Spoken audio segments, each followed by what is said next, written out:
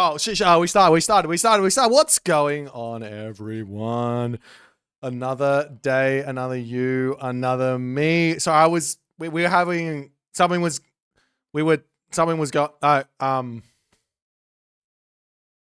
Pandora's Box 2, main event, day 2 here, ladies and gentlemen. We've got ourselves a absolutely star-studded matchup. And also schedule for today. The lineup is absolutely out of this world crazy good today. Yesterday was amazing. Like, unironically, like, if I thought that the games were going to go one way, and I thought it was going to be one thing, like, and I thought the level was going to be like here, it ended up being, you can't see it. My hand's above the camera. So, I don't know. If you guys are here on Sunday, for whatever reason weren't here on Saturday, it's fine. I forgive you. But go back and watch Saturday, because that was a absolutely ridiculous day of gaming. I was flabbergasted by the level, and also the results were wild. Absolutely wild. Today, we have ourselves Mr. HUSKSUPPE. I'm going to try my best. No, I'm not. I'm probably not going to try my best. I was going to say I'm going to maybe say his name correctly for today, but to be honest, it's burned into my brain that he is a bowl of soup, and that's all it is going to be. His opponent today is Matreiuss, and to be completely honest, Matreiuss has had the better of soup throughout the years. Matreiuss has been taking the dubs. However, this is Soup's main territory. Unknown maps, big brain strategies, and a completely wild set of circumstances. Matreiuss, he's a build order genius. He's a raiding mastermind. He's a big monster of the community. But Soup, he's got the brain, man. His brain is too big for his head. So this is going to be, I think this is going to be the standout for today. So I know we're only just kicking off, but we're kicking off with the best of the best of the best. Our next game is going to be Kvoth versus Divine, which will be an absolutely, I mean, to be honest, it's going to be really interesting. Effectively, like, Divine has got his playstyle. I'm really hoping he throws something different, a curveball at Kvoth today, because Kvoth is basically knows what Divine's going to do and knows how to play around it. He is the master of that style. That he's the master of the Divine style. Just to put it into the completely plain terms, Divine style, Kvoth has mastered it. But Kvoth's also got layers. He can play multiple different ways. So what I want to see from Divine is play something else. Show that he's been working on some other stuff. Throw something weird at Kvoth that he's not ready for, and take him out of his comfort zone. That's what I want to see there. The next matchup is going to be a wild one, to say the very least. We've got Tunison, one of the most aggressive players in the entirety of the game, versus Mini-Yeti, one of the most cheesy players. He is a strategy mastermind on the level of Soup, but instead of playing for strategies that are kind of normal, he'll take you into a world that is completely his own. So that's Mini-Yeti in a nutshell. But he's also playing against Tunison, who's not going to just say, let him sit back and just wait for it. No, he's going to take the game to Mini-Yeti. Mini-Yeti's going to have to perform here. And then finally, we kick off with Recon versus Zuccolo. Recon is one of the cleanest Age of Mythology players around today. He is a man who likes to play defense, but if the game says, hey, offense is the way to go, he's more than happy to take it that way. Zuccolo is going to be a raiding mastermind, and he's going to bring the game to Recon. Recon isn't going to have to, Recon's not going to be the player who has to make the decisions in that series. It's all going to be Zuccolo says, no, we're opening. We're going to be doing what we can do. We're going to put the pressure on. Recon's going to have to react, going to have to deal with it, and all of the good stuff. I am not going to lie. Our players here are getting ready to go. They're currently in the middle of their God draft here. I'm going to walk you through just a little bit of what's been picked here as the maps come through. I'm not going to jump over the draft just yet because I want them to finish first and foremost. But Matreiuss, you would think he would just go for the standard maps here. You would think that, right? Like, this is like, why would you go for a weird map when you can just go for crazy maps? Matreiuss, considering that he is like the crazy person, no, not the crazy person, this the raiding person, the kind of like high APM, like fundamentals player, he's actually picked a wild map. We're going to show it to you very, very shortly. Soup, you have to imagine he's got something cooked up here. Like he is cooking, he's in the kitchen. He's been like, okay, if we put some eggs in the pan, we put some bacon in the pan. What if we put some honey on top of the bacon? What if we then chuck some whiskey into the pan? No, he's been cooking. He knows what's coming, and he knows that this is his time to start showing off what he's been thinking about, what he's been working towards. He's got some wild maps picked as well. God picks as well. This is going to be wild because we are going to jump over to the draft right now. And you're going to see something that is absolutely crazy.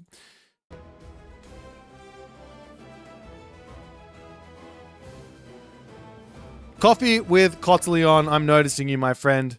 This is our draft for today. And look at the bands. Matreiuss, of course. I'm terrified of Soup's Chronos. Matreiuss is terrified of Soup's Chronos. Makes perfect sense. Bans out the Chronos. Soup says, I don't want to see Zeus. Soup also says, I don't want to see Poseidon. Soup says, I'll take Hades. Matreiuss has that many Greek gods. That many. 0. Now, you guys might say, hey, Greek isn't that strong. Why is he banning out these gods? Well, it's because it's Matreiuss. Not only that, Soup takes Hades, Soup takes Loki. Where's the rest of Matreiuss's pool? Matreiuss' pool is literally just Poseidon and Loki. And he's taken both of those off the table. But Matreiuss gets Isis.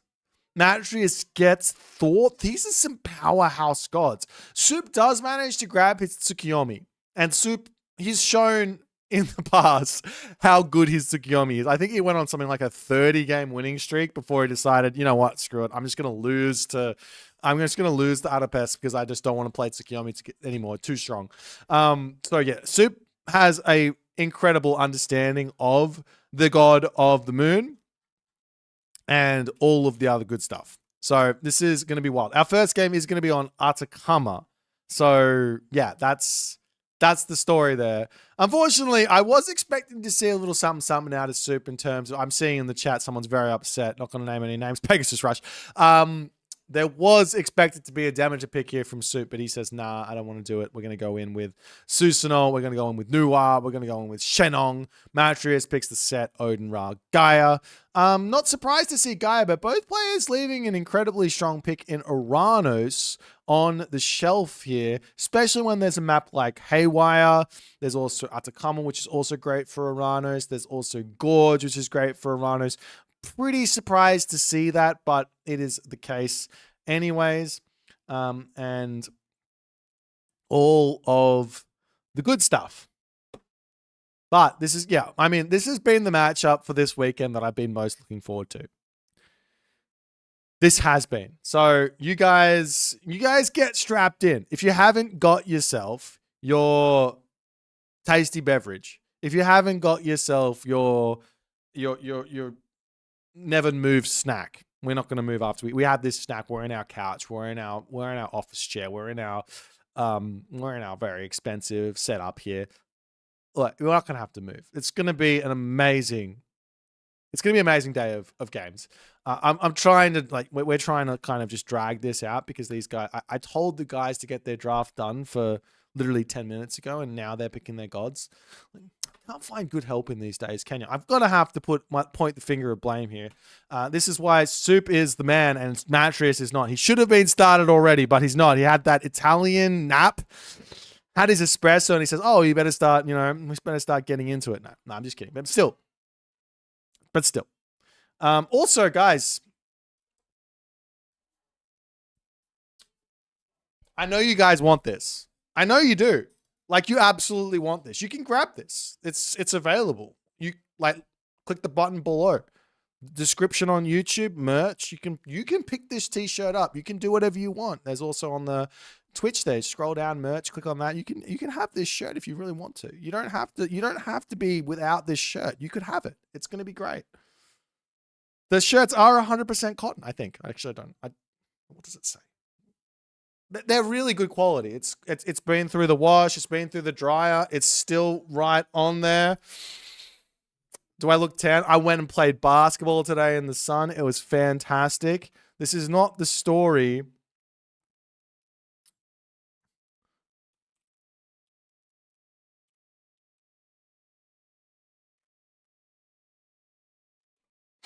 All right. This is, yeah. Anyways, we've got ourselves our first game here. And I believe that a certain someone is going, wait, who picked what? Okay, it is who I thought would pick what. Okay, so this is our first game. Our first game is on Atacama, and it's going to be a spicy one. We did see a similar matchup the other day, but this is going to be it. You can see right now, right over here, if I point, I'm pointing so you guys look at it. Don't look at me, look at that. Shenong versus Thor on Atacama. This is going to be Soup in his element. Matreiuss, however, I guarantee you he is not going to allow Soup to do what Soup wants to do. Most Thor players, they want to go for a Dwarven Armory. Most Thor players want to go for a Dwarven Armory.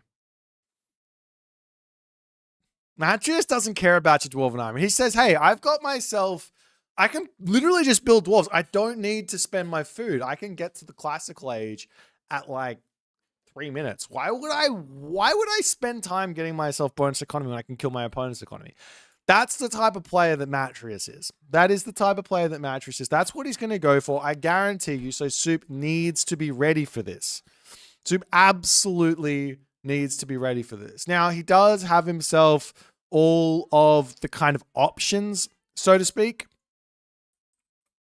And with that, like, so what the options are things like he can open with farms on his gold mine. He can shoot the animals underneath his town center. He can grab the wood line with farms near that as well. So he can go for a double Shenong farm type of idea.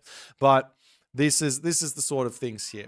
But yeah, this is going to be a wild matchup just because normally this matchup is I would say it's mostly in favor of the Thor. Of the Shenong, but with Matreiuss at the helm, it's actually mostly in favor of whoever can survive the craziness, because this is where this is going to start with. It's literally going to be that and nothing else. You can't really imagine it to go any other way. So let's hopefully you guys can't hear what's going on outside my room because there's some craziness going on in this house, but it's fine. All right, we've got ourselves our game kicking off very, very shortly here. They have sort of started, so to speak, but we'll wait for them to get going here completely, as our game is going to be jumping into our first map on Atacama.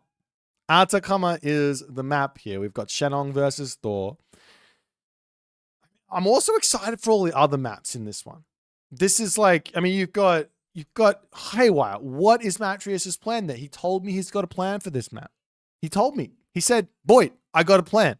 I got a plan for all the special maps. And I'm like, show me. So he's going to have to show me today. Soup, on the other hand, he doesn't need to say anything because you already know that he's cooking stuff up. I mean, Atacama here, Shenong versus Thor, however, I've already seen what Soup's got. I wouldn't be surprised to see Soup go for like a 3 or even maybe a 4 Kwafu opening. The main idea for Shenong versus Thor versus Norse in general is to build the Death Ball. And if there's a player who understands the weaknesses of Norse better than most, it's Soup. Mr. HUSKSUPPE.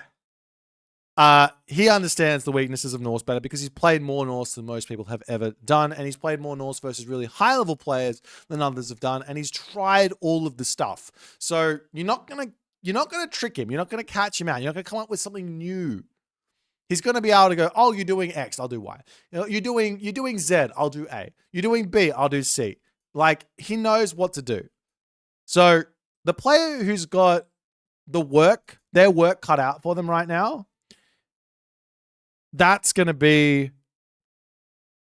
Matreiuss. Matreiuss has to make something happen. And now, luckily for him, he does have Forest Fire, so that can kind of lead into a little bit of a nice idea on the map Atacama. If you can cut if you can cut the Shenong player off of wood early, guess what? They can't make fire archers. Your infantry are going to be able to dominate. So there is some angle for some really hyper aggressive play here.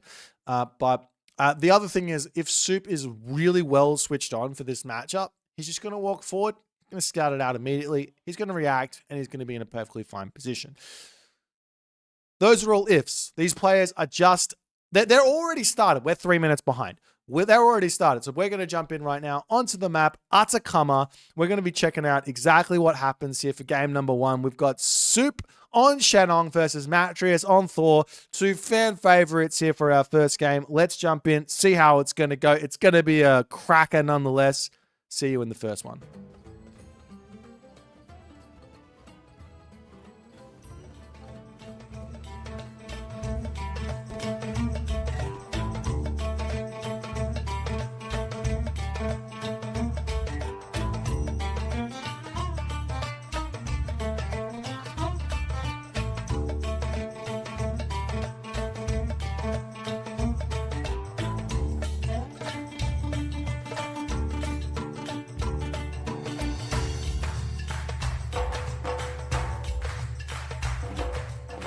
And here we go with game number 1. Soup does not open with the shenanigans. No early Shenong farms. No Shenong sort of silos for the early shenanigans here. He's going for something that looks just that little bit different. I'm not going to lie. I am not going to lie here in the slightest. This is not the Soup that I know at all. His opponent today in the right-hand corner of the map, playing as Thor, opens with something that I'm also shook to see.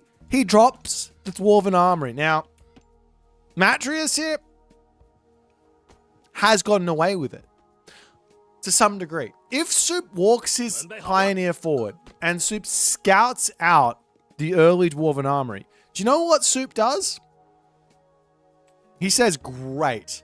I'm a big fan of this. Thank you very much. Please go for the Dwarven Armory approach. Please advance at like 430 plus. I'll advance at 5 minutes with like 5 billion Kwafu, and I'm going to take you down. That's what he wants to do. But he doesn't send the Pioneer forward. He doesn't scout that out. He doesn't know what Matreiuss is actually doing here. And he's now somewhat guessing, so to speak. So no reactions. He does get himself out of Kwafu, so not the end of the world. And it looks like he's going to be going for a third one anyways. But this is the this is kind of the just stock standard Shenong opening here, so to speak. Wait. Soup is going to be, he's going to be getting housed. He comes over here, he's chopping down the savannah tree. Can he get a house out for this Kwafu or not? He also had a little bit of idle time to actually make this happen, but I think he's going to be able to get the house down. But this is a wild opening from Soup. Matreiuss, on the other hand, dropping himself his temple. Stock standard. This is as standard of a Thor as you can get. Like, every Thor player and their mum says, drop the Dwarven Armory, play for the extra economic upgrade or armory upgrades here. Get yourself the copper weapons, get yourself the copper mail, get yourself the copper shields, advance whenever you feel like it, and just enjoy having +3 villages over your opponent. But Hal 2 is on the way. The house did actually come down. A really, really nice build here from Soup to kick this one off. And if you take a look at the actual villager population after all is said and done, Soup is in front with this build. How much he's actually in front in terms of income, or if he is in front in terms of income, I don't actually know. Like, the gatherers are a little bit slower than the dwarves on resources. This is 0.8 on food. Over here, we have 0.88 on food. The Kwafu, on the other hand, at 2.55 for 3 population, right? Whereas the dwarves are going to be sitting at 0.98. So, I mean, yes, 1 population in front in terms of economic, but doesn't really matter. I think it's close. I think it's basically equal here in terms of actual eco. So both ways get off their what they want early game. Matreiuss is now going to be rushing forward because he does have the advantage early on. HUSKSUPPE, we're going to beat the Pioneer. HUSKSUPPE, we're going to beat the Myth unit. Why not send them forward and try and look for a little bit of damage? Makes perfect sense. But you don't want to run into the town center. The unit that will win in this, in the HUSKSUPPE versus town center battle, is going to be the town center. But he is charging around onto the side. Going to be seeing these units here. The Kwafu can actually be a defender here. And you can see, look at that damage coming in. But Forest Fire gets dropped down. The back forest does get taken out. There is a forward forest here. And that's it. This Atacama map is kind of brutal for Soup here. Kind of brutal. One forest here. Literally one. And then he has to move to the middle. Now, that's not the end of the world. We are going to be seeing a little bit of a shanks coming in as the HUSKSUPPE is being very annoying. Still no fire archers just yet for Soup, but he does have the machine workshop up. Definitely going to be wanting the fire archers to deal with these HUSKSUPPE. But Matreiuss, for the moment, doesn't really... He got one fire archer. Doesn't really need to worry about this. He can go into raiding cavalry straight away and continue the early game pressure here. The Pioneers getting that damage done. Does he get into the tower? No, he doesn't. First blood there for Matreiuss. However, the Valkyrie is now down to 26 HP. And yes, you don't want to lose any villagers, but you almost killed the Valkyrie. The pressure is now off. Now you can set up to defend your base. Soup knows this. Now, unlike some of the more standard maps, Atacama is a hard map to actually get your base completely walled off. You have to sit here playing defense for a very, very long time. This wood position here is going to get finished up soon. Now, one idea would be to just use the towers and lock off your base in the tower sort of range around your base like this. It's obviously very, very big. There's a lot of buildings you have to put down, but you can go for that type of idea there.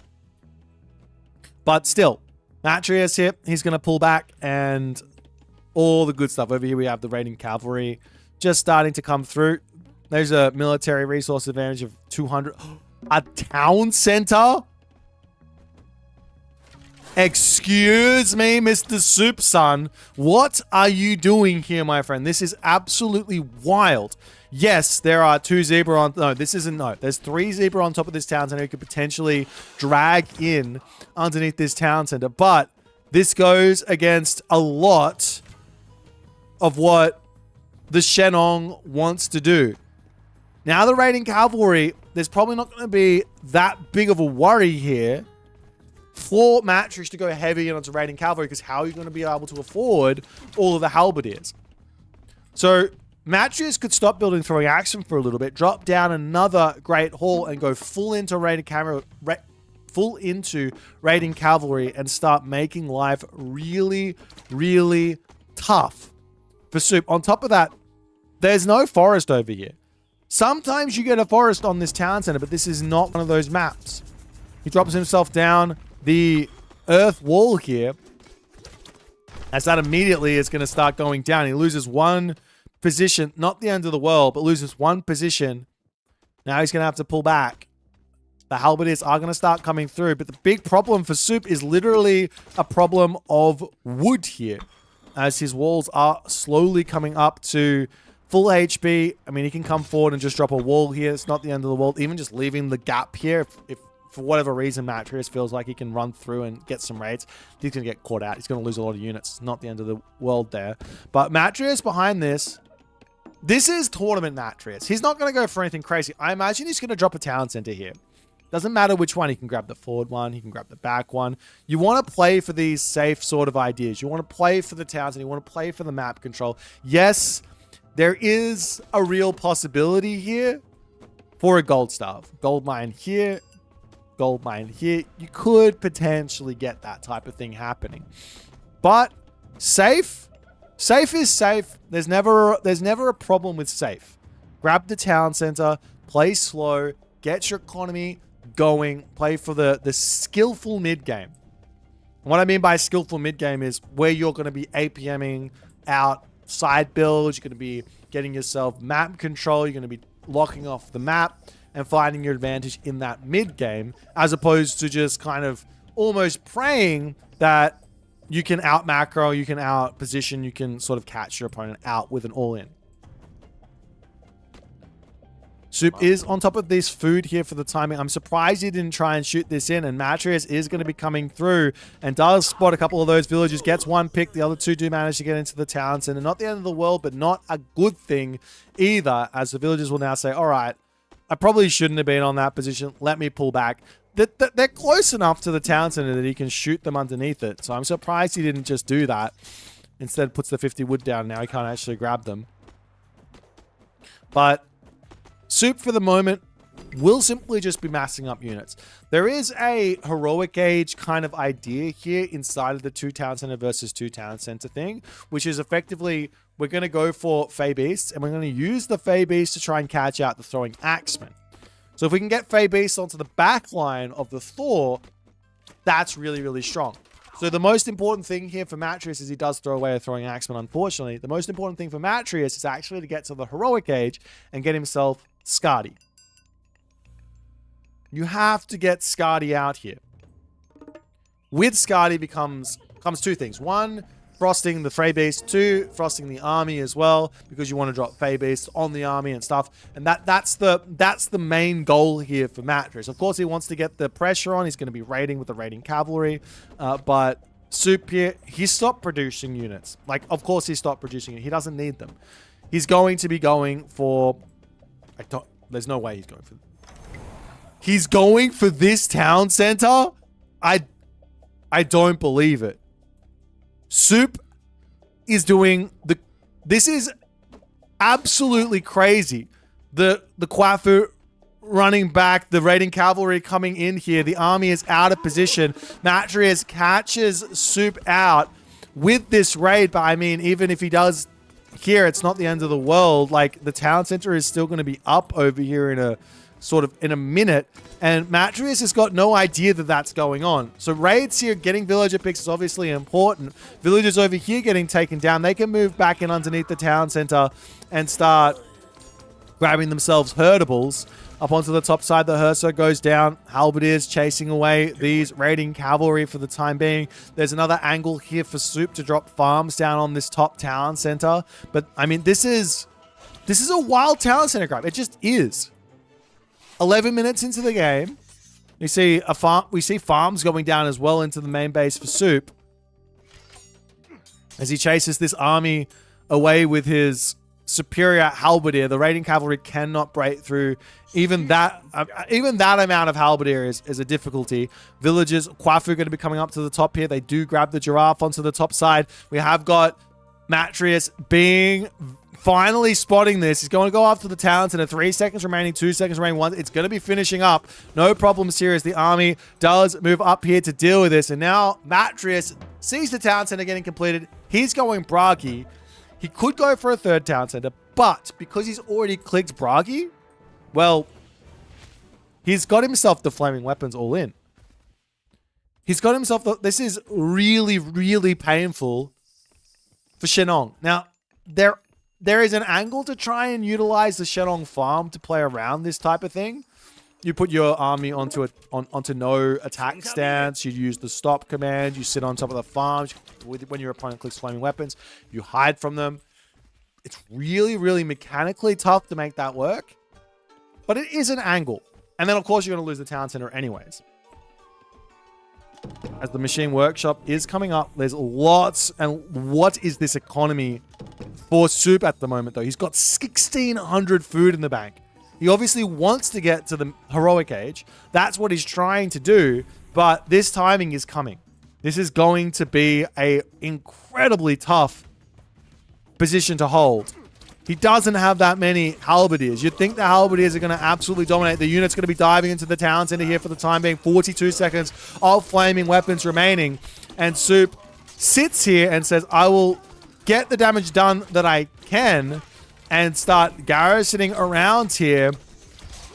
No problems. This Taltier is one huge boy, but he is going to be getting taken down nonetheless as the fire archers diving, dipping, ducking, diving. 18 seconds remaining on this flaming weapons as the town center will end up going down. And following that up, the fire archers too will not be long for this world. There's 5 halberdiers queued up in that military academy, no upgrade for it. And Matreiuss has now claimed himself a ridiculous advantage here. Town center down, town center going up, heavy cavalry in. Battle Boar now going to be coming through as well, as Soup has to set up for dealing with Battle Boar and everything else. Meanwhile, up onto this side as well, he says, let me send a couple raiding cavalry over. We'll hit this gold mine, and then we'll hit this gold mine as well, as Soup's villagers onto these giraffe going to be going down. Soup falls behind on the villager production, which is not a good thing for him in the slightest,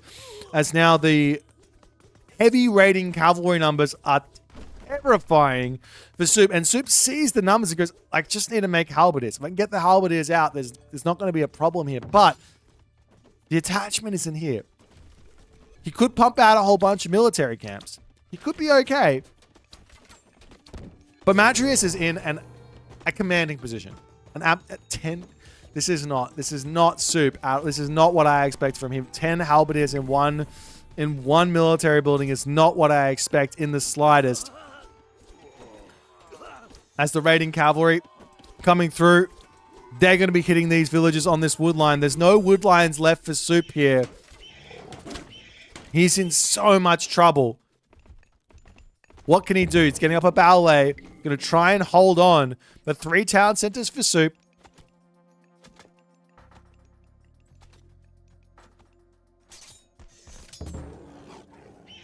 Three town centers for Soup, and life is very, very tough.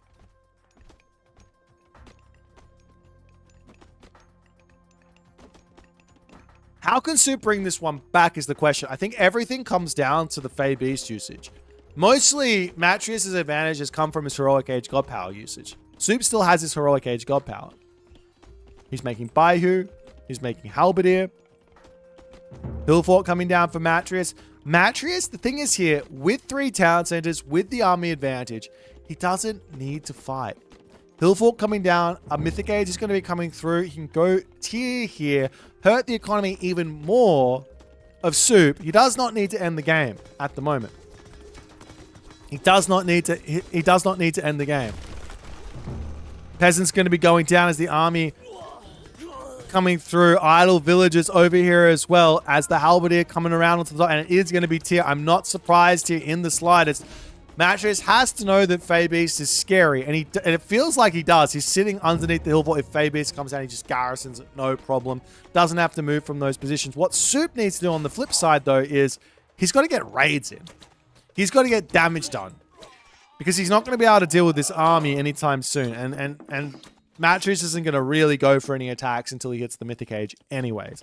Baihu in, Hursa on the defense. Yes, the Baihu's got the speed advantage, picks off a villager here with that special ability, but the Hursa are going to keep smacking away. Over onto this side now, the army of Soup says, let's go after the hill fort. The army comes through. They're going to start slowly taking down those halberdiers as well. We do have a machine workshop producing one of those crossbows, but Matreiuss is in and just a ridiculously commanding position here. Now, heavy archers to come through for Soup. Is this going to be enough to somehow bring this game back? He's got himself the White Horse Cab. He's got himself the Halberdier. He does have the wood line to some degree. I mean, the other thing here as well is that Matreiuss is also on the middle wood, so there is an angle to start hitting that. You can take out the wood of the Norse, then they can't make any throwing axemen, then your Halberdier and White Horse Cavalry are going to be really, really strong. That's it. How many Kwafu do you want, Soup? Hang on. He's not building villages anymore. It's only Kwafu. That's how he thinks he's going to bring himself back into this game. Only Kwafu and Prey. The siege crossbow coming through for Soup at the moment. Going to be ready to start hitting this hill fort. As Soup now realizing Tyr is in, and he says, all right, yeah, look, you might just be that little bit too in front, Matreiuss. Let me tap out here, and we'll go to the next game.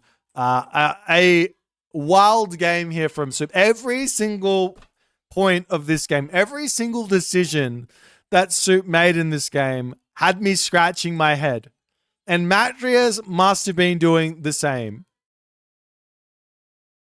This town center was probably the part which was the most confusing. Maybe, just maybe, if Soup had set up a gate here that he can run through to kind of get back to safety away from the flaming weapons, leave his army alive, sack the town center for flaming weapons, then he can push back and win the fight with Fey Beast and a full 190 pop army. That would have been an interesting idea, but he had no retreat route. He tried to defend the town center. Matreiuss managed to kill the entirety of the army with that flaming weapons and the town center.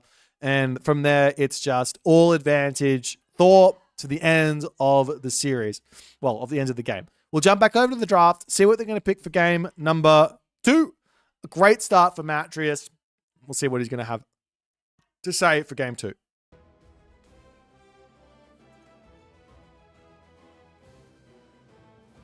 Alrighty, so we'll see what they're going to pick. There is a god picker here already.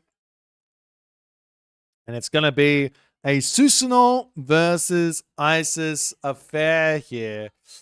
Two very hard-hitting gods to move on to, and it's going to be King of the Hill. It's going to be King of the Hill for game 2.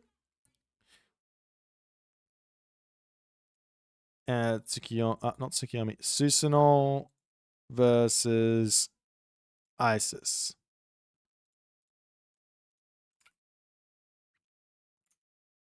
This is going to be a bit of a strange one. I think Isis is a great pick here. Why? Especially versus... how do I put this? Susano versus Isis. The hard part for Susano is finding the angles to use his god powers. That's the genuinely hard part about playing Susano in this matchup. And on a map like King of the Hill, where everything is all in the one spot, if the Isis manages to set up there, that's where things are going to have to... That's where the Susano player has to be creative.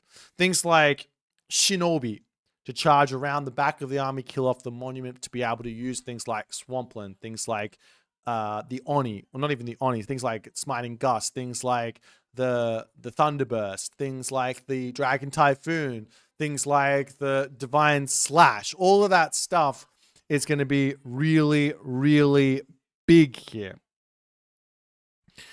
I mean, the other alternative for Super is just to say, I don't need God powers, let me just make mass myth units, but Isis is also going to be wanting to have out all those priests just normally anyways, because you have things like, you have healing to happen, and you've got Obelisk to spam, all that stuff is really, really nice. But this is all going to come down to Matreiuss, really. Can Matreiuss set up the position that he wants? Now, King of the Hill does come with a large second gold mine that's generally easy to grab for the second town center user. So there is a world where a 1 Udor all in is valid for the Isis. However, so not for the Isis, for the Susano, but the Isis can defend that. The Isis can defend that.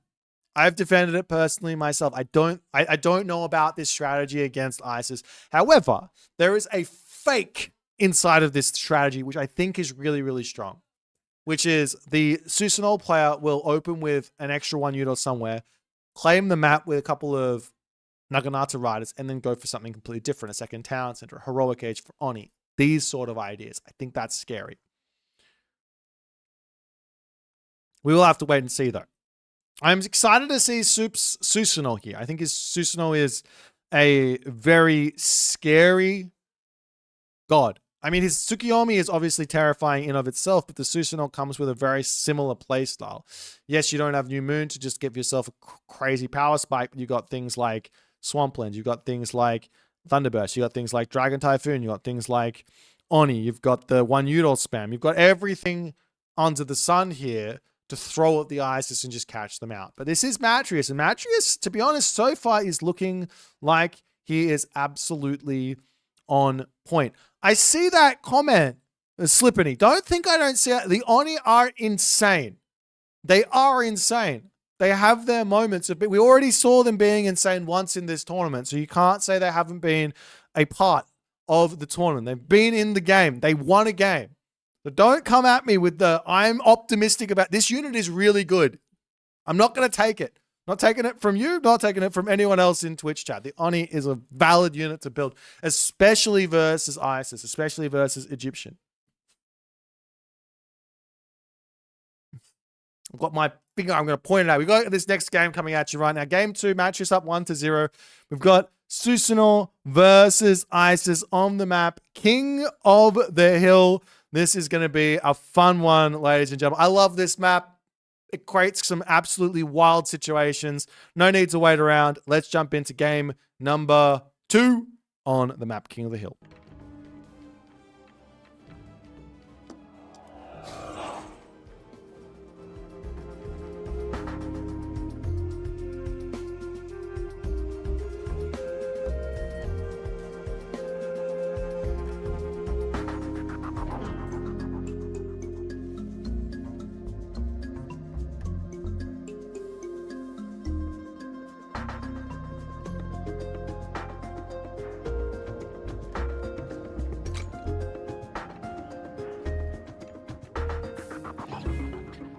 And off we go in the right-hand corner of the map. Spawning as the Susano, opening up with the double Miko. He's got one at the back already. It is the biggest brain in Asian mythology so far. It is HUSKSUPPE, but he is up against his nemesis, the man who continues to shut him down at the gate. He's playing ISIS here. He's got the OG portrait, and he is channeling that OG energy with some very interesting openings here. He goes in with the early herding on this map. Love it. I absolutely love this. Really cool opening from Matreiuss. I want to get into this. Now, why do I just want to get into it. I think it's going to be cool. I need to take a swig of water.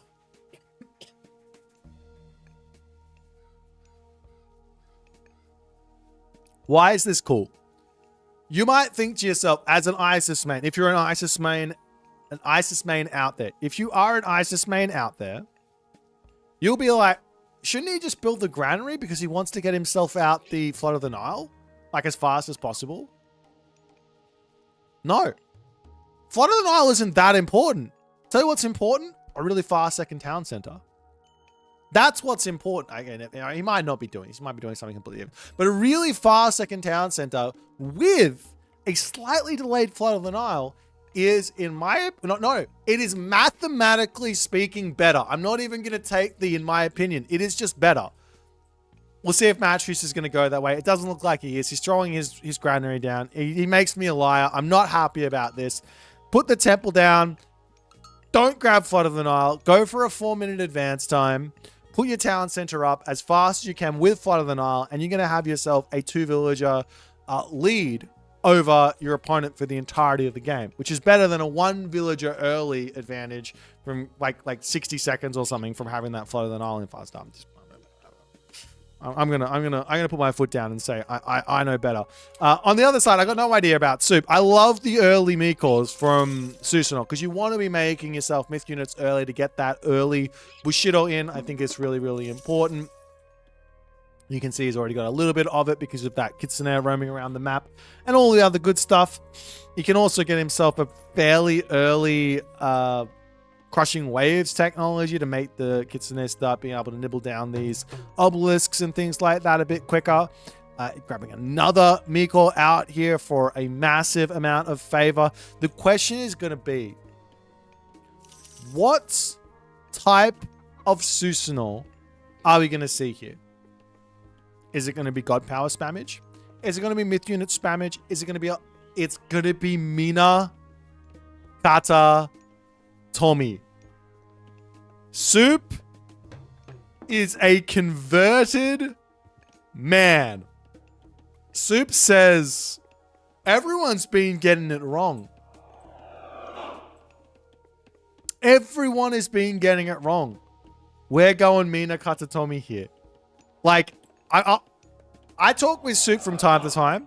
He told me he thinks the one Yudo not very good. He thinks Mina Katatomi not very strong. He thinks that this Swampland and Inari Orkami is the better choice, but more and more we're starting to see the Susano players saying, no, the weakness of Susano is the fact that we don't have a siege weapon. Let's get ourselves that siege weapon inside of the one Udor, and we're going to start becoming very, very scary for the Isis in this game. Now, of course, the Isis has got Priest. The Isis can defend these things. I don't know about a full-on one Udor approach here. However, if Matreiuss, and it looks like Matreiuss is doing this, if Matreiuss goes for a classical fight here, I love the one Udor versus the classical fight.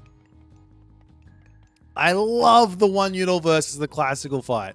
It's so, so strong. It's scarily strong. Over here, the priest gets caught out. The Kitsune. If the priest could just turn around and fight, he's a hero, right? No.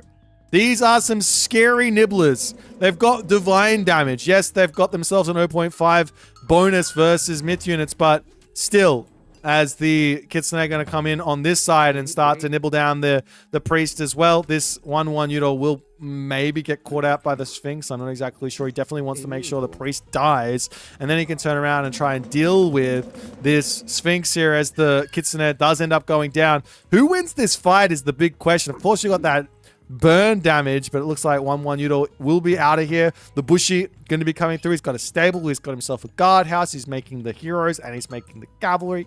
Makes perfect sense for the time being. On the other side here, Matreiuss, he's just making spearmen. He's got an armory coming up. He's got a marker coming up for later. Some sort of a semi-fast heroic seems to be on the cards for Matreiuss. We'll see how it's all going to go. Over onto this side now, we do have ourselves the saltwater spring. We've got the pickaxe. We've got the kumuki as well, which is going to be some cheaper ranged soldiers. It's actually kind of rare to see that technology. The earlier you get it, obviously the better, but it is expensive. It takes a long time to pay itself off here, as the Sphinx going to be coming through here as well. The Bushi needs to come over and get some damage. Of course, you can just heal this one up. You can even sit there and get a couple more pokes off if you really want to. Not the end of the world. As it looks like the player who's on the king of the hill is this Bushi, but it's going to get collapsed in on by Spearman, as Soup throwing away units early is not what you want to be doing. As the God of the Storms, Susano here, going to be throwing down another guardhouse. I would really like to see him go into a dojo here. If he grabs a dojo, then he's got himself access to the samurai, which are really, really good for him. He can grab a whole bunch more food and stuff like that with the shrines, and it should be an angle for him. But what is he doing with all this favor apart from just getting those upgrades? He also has the Jade Hair relic, which makes his myth units a little bit faster. So I actually wouldn't be surprised to see him go Raiju here just because of that relic. 6.6 speed normally, go up to 6.9 speed. Then you add in the Kitsune, go up to 7.5 speed with 7.2 speed with one Kitsune. Could be absolutely brutal. As the shrine getting targeted down here, the army will be able to come over and deal with this. No real problems, as the Miko's literally not even trying to repair it up. Oh no, yeah, now she is. It's like just go back to gathering as the army comes over. Going to start poking the spearman down. Little bits of damage. Does he get a kill? Answer no, but lots of damage in. More Bushido to come through. Nephthys is on the way for Matreiuss. As also, ooh, the prosperity comes down, but only 900 gold left in this gold mine. This is not the prosperity. You need, like, generally, I would say it's probably about 1,000 resources now. I think he's going to run out of gold here. Not the biggest of deals, but also not full value out of the prosperity. Not full value out of prosperity here in the slightest. We'll check out how much he loses. Might be 10 seconds. 10 seconds? More than 10 seconds? Maybe it's a perfect prosperity. Maybe I'm just wrong. He pulls off the gold mine anyway, so he's like, I don't even care about the prosperity efficiency. I just want that gold. Put down a whole bunch of migdols and all the other good stuff. Meanwhile, this is a cue for Soup to get going. He needs to get forward. He needs to prevent the migdols in the center of the map. Matreiuss says, no worries. I'm just going to take the safe migdol on top of my second gold mine. This is perfect. Give me my monument to the soldiers, and we'll move from here. It's not a big problem. But Soup is across the map. He's got himself these Yumi archers, which are amazing versus the spearmen. But are they any good versus chariot archers? Are they any good versus camel riders? Are they any good versus elephants? Not really. Sphinx going to be starting to get healed up over here. Meanwhile, a couple more Miko to come through for Soup as he's like, okay, if you're going to go back home, I'm going to expand. There's all of these positions to drop Miko. This map is amazing for the Japan favor gather rate. And without question, Miko are a really, really big boost to your economy. Without question, that's the case. You can also go into Yati Spearman here, which does shut down these Camel Rider sort of mix-ins as well in a big way. So there's no real issues here for Soup to stay inside of the classical age moving forward. As the houses starting to come through for Soup. And he's just continuing to just pump. He wants to take a fight. He doesn't yet have himself any upgrades. That's probably the one thing that he's lacking here. It's just myth units. If he had 1 or 2 myth units, 1 Udo out, he's getting that Bushido passive through, and he probably would be at Bushido tier 2 here, which allows him to take a nice fight, which then allows him to then go quicker to heavy. But he's missing that. Matreiuss, on the other hand, good macro. Huge amount of units. Has Ancestors Eclipse. The walls coming up onto the top here for a little bit of a retreat move could be big as the Yumi archers do spot this army here, and Matreiuss says, no, I don't want any part of this. Let me run. There is also Kusanagi here, which might not be a bad click onto this army.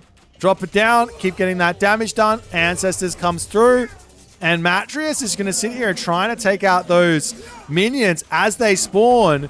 Kusanagi does get dropped down onto this position here as the units are getting flung. Second tier of Bushido comes through here as the Bushi need to target down those minions. They're getting some good damage in.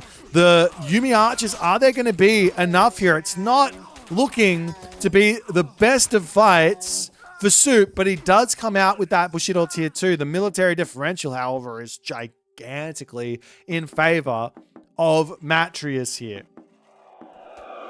Main base as well, getting harassed down. There are these wolves to help out. Villager over here, 5 HP in a dream. Does he get taken out? Yes, he does, but so too does the Spearman as the army over here getting pulled away. Yumi archers, Bushi charging over here. Miko gonna dive into that shrine, no problems. As the Scorpion Man goes down, and Camel Rider is gonna be pulling away. Up onto the top, this wall was not able to get finished. But, I mean, even though Matreiuss wins that fight, and he does damage, it's not the end of the world here for Soup. Soup is a little far behind on villagers, but he does have himself 4 Miko, so it's not the end of the... I mean, he did lose a lot of villagers here somewhere along the lines. This is not ideal for Soup, actually. I was about to say... Soup losing this fight is in the end of the world. He's still got a decent amount of villages. He's still got a decent amount of comm. He didn't really lose anything, but I think he did, which is a problem for him. There's a lot of favor in this bank. I don't know what he's saving up for. I would love for him to just spend these resources, but what's he going to spend on? The Yati are an amazing answer for this. With the help of a wall there, really, really nice defense for Soup. He's still got a little bit of gold over here. He's going to have to move over onto this gold mine soon, which is an issue. Meanwhile, a second prosperity coming through for Matreiuss. This is one of the main power plays, so to speak, for ISIS. You've already paid off your monuments because you pay off your monuments pretty quickly as Egyptian, like 50 food, 50 gold. You probably pay them off after you get in like 20 favor or so.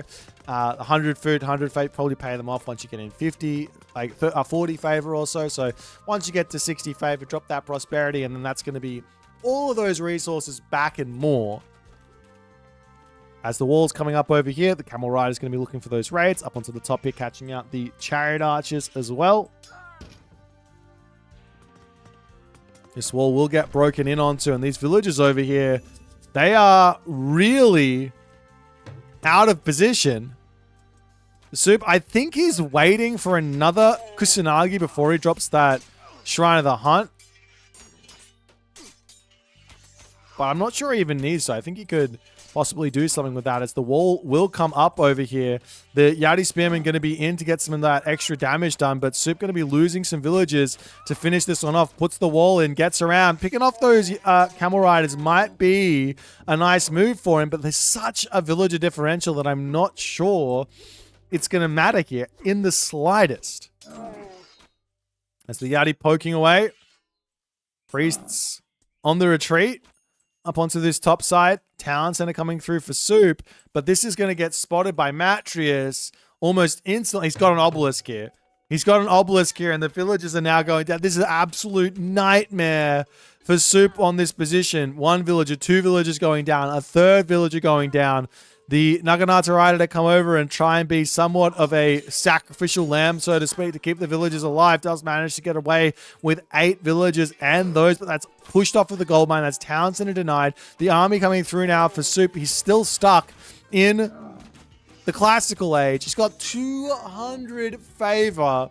I'm almost begging Soup to just spam one util out at the moment, or at least use that favor. That's like having 2,000 resources in your bank, but he's being caught out. His obvious plan is to get to the heroic age and then use that favor on some of those heroic age power myth units, whatever they may be, but he's just not able to get there. The town center is going to be a big help. Matreiuss is now setting up Migdols all through the middle. And to put it lightly, Matreiuss is in a commanding position. He's got population edge. He's got military edge. He's got villager edge. He's got tech edge, as well as he's got all those armory upgrades to 0 armory upgrades for Soup.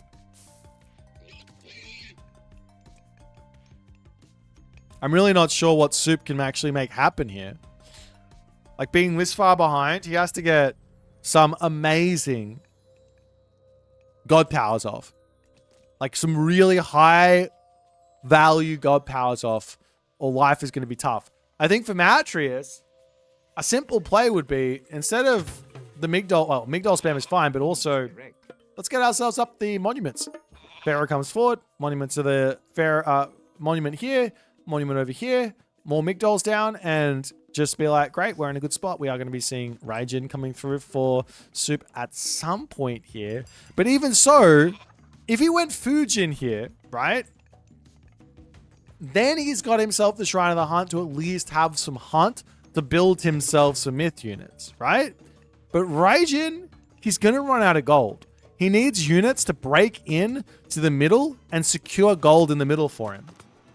That's what he needs. But Raijin is going to be coming through. I mean, okay. There is a world where his Raiju can catch out this army. If he gets enough of them out, uses the special AoEs, can somehow manage to take out this army. Somehow. But is Matreiuss ever going to allow this to happen? He's now going into elephants, siege towers at 200 populations, going for a third town center over here. I'd love to see this middle town center just get claimed and just slap that down as a bit of a point of authority for Matreiuss.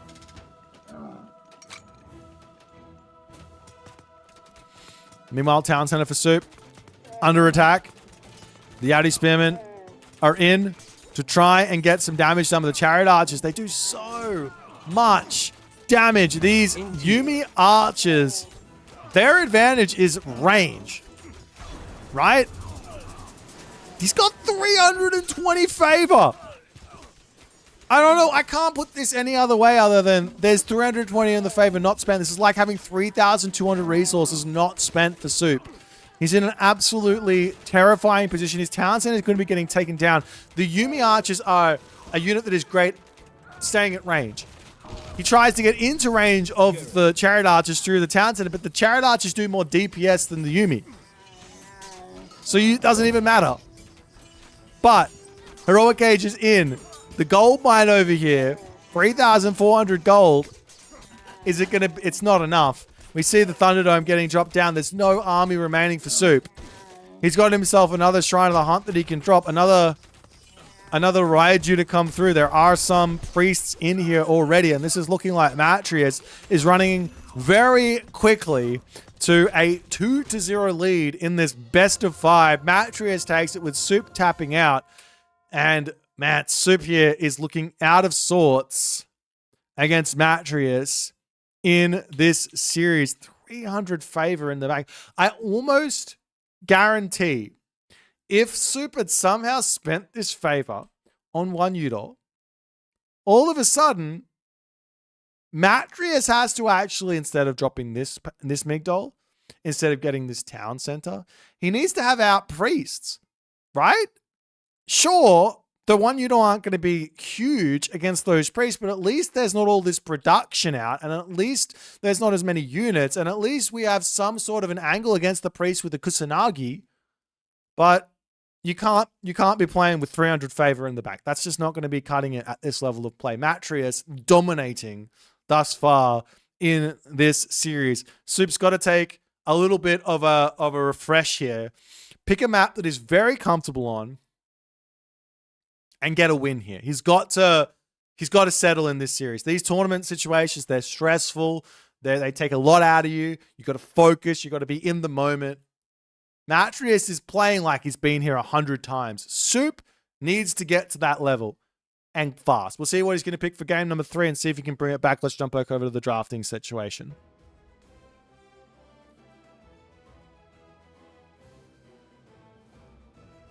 Going to be moving in onto game number 3 on the map, Budapest. And this is a situation. I was saying we need to see Soup pick himself a comfort pick here. This might not seem like a comfort pick to the average top player, but for Soup, this is exactly what I think he needs. He picks Budapest and he grabs his Loki. He grabs his Loki. Now, Loki is a specific god, a difficult god. But if you nail him, then it's going to be all advantage all the way. So it's all going to be about Soup executing here. Matreiuss picks a bit of a strange god in Gaia. A bit of a strange god in Gaia, which might throw Soup off, but Loki's good against Gaia on this map. I have to say, Loki is good against Gaia. He just is. Like, he's got the myth unit spawns. He's got the stronger throwing axemen to deal with those strong Murmillos. He's also got he's got stronger raiding cavalry to deal with those Terma and things like that. He can make berserks. He can do everything he wants here. And it's a water map, so you get all the food you need in the world. We don't have to wait around here any longer. We're into game 3. Let's jump in. We got Budapest. We got game 3. Soup must win here to stay in the winner's bracket. Let's see if we can make it happen.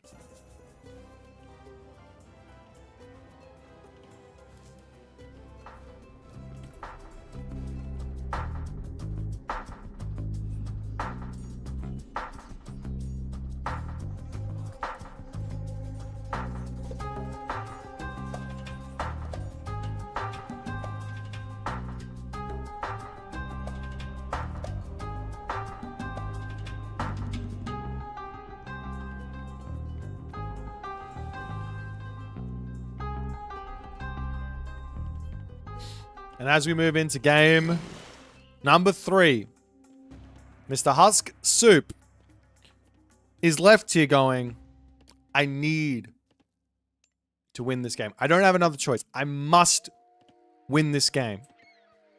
And I have to say, early game, he's made a really, really good decision. Matreiuss, on the other hand, he can relax a little bit. He might even be able to stretch out and say, okay, we can maybe gamble a little bit on something a bit offbeat here. Catch Soup out, get a nice 3rd win. Or you can just say, let's just play stock standard. If it works, it works. If it doesn't, it doesn't. Like, he can relax a little bit.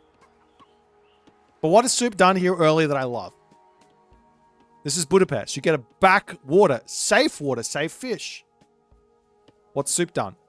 Do I see a dock here? No. Soup has gone for the side fish first, and both sides first. It looks like as a house comes down, looking to drop the dock over here. I love this. If Soup can claim the 16 fish in the middle, he will net a 16 fish advantage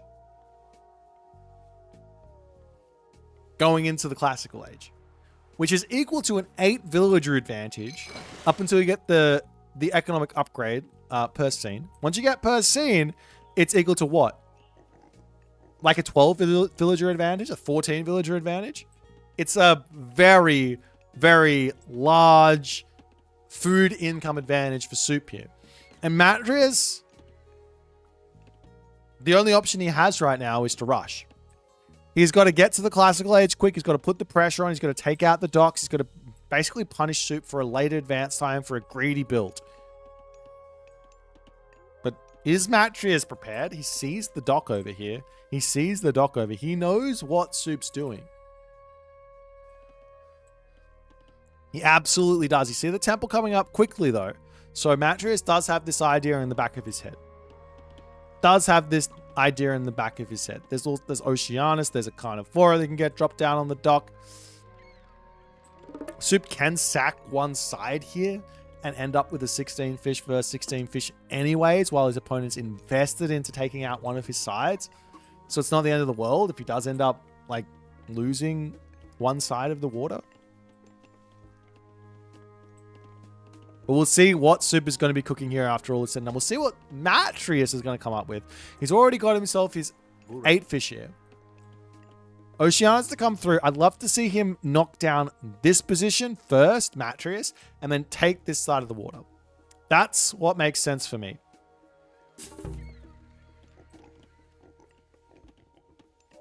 Economic guild up. Economic upgrades to come through. And there is going to be a dock over onto this right side. Double dock for Matreiuss as well. He wants to put pressure over here. But, I mean, I don't know if I care. If I'm Soup here, right? I'll give you this. If you want to invest into taking this, these fishing ships have already paid themselves off. This dock has already paid itself off. Like, it takes the fishing ships like 100 seconds to pay themselves off each. These ones haven't paid themselves off. It takes the fishing ships 100 seconds to pay themselves off. They've already paid themselves off. So, dock over here, get these fishing spots up. Allow Matreiuss to invest into whatever he wants over here. No problems. We're seeing Soup attempting the unattemptable here as he's trying to get in to drop a dock down, but it's not going to happen. Dock over here to start coming up, but the Siege Bareem can literally just take out the Berserk as well. Not only, he could also take out the dock if he really wants to. There's also a Carnivora, a Caladria over here, a Carnivora potential to get dropped down and take the Berserk out. We do have a potential hammer ship to come through as well as the Berserk. 2.7 speed is brutal. It does get taken out. Herso going to be coming through to try and get this dock up. I mean, after all is said and done, even with Soup only grabbing 2 fish at the moment from this position, he's still got 8 fish grabbing food, so it's not the end of the world. Ironry to come through. No special ability to come in as the units will dive into this mana. Undermine to get dropped down. Does a huge amount of damage onto the mana, but Matreiuss quick to react, going to be throwing that repair in, so that will leave a 300 HP roughly for the mana, and we'll stay alive. There's a couple more ships to come through. I'm super surprised to see this amount of investment here. This is not what I expected on Budapest. I did not expect to see any type of water fight here as the Dreki charging forward. There's no fishing ships in. There's no arrow fire for Matreiuss. The Siege Bareem's trying to pull back here, but not quite able to, as the Dragon ship's going to be taking out the Bareems slowly but surely. Over onto this side, the Hursa getting pushed back by a couple of Mermillo heroes. There's no Longhouse in just yet for Soup. He's slowly trying to get some damage in. Over onto this side, Hursa will end up going down, but will that Town Center take out one of the Mermillos? Answer, no. And they will get healed back up by Caladria at some point here. Soup here now will drop his own second dock down because he can now start getting some fishing ships out. Matreiuss also says, great, I'll get my own fish out. Got 2 spots in.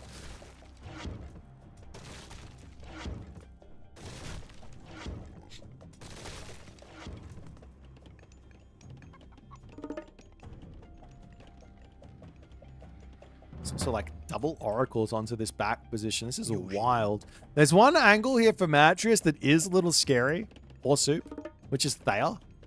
Can go in for a whole bunch of Stymphalian birds to raid the fishing ships, and then how do you deal with that? Of course, you can make the trireme and get yourself your heroic fleet upgrade, but it's still scary. As the Carnivora gets dropped down, big amounts of damage from that bad boy, as Soup will wander back from that. Be trying to pull his fishing ships into these docks here, but they're getting a little bit trapped on the plant. They're not able to get in. Is there enough stuff here? There's one longboat, another Drekki to come through, the trireme, or the bareme, I should say, to take out those Drekki, those hammer ships quickly. But the dragon ships will be able to take out the baremes, and I think Soup, is he going to be okay here? He doesn't have any answer for the Murmillos, which is the problem. Looks like he might be able to win this fight, but more fire ships are going to be coming through. And once all the fire ships are in, what do? There's no answers. You don't have any more production. All the units are going to die. Matreiuss wins this side of the water. Do you see the fishing ships coming out? I mean, to be honest, I still think this is fine for Soup. He probably, I don't know why he invested so much to defend. I would have just sacked the position and then enjoyed the extra income that I had, or the advantage over what my opponent invested into taking this position out, and just said, okay, I got 16 fish. My opponent's got 16 fish, but I invested less. Let's take an advantage there. But even so, he's still in a completely fine spot here. He's going to have 16 fish. Matreiuss is going to have 16 fish. Rixdula is going to be in, so the economy is going to start booming out of control. The only issue is going to be getting onto that second gold mine at the moment, as the raids are going to be coming through.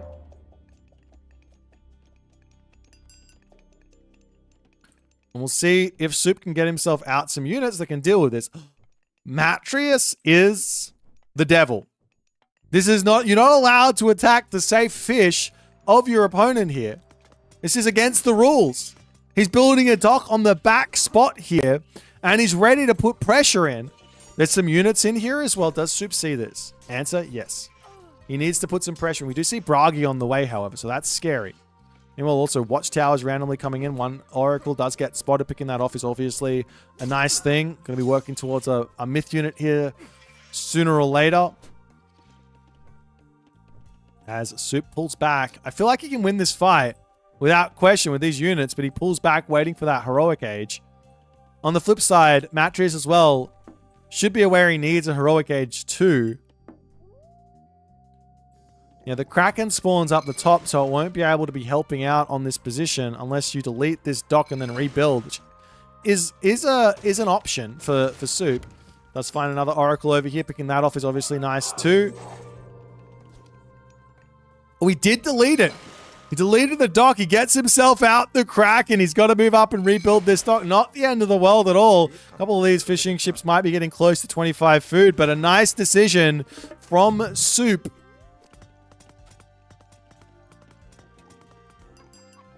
Houses coming up on the back for Soup. He's going to have to deal with Rhea, which is super infantry units, but he does have a perfectly fine answer for those super infantry units in the throwing axeman. That's not going to be an issue. You can't really build destroyers versus Norse. However, behemoths are a good option. Of course, this is Loki who has the Hursa, so you have to deal with the Hursa first before you push in with those behemoths, but you've got yourself the Caladria to heal up the behemoths. Can be a really, really nice way to play. Over onto this side, we see the dragon ship in. Dock's getting slowly taken down. Soup pulling back to get himself the hill fort up. Securing this gold mine is nice. I am surprised to see no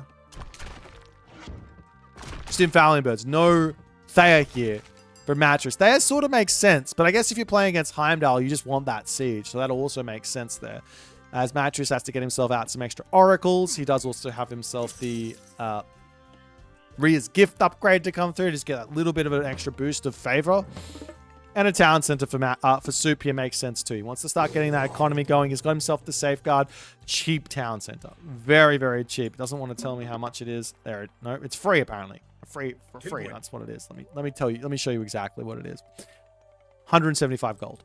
350 wood, but 175 gold. It's basically free. Basically free.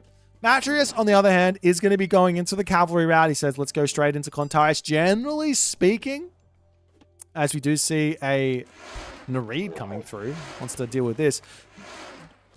Generally speaking, I don't like cavalry versus Norse. Norse have got Herdmen, Norse have got Berserks that they want to build anyways, and you build cavalry into that. They've got Huskull they want to build anyways. You build cavalry into that. You're asking for trouble. But Matreiuss, he's a raider. He likes to raid. He's not looking to kill army with these units most of the time. He wants to deal with everything else.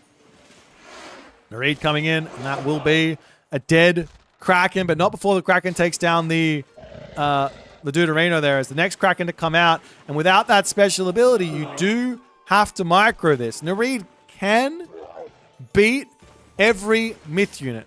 However, you got to run, as that is what Matreiuss is doing.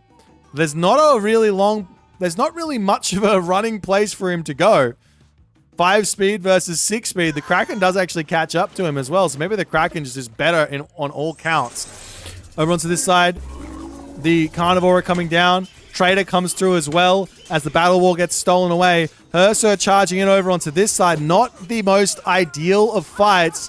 Kontaius on throwing Axeman. Berserk Hursur on Murmillo. That's advantage Matreiuss in the middle of the map. And Soup will need to pull back. Not only that, Soup's on 2 town centers. I don't know why he's fighting this. You want to play defense here more times than not. As he's going to be pulling back ever so slightly. We do see another Nereid to come through here for... is it? Yeah, another Nereid to come through here for Matreiuss. It does not hit the Kraken, though. No micro from Matreiuss, and that's going to be that bottom water fight sort of done at the moment.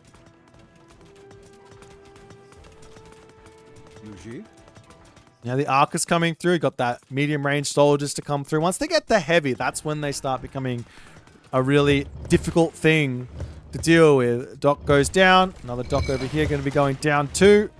Second town center for Matreiuss. A little bit behind the 8 ball here compared to what Soup's grabbed, but still going to be very scary and useful here for Matreiuss. Villagers getting pulled back here as Soup says it's time to go for the main base. I'd love to see him just drop a hill fort. It's cheap. Remember, he's got Safeguard, a hill fort right here. Get that gold mine secured. Get him a position to defend while being aggressive. That would be really nice. Up on the top, cheeky little walls coming up. Random dock as well. Town center getting grabbed for a 3rd town center. Kontaius searching for things to kill off. The docks have been dealt with finally here for Soup. Matreiuss is going to be searching for any amounts of damage into the main base. But guess what? Soup could just convert into Berserks. Like, he's playing Loki. Raiding a Loki player with Kontaius is just like, I'm going to not only kill off your Kontaius, but I'm also going to get military. And sure, I lose some villages, but you lose the units and I get military. It's fine. If he wants to. As more units starting to come in, he's getting those rams. He's getting more Berserks. Berserks, there we go. The conversion comes in. No problems. Matreiuss is paying attention here, though. He says, oh, you made Berserks? Great, I'll just run. But villager differential is still in favor of Soup here. He's also going to be getting himself the Swine Array technology, which effectively shuts down cavalry from the game. You can't really build cavalry versus Swine Array units. You can run away from them, you can raid, but you can't fight those. You can't be close to those units because they do so much damage. As Soup is saying, okay, I've got myself flaming weapons. What are you going to do against this? I've got myself rams. I'm going to kill all your buildings. What are you going to do? Flaming weapons gets dropped down. Units charging in to take down this palace too. Matreiuss is going Mythic Age here for the time being, but not through this town center. He's going through this one, but the Battle Boar is onto it. The Battle Boar is in position. We see another trader somewhere. I'm not sure where, but another trader comes through. Oh, he steals away the portable ram. That's going to slow down the damage, but the town center goes down. Kontaius charging in here to try and hold the line.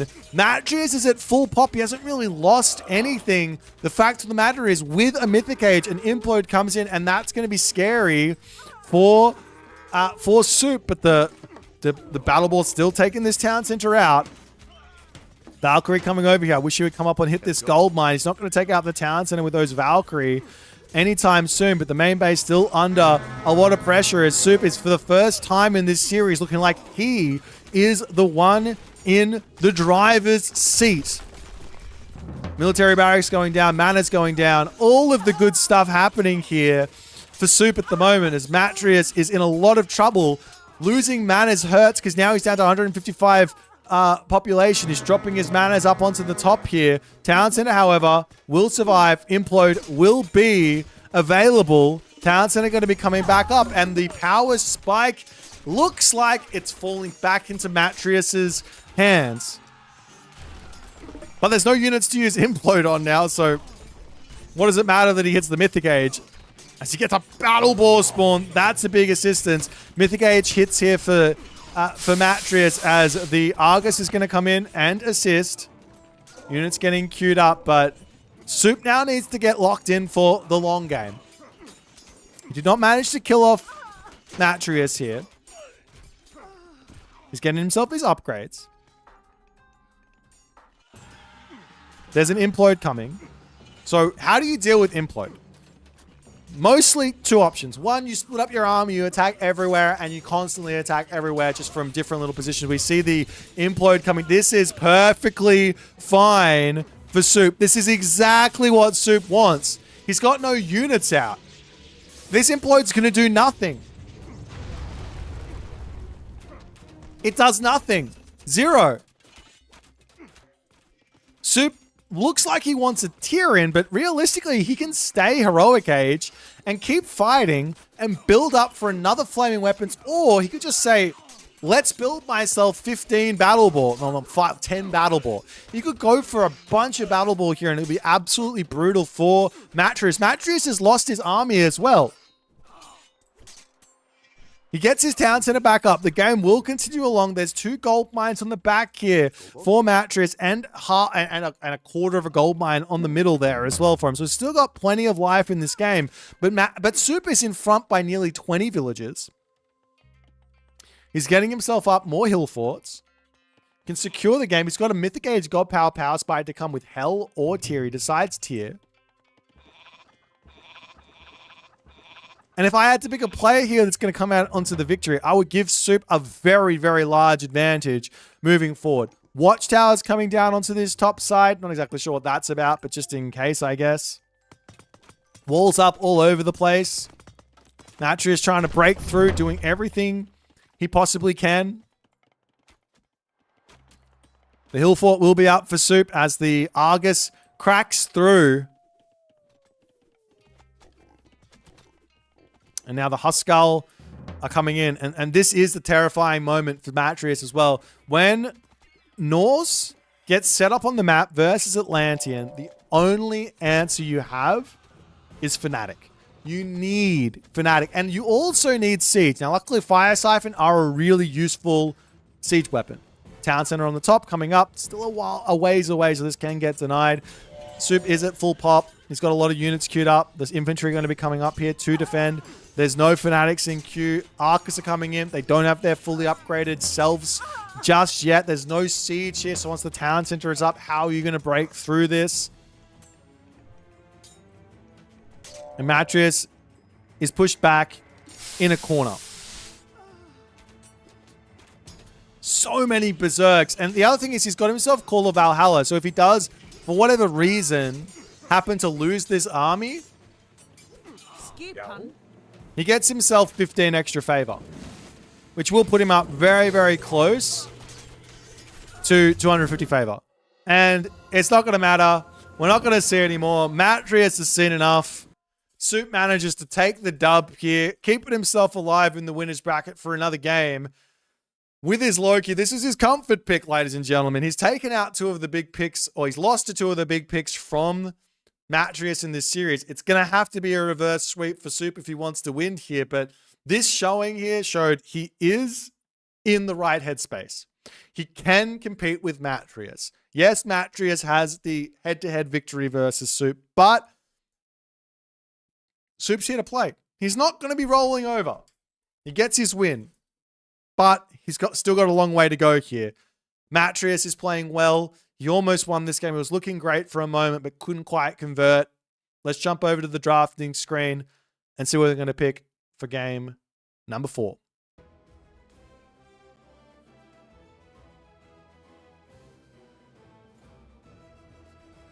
We're going in onto the map. Gorge. Our favorite George of the jungle is coming in. And this one here, this is Soup on his god that he can't lose with. It's on the god that he can't lose with. This is a god he's beaten everyone. Literally everyone. He's been the highest rating he's ever been. Ever. He's on Tsukuyomi. He's playing, however, against a fairly scary god. This is set. And it's Matreiuss' set. It's a rating set. It's an aggressive set. This is a scary god to play against. But we'll see how it's going to go. If I'm in this position for Matreiuss, I'm going fast town center. I'm grabbing that town center with the back gold mine. I'm trying to get to the heroic gauge.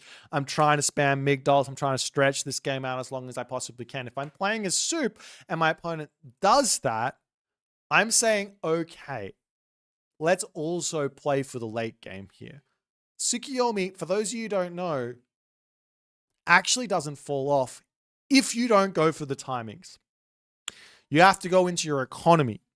You have to go into your favor. You have to go into your Watatsumi ridiculously powerful composition.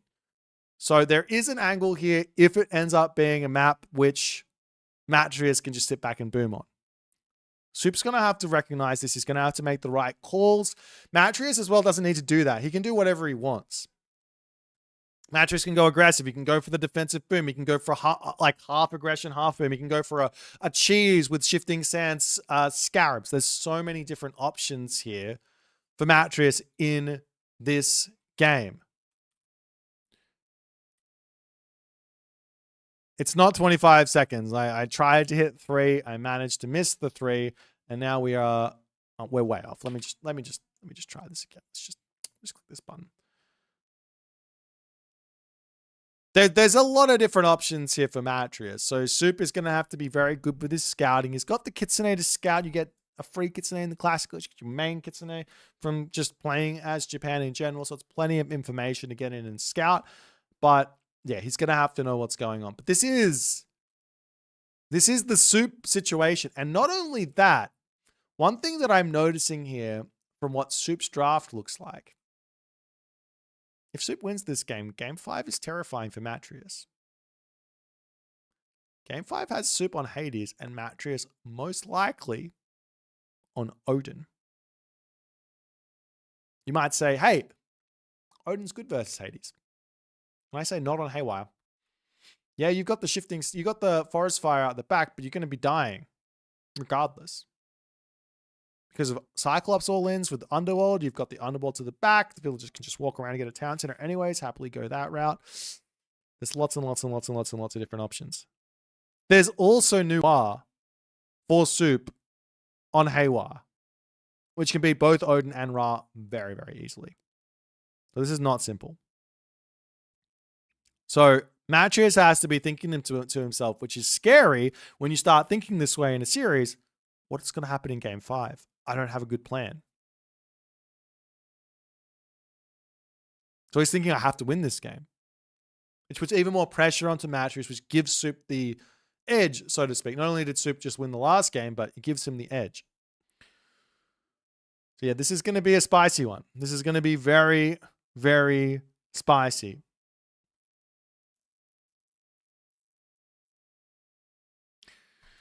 Trindamere talking about the Aztecs at the moment. Look, I got no idea, man.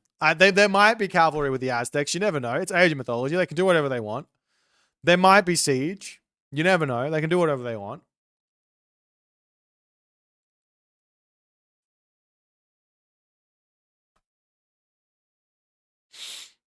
They can be really speedy infantry that can role play as cavalry.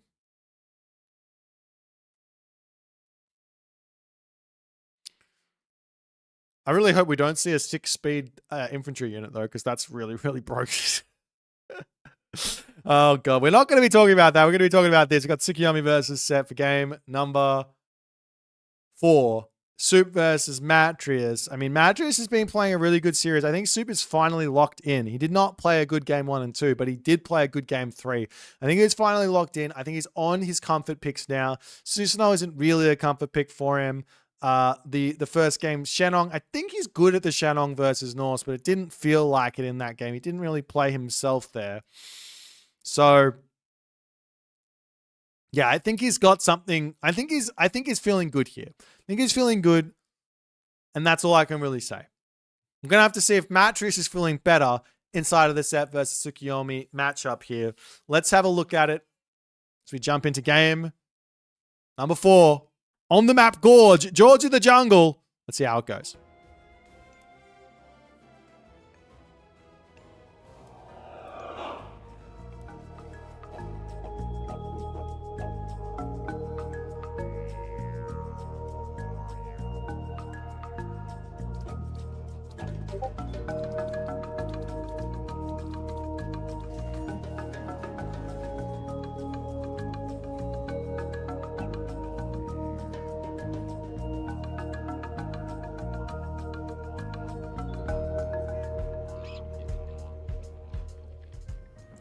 And here we go into game number 4 here. Soup down. HUSKSUPPE. HUSKSUPPE. Down. 1-2. He must win game. He wants to stay in the winners bracket. If you stay in the winners bracket, you get a week off. You get to see the entirety of the competition and what they're cooking up. You get to steal strategies. You get to develop your own strategies. You get to try things for an entire week before you decide what works and what doesn't. You have to commit to an idea. This week is really important, I have to say. You don't want to go to the losers bracket. We can talk more about that later. But Soup playing as Tsukuyomi. Matreiuss playing as Set. Map? Not really the map that I think Matreiuss wanted here. I'm looking at the map and I'm seeing the gold mines. Let's take a look over here. This town center, not ideal. This is not a town center that Matreiuss wants. If Matreiuss goes for this one, Soup can all in this, and life is going to get really, really, really difficult for Matreiuss. On the top side, this town center is okay. There's no good food on it, but you're playing Set, so it's not a problem. You do have a back gold mine, but you almost have to wall this off, wall this off, wall this off, and lock this off to protect that back gold mine from raids. And also lock this off, by the way. Like, the units can run around the back and then get onto that gold. So you have to lock up a lot to prevent that gold mine from getting all in on. The other alternative here for Matreiuss is to try and play some sort of a classical fight. I'm feeling like I'm getting some weird shenanigans happening. Yes, let me hit the pause button and hit play. That looks better. Alrighty. Oh, the overlay's flipped? Why is the overlay flipped? Why is... No, I had it right. I just forgot to hit the other thing. Alright, we fixed it. Don't worry. Don't mind me. It's going to be fine. It's going to be fine. I'm sorry. One day I'll get it right. Professional streamer. I swear I know how to do this thing. We're seeing Dark coming through here for match. I'm not exactly surprised to see that. Having shifting sands is really important so that you can play around the power spikes of Tsukuyomi effectively to say, you're here, let me go there.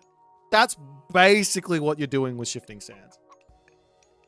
Soup, on the other hand, in classic Soup fashion, there's no need to advance fast against Egyptian. We're not looking to lock off the town center. If you want to go for a town center, we're going to be fine here. Like I said, you don't have to go for a crazy timing. You don't have to. You can. You don't have to.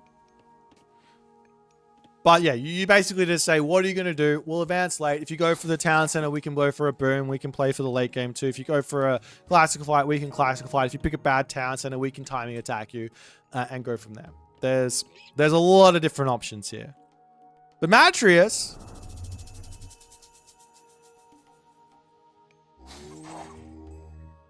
he is going for this town center. Does Soup know how bad this is? He sees on the back, he sees no gold mine there. He will see a gold mine over here. This is not a good town center for Matreiuss. Not in the slightest. If I'm a soup, I'm going great. Please take it. I love it. Take it, please. Let me throw 2 stables down. Let me go for a crazy amount of damage. We see 1 stable. You could even go for a fast heroic for Tengu here, which would also be really, really powerful. Lots and lots and lots of different options. The Kitsune are out. They're looking for raids. Any amount of pressure. There's no priest out for the moment, or 1 priest out, but there's no real answer for the Kitsune raids. There's also the Jurugumo looking for a little something. Of course, he needs to get himself that Wisdom of 9 tech first and foremost, but Soup just wants to lock off the gold and all that other good stuff early on. The Matreiuss smartly says, no worries, I'm not going to go onto the gold mine. Let me grab my food over here. But behind this, Soup is going to be building himself Naginata Riders, and he is going to look for every little bit of pressure he can. Soup should snipe these spotted deer, should snipe these golden pheasants, and should just make sure that these animals don't get converted or get herded into this position to get hunted from. That's 100% what he wants and should be doing here. As the obelisk gets sniped down, Kitsune are going to be pulling back. But Soup needs to start finding some damage. Matreiuss drops himself the barracks, which does mean he wants to make some classical units. He's not going for the fast heroic behind here, which, to be honest, I think is a little scary. The reason why 2 town center fast heroic is so good for set versus Tsukuyomi here is because you can just mass not hill forts, but migdols on your second gold mine, and you can just play amazing. You can just play defense up the wazoo. It's really, really good. But that's not going to be happening. We see Ivory Netsuke in for Soup. He's still searching for something to nibble upon, but priests are out. Spearmen are out. More Naginata Riders and Bushi coming through. And we see the raids coming through. He picks off 1 villager. There's a second one. This is the scary part. These Kitsune, while you have to be very, very good with them, you've got to get picks off. They're not very useful in an actual fight. They are amazing raiders. They are amazing. They're fast. They're moving at 6.6 speed with the Naginata Riders. You just sit underneath your garrisonable positions. There's no other good options. Great control here from Soup. Going to be cutting off the priests here. The spearmen are over onto this side. As now we see the Kitsune coming over up onto this side. We see the walls in. 1 pharaoh is through with the Wadjet, and the Kitsune said, no, I don't want a part of that. Let me just go elsewhere. We'll turn around and get a couple of nibbles off. This gives gold every single nibble. It's not a lot of gold. As then, he's done 127 damage with these Kitsune, but I don't know if he had Ivory Netsuke for the entirety of it. But that's kind of like he's got, I don't know, 40 gold from these Kitsune, which is not nothing, but it's not a crazy amount. But Soup is pulling back for the time being. He is up onto the hunt as well. This is classic Soup shenanigans. If your opponent's going to TC, you can generally get away with this stuff. But if you're going to pull back and heal, now the Spearman can look for some raids. But of course, the Miko getting these heals in will help out Soup even more. It's a big amount of resources back after all of the damage. And Hachiman is now queued up with the armory upgrades pre-queued. So this is a classic plan for Tsukuyomi, and Soup well aware of the changes that Tsukuyomi has had to him. He did get nerfed, but the most important armory upgrades for Tsukuyomi are bronze mail and bronze weapons. We don't really care about bronze shields. Bronze shields is nice if your opponent's massing up a whole bunch of archers, but Matreiuss isn't doing that. So if we drop New Moon onto the armory in the heroic age, we get ourselves bronze weapons, we get ourselves bronze mail, and we get ourselves ballistics, which is a little bit more important if you're going to be making those bushy. Of course, you can't really deal with the ballistics anyways. You're always going to get that because it's expensive. But still, heroic age is in now for Soup. He's getting himself upgrades too, picking off some units here and there. Priest over here going down. We are going to see that Nephthys coming through. And this is where things get scary for Matreiuss. He needs to make sure that he gets himself up. I want to say 2 Migdols at the very least, if not 3, as there comes the upgrades, and you can see after all is said and done, ballistics, bronze weapons, bronze mail is in, and these units from Soup are scary. He's charging and going to try and take out the temple. He's only got 2 Bushi in. Tengu are coming through. Does Soup have his upgrade? Answer is no, but does it matter? Gold mine is done. Now the pressure to come over onto this side. Soup's not going to care. These units are nothing to him. He's got full bronze basically versus these spearmen. Yes, they counter, but there's no... I mean, there's copper weapons in for Matreiuss, but it's not even in the same realm of power. As Soup charges in here, he's looking to take out this position. The villagers are going to pull back. A Migdol stronghold back here is not going to be something here that Soup is really going to care about. The aesthetic practices to start coming in now for Soup as well. He does have 3 Miko gathering favor, so that's going to be a huge amount of Tengu for him to have. As the army pulling back, Migdol 30 seconds from completion, but again, we don't care if you got a Migdol up over here. Gold mine here, gold mine here. That's all we care about. Watch towers to come through. 1 medium Yumi horse archer on this top gold mine. Going to be perfect. Tengu now going into the main base to pick off some villagers. The thing is here, not only do you kill off the economy of the villagers here, but you also give yourself gold, which is obviously huge. As the Tengu Masters searching in, they dive over onto the Wood Gatherers, get that special off. Huge damage to come in. They get so much bonus damage here. Going to be sitting in this main base for so long. More priests to come in to try and deal with these. The Tengu are going to be sacrificing themselves to just get that damage in. Another dive. Doesn't really matter to the priests because they're doing divine damage. But to be honest, this wasn't the best control from Soup. He loses 1 Tengu, the other one going to be pulling away. The army still poking onto this position as Matreiuss is trying to simply just hold on versus this timing from Soup. He's in such a power position here. Ancestor's going to be getting dropped down. Swampland to come down here as the Spearmen have got not much of a way to go except for just straight into the town center and just wait this out. The Yumi Horse Archers do not have themselves their bonus versus myth units in. Another Tengu to start coming through as he's going to give himself, give Soup a bunch of gold for this fight as well. As the Spearmen charging forward, trying to get onto those Naginata Riders on the top. The Tengu here caught out on this position here, and it's looking like Matreiuss might be okay here. However, the Shogun with the Samurai spawns will help out in a huge way versus those Spearmen. More units are going to be coming in. This power spike has not ended yet. It ends when Matreiuss gets a Migdol down. That's when it ends. Snipes the Pharaoh. Snipes the villagers. There's still a villager advantage for Matreiuss, but it doesn't matter if half of the villagers are idle and not onto the gold mine. Up onto the top here, a mining camp. This is sneaky. This is a good play for Matreiuss. So might be out of sight, out of mind. He's got Tengu to send up there, and that's going to be a nightmare for Matreiuss to deal with. But if he can just sneak that gold mine for long enough, he might be able to get through this position. And yeah, I just noticed it too. Matreiuss as well. For whatever reason, he stopped villager production in his second town center. He might notice it, but this is often very difficult to actually pick up on. As Soup coming through, out of line of sight, not going to be spotted. The spidey senses are tingling from Matreiuss here, though, as he pulls all the way back. Villagers have to garrison.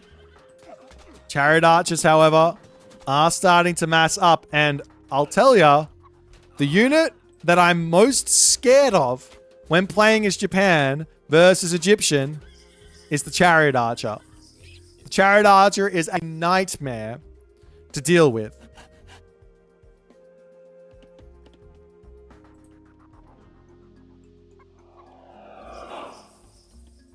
Of course, more Naginata Riders, more units is going to be an option. More Tengu going to be another option as Tengu dives forward. I'm going to bring this up here, but Soup, he's not a player who uses this very much. You definitely want to turn off that special ability for the Tengu. Might seem like a lot, but turn it off. Use it in the fight manually. And then your Tengu are going to be exactly where you want them, rather than diving in on the first opportunity. Is Sashimon or Bannerman in? Yes, it's coming in now. It's a little bit on the late side, but it is going to be on the way. So the village is back up to the top position. And Soup is literally checking everything. Chariot Archer shoot and scoot is going to be starting here. And this is, like I said, this is the scary part. Once these Chariot Archers are in, it's almost game over to some degree. For the timings and everything. As Heavy comes in, however, for Soup charging forward. The Chariot Archers have got the Migdol to dive into for the time being, but some good damage to come through. Nonetheless, still pushing off for the time being there as the Yumi Horse Archer will be over here to pick off some villages while this is all going on. Got to stop everything from happening there as the Yumi Horse Archers turning, trying to take out the Chariot Archers underneath the Migdol stronghold. Soup is losing a lot of military to make this push continue here, but he is getting a lot of gold in from that Ivory Netsuke as well. He's getting a lot of damage in as the Chariot Archers have to basically keep popping in and out. Not a lot of gold in the bank for Matreiuss at the moment. He's not spending his resources here either. The big problem is, like I said, he needs the Migdol on this gold mine. The villagers have been picked off on that top gold mine too, and Soup just continues to send units through, but Matreiuss is getting close to equality here. But Soup as well is somewhat equal on villagers. He's got 5 Miko out, and he's dropping another talent center. A couple more villager kills here, and this game is going to be, even if Soup doesn't win on this position, it's going to be equal. Shifting Sands comes through right up onto this position. Matreiuss has had enough of the defense. He says, it's time to go. Let me kill your villagers. You've killed mine off. Let me kill yours. Soup says, do I come back and defend? Do I hit this? But what do I do? Do I have to defend? I don't know. This is a big, difficult position. If he picks off all the Chariot Archers, the game is almost over, however, for Matreiuss. Matreiuss has to get back home and keep these chariots alive. He picked off a ton of villagers. The Tengu diving in to try and take out the Chariot Archers on the retreat. There's the Naginata Riders that can catch these out. They're 5-speed Chariot Archers versus 6-speed Naginata Riders. But Soup needs to stop running with the Yumi Horse Archers, or the Chariot Archers will get back home. Soup is now back. No, Matreiuss is back onto the top gold mine. He's over onto this side as well. 1 or 3 Tengu to dive forward and try and deal with this, but the Pharaoh is one scary hero here. As the Migdol stronghold coming up, the Chariot Archers, however, do end up all getting taken out. So while the damage gets done, the villagers go down. There's a 15 villager differential at this point. Soup has his second town center. The Migdol is up. He's got a 2k resource lead, which will evaporate over the course of 2 or 3 minutes here on this villager lead that Matreiuss has managed to assemble. But this all-in is over. So Soup has to go to the next part of the game, which is a 3rd town center. That's going to catch him up on the villager differential. He needs to keep raiding. Sending 1 Naginata Rider up here to check this gold mine. He could send everything up there if he wants to, but he doesn't know just yet what's going on there. Chariot Archer raids again. This is dangerous for Matreiuss. He doesn't need to do this. Of course, if he gets some villager picks, it's nice. But if he loses all the Chariot Archers, it's almost game over. Villagers are going to be running. Soup says, maybe I can just kill off the villagers under this gold mine, but the Chariot Archers will be returning here, diving through the Migdol. As the army charges through here, fighting underneath 2 Migdols in a town center is not an ideal situation. And Matreiuss runs up to the top here, can run through the wall here and get back to safety, as the Naginata Rider is going to be attempting to prevent that from happening. Lots and lots of Chariot Archers go down. A huge win there for Soup on that attack. He doesn't even need to worry about the villagers here. He's going to be on 3 towns, and yes, he lost another couple of villagers, but they will start catching up. But more importantly, he's got himself 10 Miko, and he's going to be going Mythic Age. He's got himself 10 Mikor and is going to be going Mythic Age. He can go for whatever he wants. Shinigami, Onmaraki, more Tengu. Like there's nothing stopping him now. But he does decide to keep this Heroic Age going as a Migdol Stronghold up onto the top to come through. Little bits of cheeky raids down on the bottom as that Tengu will end up going down. But Matreiuss still getting dove on non-stop here. As the Naginata Riders do get onto that back line of units, they're going to dive into the Migdol Stronghold. The idle units getting caused by these dives is almost paying for the amount of damage that these Migdols are doing. Look at the damage. With all three, it's nearly 7,000 damage from these three military buildings, but it doesn't matter because Soup is just causing idle time after idle time after idle time. Up onto the top, however. Migdol up, villagers gathering. Over onto this side, villagers back to work as the army dives back in to try and pick off more units here. Okuninushi is the god of choice. Of course, first and foremost, Soup is going to want to drop himself another new moon on his armory. He gets that for free from Okuninushi. And then on top of that, maybe another new moon cast for his town center or for his castle as an option. Free fortified town centers and all the like there. Or for his castle for something else. Town center getting targeted down here as Soup no longer building units. He is throwing away his army, however. This is not ideal. I don't see why he doesn't need... Of course, I mean, how many villages? He's idling 20 villages here. Now he says, okay, not Mythic Age just yet. Let's spam some more dudes out. Up onto the top here. Camel Riders are seeing a third town center. See what he's facing up. Villager differential is now equal. However, you also have to add the 10 Mikor. 11 Mikor, excuse me. As Soup is just... everywhere. He's got 12. So yeah, no. This is not equal villages at all. Soup is well and truly in front on economy at this point. He's also going to have another swampland here if he wants. No problems. Starting to make some siege out with the Oyumi to start targeting down the Migdol Stronghold. And Matreiuss, without question, is in a difficult position here. How can he bring this back? One big tornado? Does he have any farms up? No. Does he have any resources? No, he's got one monument, so he can't even spam deers or giraffes of set, which could be another way to kind of get him, to keep him going here. More military buildings down for Soup. He says, I will stay in this class, in this heroic age. It's fine. He's going to be able to go up to Bushido tier 4 here for champion as well if he keeps this fighting up. As the army picks up the priests, picks up everything else. Got those camel riders coming in onto the back here to try and take out that back line, but the Naginata riders too strong here. The Tengu as well, too strong here. And Soup manages to equalize for our first series of the day. What a showing from Soup. I can't say this was a good choice for match. This town center was not it. Everything was exposed. The town center on the top, if you could have gone for it. Back gold mine, forward gold mine. Can pop from the front to the back. Can put the Migdol in the middle. Can put a wall here. A wall. It would have been really nice for him. Probably would have been fine, but it just doesn't work out. But Soup still has it with the Tsukuyomi. Still got that style in. Unfortunately, we didn't get to see him get to the Mythic Age. Was too far in front to see what he would have cooked up there. 167 favor in the bank, ready to start spamming stuff out. But it just wasn't. It wasn't going to happen. He was too far in front. Matreiuss couldn't hold on. Here's what it is. We've got a game 5 here.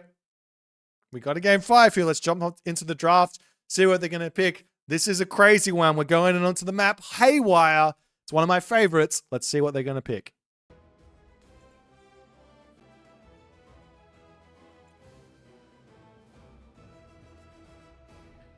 And I should say no surprises here. We're going in onto that last map, and it's going to be... Someone was asking about it. Haven't seen this god yet. Someone was asking about it.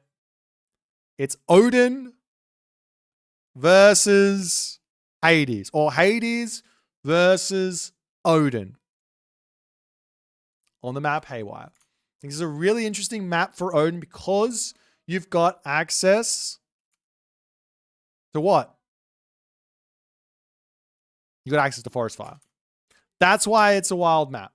That's why. I don't have a URL. They are in. That's fine. Have a URL. Let's go. Alrighty. We got ourselves 4 minutes to wait. 4 minutes.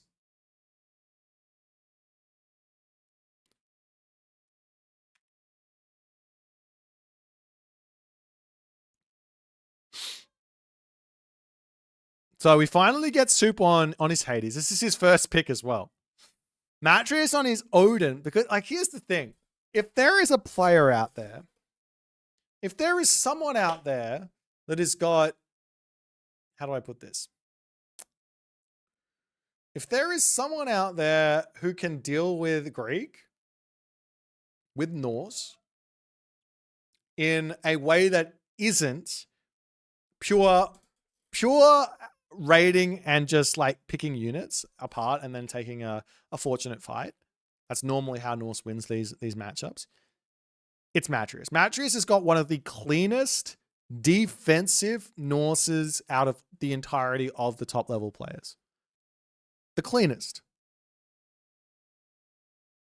I don't know how else to put it. That's what it is. So the question here is going to be, does it work on Haywire? If you go for the back Forest Fire, open up your back to go and open up a nice second town center that's hard to attack, nice gold mines hunt and everything like that. If you go for that, you actually open up your opponent to literally just go through your starting base and then start walking into your backside as well. That's there too. Soup's also got ideas of Underworld Passage to hit the backline. He's got ideas of Underworld Passage to go to his own backline and then just attack forward. So he also has all the resources in the world if need be. There's a lot of different options here. This is probably the most spicy map in the current draft. Of course, there's also Socotra, there's Hideout, there's Frozen Continent. Those one of these days we're gonna see every one of the spicy maps getting picked for one of these drafts. But this is probably the most spicy map for this draft.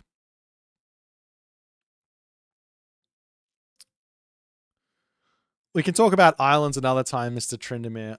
I don't want to shut it down right here, but it's not my favorite type of map. I've seen a lot of it over the years. It's not fun to play on. It's not fun to watch. Alrighty. But yeah, 1 minute, 20 seconds for the final game here. Our next game today is going to be Kvoth versus Divine. So the games will keep knocking out of the park. They'll keep hitting. They'll keep being crazy. We don't stop. The fact of the matter that we've had already 2 hours pass and we haven't even finished the first series does mean we're in for a long day today. Also, for those of you who know, it's currently in Perth. It's now the 2nd of March. I'm not going to say anything more than that.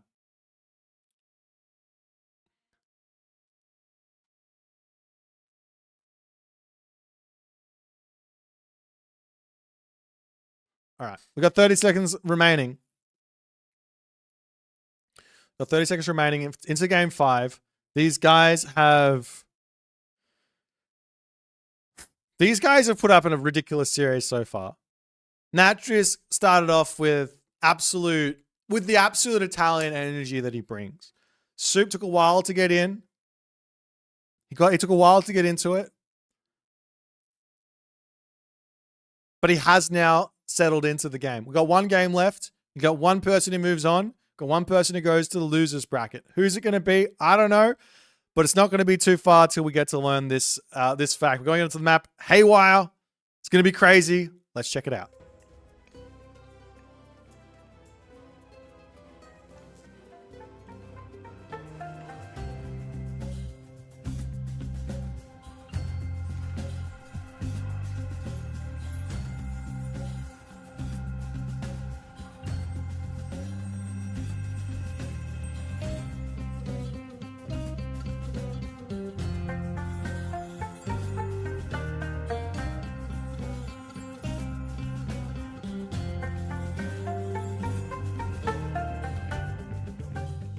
And off we go into the right side. Attempting to complete the reverse sweep. It is one HUSKSUPPE. Super. He's the Superman himself, the biggest brain in Age of Mythology, attempting to put that noggin to work. He's got to win one more game. Matreiuss, the left side, the Italian stallion himself. He's on his Odin. He's on the map haywire. He's got some spice for us today. This is going to be wild. Fireworks are going to be cracking. It's going to be crazy. Let's see how it goes. Talking about the map haywire. If you guys haven't seen it, where have you been? You guys have really got to lock in right now. We're in Pandora's box 2. This is a wild situation. The backside of the map here, completely surrounded by forests. Completely surrounded by forests. You can escape through the sides, and you get around to the back. This is where all the resources are. There's no resource in the middle. There's a gold mine. There's no hunt. You have herdables, but there's no hunt. So you need to leave. You need to set up to get up there to these positions, to this hunt, etc. Matreiuss, he's got access to forest fire. He can open this backside up if he wants. And then he can move in here. He can eat the boars. He can wall this off. He can defend it. It's going to be fine. He's got a gold mine at the back here as well. He's got a gold mine up here. He can grab no problems. Soup isn't that lucky. Hades doesn't have that. But Hades does have an underworld passage. You can go through Erebus. You can say good day to Hades himself. And then pop out on this back position, get himself a town center, get himself the hunt, and continue along. And then the fact of the matter is this map is so absurdly wild. So absurdly wild that like almost anything can happen. We might see a 5 minute game. We might see an hour-long game. Like, you just don't know. But we'll see. We'll see what's going to happen. Tusker boss charging forward, seeing everything. Berserk sitting on the back, just saying g'day. We see Freya, not surprised. But we do also see Ares. I would say I'm not surprised, but I'm not surprised. Soup and his Ares is a special combination. A special combination. He loves Ares. Ares is great. You have yourself Pestilence to hit this base. You've got yourself the pushing power in the classical age if your opponent decides to do something crazy like Forest Fire Town Center. And then what? Little cheeky walls coming up on this side to just defend.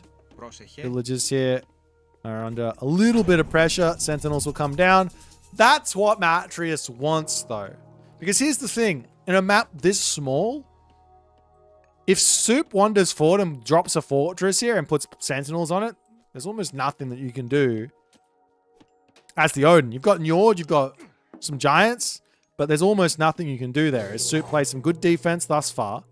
Ajax coming over to say, get out of my base here, Miss Valkyrie. The Cyclops, however, is getting chased down, but the Sentinels is there to protect. No problems. One archery range immediately for Soup. And the question is going to be, is this going to be pure Toxotes Cyclops? Is there going to be some military academies coming through? I like the idea of pure Archer Cyclops. Reason being is because there's not that much food. And while the Cyclops do cost 150 food, they're sort of worth somewhere in the vicinity of like, they're worth more than 3 hoplites worth of food, basically. That's what I'm trying to say. So you get a little bit more value out of it. But Soup for the moment does have to sit back, does have to play defense. Can't really do a whole lot here. Matreiuss, on the other hand, continuing to pump out these raiding cavalry. No surprises where that's concerned, but it is dangerous.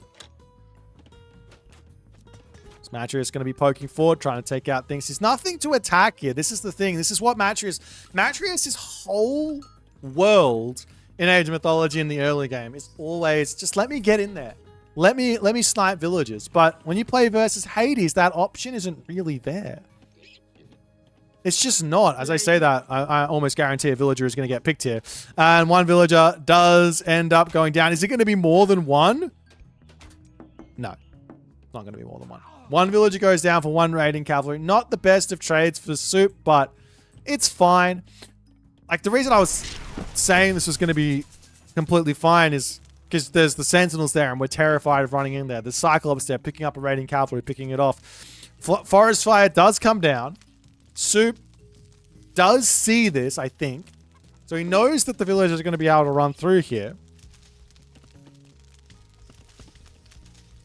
He knows that the villagers are going to be able to run through there here. Of course, the villagers of Norse don't care that the trees are on fire and that the ground is on fire and that everything's burning. They'll just say, no worries. But now he can move around to the back and grab himself some boars. No problems. Soup, on the other hand, says, it's time for Will of Kronos. He is being aggressive, however.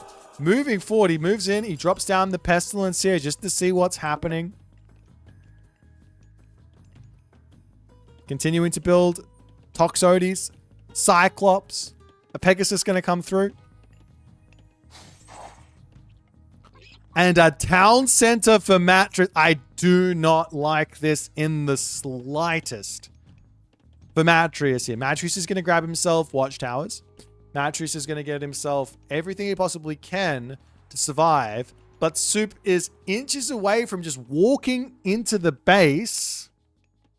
Inches away from just walking into the base. And just deleting everything. And then he's just open on the back. Sure, he can wall this off. But this is... I like the Forest Fire to open this up. I like moving back and grabbing this hunt and being really safe. But you've got to spam units here. Take the advantage of having the resources and then take the fight on the Hades second gold mine.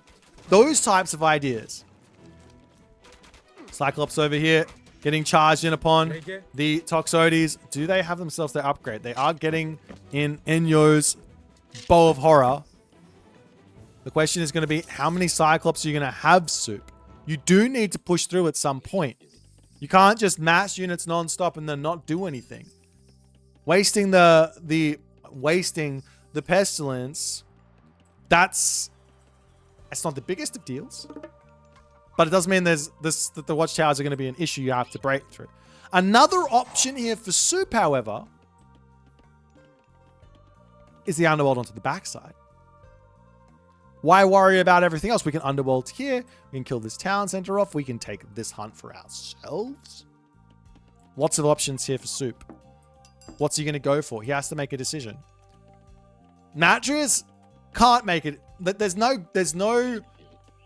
like, I'm just going to do this. He has to be like, how many units are you building again? Do I build a whole bunch of Hursa? Do I build some Godi? He's got himself Cess Room there. I like that pickup. Going to be able to build Godi. But Soup now, charging in, ready to take out the watchtowers. They will die quickly here. Raiding cavalry into the main base with the Valkyrie. Good reactions from Soup thus far as the tower will go down. Does open up this base, and the temple is also going to be going down behind this too. And these Cyclops are scary for Soup. He's going to pull back. He's got 3 out here.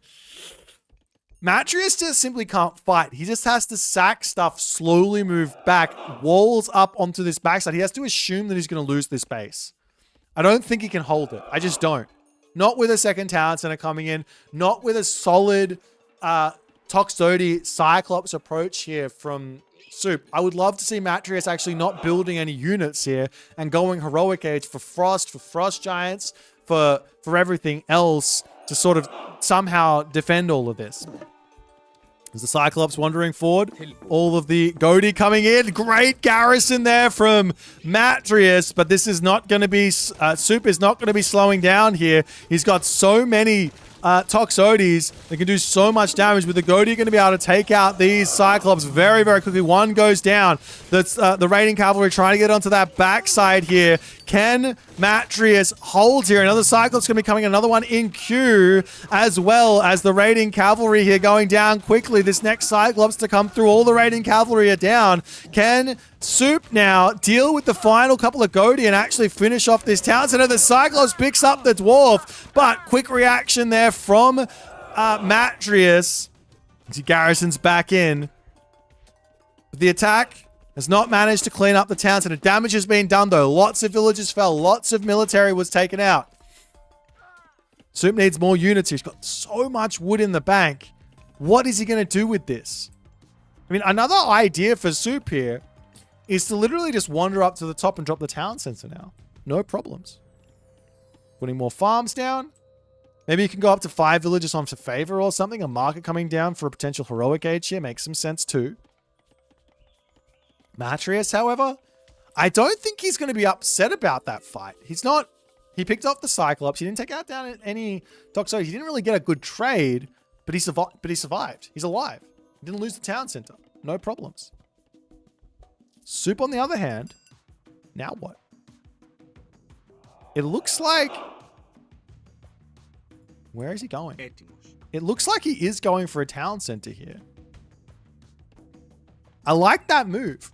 This is a little bit like almost, why would you do this from the side of Soup? Like if I'm Matreiuss here and I'm not scouting and I'm playing this position, look at his map. He sees nothing. Yes, he has ravens he could like move around with and spot some stuff, but you're probably thinking here, if you're Matreiuss, this is just going to be completely an all-in over and over and over again. And Soup does something really cool here as well. He says, I'm going to grab the town center and I'm going to go heroic age. Matreiuss, he's not going to be 100% aware that I can have a town center here. So yeah, it's a random heroic age. He's going to be able to hit some sort of an underworld onto, say, this, or say this. And he's going to have the town center on the top to keep himself close in economy. Now, the question... Ooh, something really naughty would be to wander forward and wall this off. Because I imagine an underworld like here to hit these dwarves. And the dwarves try and run up to this side to keep themselves alive. And then swing back around to get back to safety is like the idea to play around underworld. But if you wall it off, then they're not going to be able to escape. More Cyclops, more Toxotes. If it's been working, it's going to continue to work. Skadi on the way. But late. There is a timing here where Frost is not going to do anything. Well, not do nothing, but you're already going to lose a bunch of villages. And then the Hades is going to be in a really good position.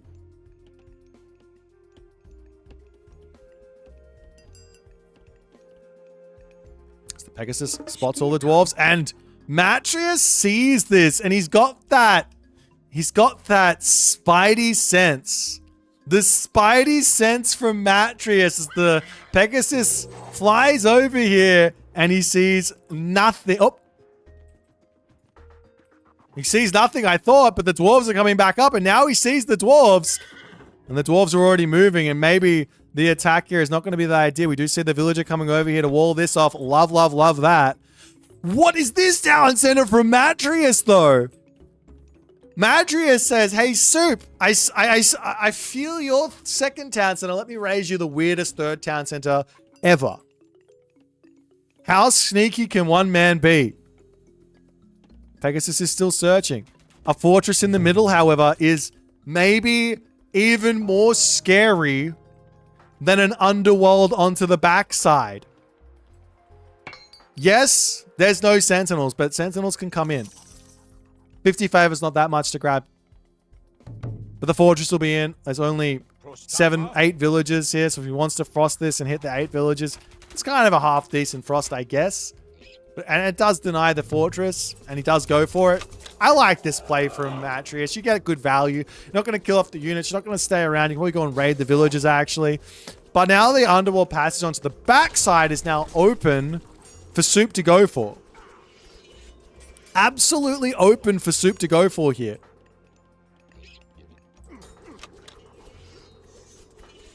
Now we've got ourselves Bowsaw, we've got ourselves Sunray. All the upgrades for Soup to come in. Underworld Passage does get dropped.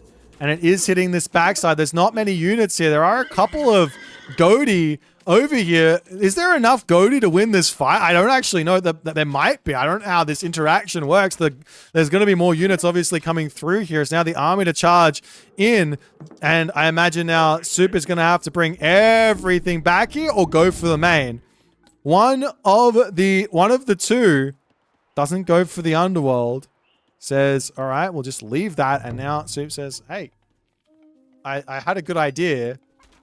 You stopped my good idea for the moment, but why don't I just go for the good idea again? I'm not going to... Why stop? Put the fortress back up. Live the dream. Toxotes coming in yet again from Soup as more and more of those raiding cavalry. They're now getting scary, though. The raiding cavalry here at 20 heavy raiding cavalry and no anti-cavalry is scary. But one misstep from Matreiuss against these Cyclops is game over. 65 hack damage with an AoE of 3 that gets doubled when you get to... when it gets doubled, not doubled, it's added 1.5 when you get to Elder Cyclops. Yeah, no, that's going to be painful. We see walls coming up over here. Is the raiding cavalry going to be looking for anything to attack? This wall is up, and obviously Matreiuss has got ideas of doing some things. Soup does need to get going here, however. Tier is pre-queued. Raiding cavalry searching. The wall, not yet finished. Villagers can bail out onto this side. The big move that Matreiuss did is this town center, though. I love this town center from Matreiuss on the back. And the big advantage that Matreiuss has here, while he can't deal with this fortress, he can't deal with this army, he doesn't need to. Just charge around the map, use your speed, get Vilpix, take the town center route, all of that stuff. But your main base is going to die, and Soup is also going to get value here. Of course, Soup also has the middle gold mines, which he's going to have access to. I mean, there's probably advanced Matreiuss in terms of total gold mines here, but still, Underworld Passage goes down. Hill Fort's on the backside to come up as well. Soup here obviously also has access to the Mythic Age here at 190 pop, no problems. Hill Fort going to come up as the raiding cavalry come through here to take out the gate, and we do see a safety fortress here for Soup as well. So raiding cavalry going to try and take out those rams, but there's just so many archers. I mean, Soup is fulfilling that kind of casual, I don't want to say casual, but casual fantasy for Hades. I want to see it go Artemis here. Like, put your hand up if you say, Hades is so cool because I can go Ares, Apollo, Artemis. I can get all my archer upgrades and just go mass Toxotes. That's the Hades fantasy. Through and through. And Soup, he can go for it. Everyone to this side. The most random of fortresses to kind of claim this gold mine, but Matreiuss on this backside might have something to say about that, but he's got no idea that that'll go up. He doesn't see that position over here at all. Great Halls going down. The siege is going to be slow, painful. Matreiuss, I don't know if he can even fight here. He's trying to move in to surround this army of Toxotes. He's got basically... No, he doesn't even have pure dip. I don't know how he breaks this. There's so many Toxotes. The raiding cavalry coming up onto the top side. Is it going to be enough is the big question. Armory situation for both players is very, very close, but the army of Matreiuss, I don't know if it's enough. The Toxotes are holding strong here right up onto that town center. Military numbers are forming. There is a Manticore to help out. Some more Cyclops are coming through. Population is dropping, and once you do get cracked open, it does start dying quickly, but there's only Goaty here. Matreiuss going to pull back ever so slightly. He's got so much military pop, but it's not even looking like it. There's now the shoot and scoot to come through. More units coming in. I want to see some more military buildings for Soup. Maybe getting himself conscripts as well. Levy as well for those archers. But Matreiuss, without the answer to these super Toxotes, I think if he gets tier and he gets the upgrade for the HUSKSUPPE, he gets an answer for the Toxotes. The HUSKSUPPE can just go kill everything, right? Soup does spot this back town center and gets up the Petropolis, but with a fortress in, it's too much. And Matreiuss taps out. It's game 5, Matreiuss. What are you tapping out for? You've got resources. What's happening? He taps out. What the hell? Ah! You have 254 favor in the back and you tap out. What is this? Matreiuss! Are you kidding me? The reverse sweep is successful for Soup. He takes it in 5. And he finally manages to get through the Matreiuss, who has made his life a living hell for so long. Well, that's the first one for today. What an insane series. I don't know what else to say apart from what an insane series here. Our next series is going to be Kvoth versus Divine. Don't go anywhere. The day has only just begun. Let's jump. Well, we're going to today to have a little checkout. We'll see you in the next one. And there goes the Fey Beast. What can you do against that but turn around and simply just try and take it out? Huang Di is on the way there as now the lightning weapons is coming through. It's kind of looking like Kama has found a nice timing here to actually take this fight. Militarily speaking, it's kind of close, but these are mostly fire archers versus some really strong destroyers. The Arcus in the back doing some good damage. That lightning weapons and that Fey Beast really didn't have the impact that Rappel wanted like there. That. The priests are going to start getting poked down as the animals wandering in onto this position here. And Karma just looking for any little bit of damage with these spearmen as Rappel not really pulling away from this. He's just taking the damage. He's not running. He's just trying to turn around and fight. He gets himself watchtowers in, but the Pharaoh is going to go down. A couple of villagers go down. Is this worth it? In the slightest for Kama, though. How many villagers did you kill? But how many spearmen did you lose? Is the bigger question. He suicides a lot. Scary as Kama charges in here. He says, it's time to take the fight. Lightning weapons to come through. Can you just run here is the big question. I don't know if you can. The military population is at such an advantage for Kama that he has to be feeling like he can win this fight. And it looks like the lightning weapons is done, and he can indeed win the fight as Rappel's army gets blown up.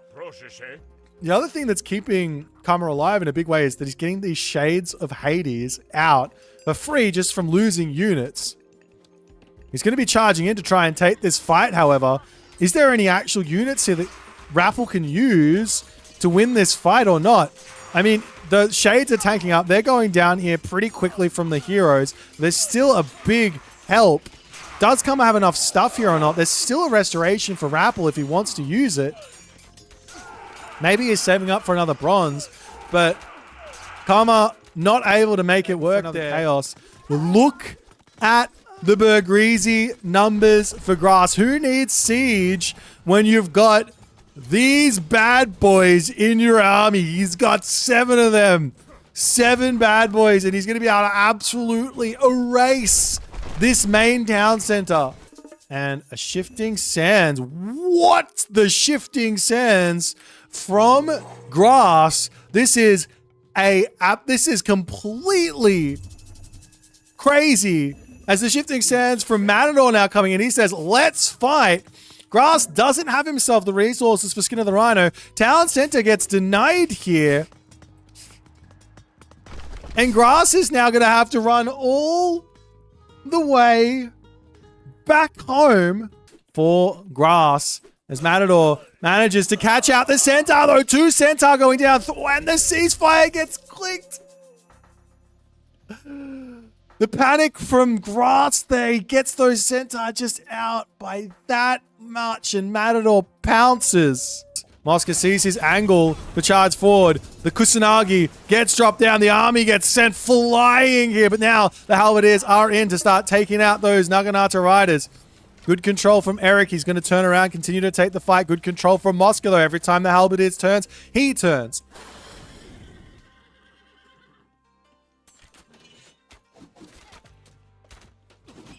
So the Javelin is trying to get onto that backline, getting some good damage done. There is also access to a swampland here, and that is exactly what he's going to be going for. As the Vanish comes down, he doesn't do it right.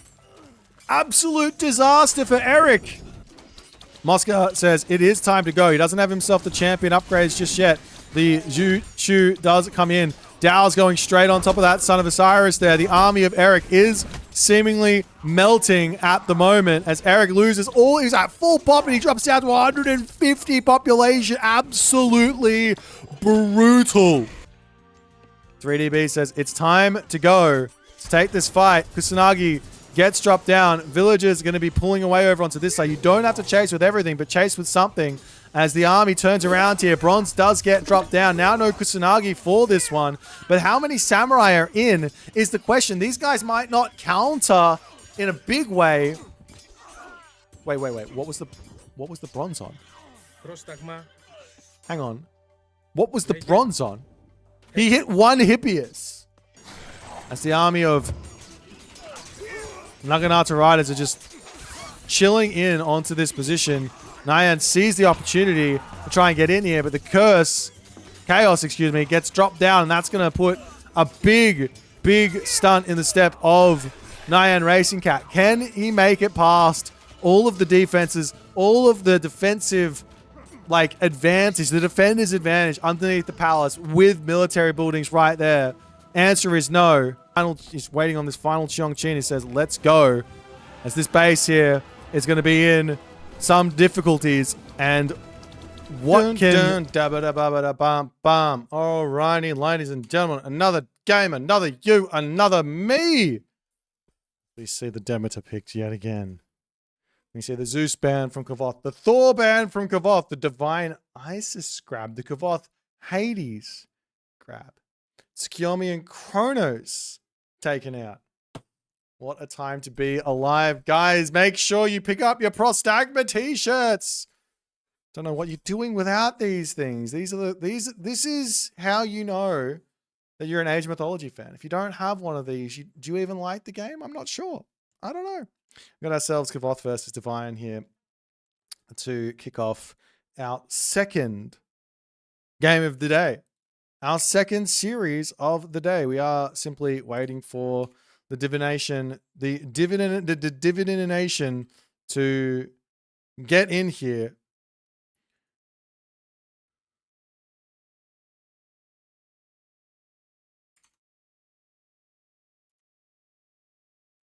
But the players are having some issues right now with the map. This is the problem.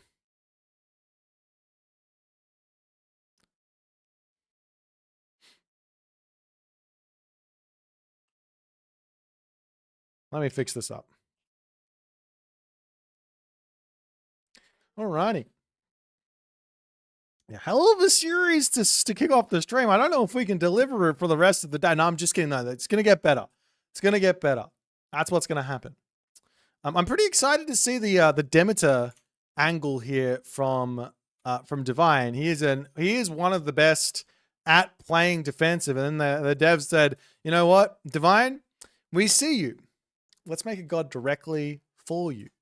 And we'll see if we can actually hold on and make all of the good stuff work. Our first map here, our first game here is going to be on the map George of the Jungle.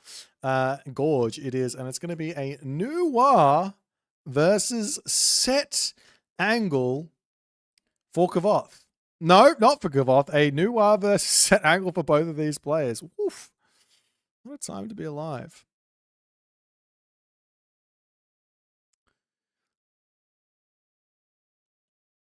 What a time to be alive indeed. I don't know what Twitch chat's on about. YouTube chat, how you guys going? You been enjoying the tournament so far? What is your favorite game been thus far in the tournament? The very favorite one, not your favorite series, but the favorite game. Which one has been the one that you guys have been like, holy moly, these guys are insane? I think we haven't quite gotten to that yet, I think. I'm expecting Grass Matty Norse versus that was a good game. I'm expecting to see these games get very, very wild, very, very soon and very, very crazy, very, very fast. I think it's what's going to happen. I think there's going to be some crazy games. I mean, we've had the cheese, we've had the wild stuff, right?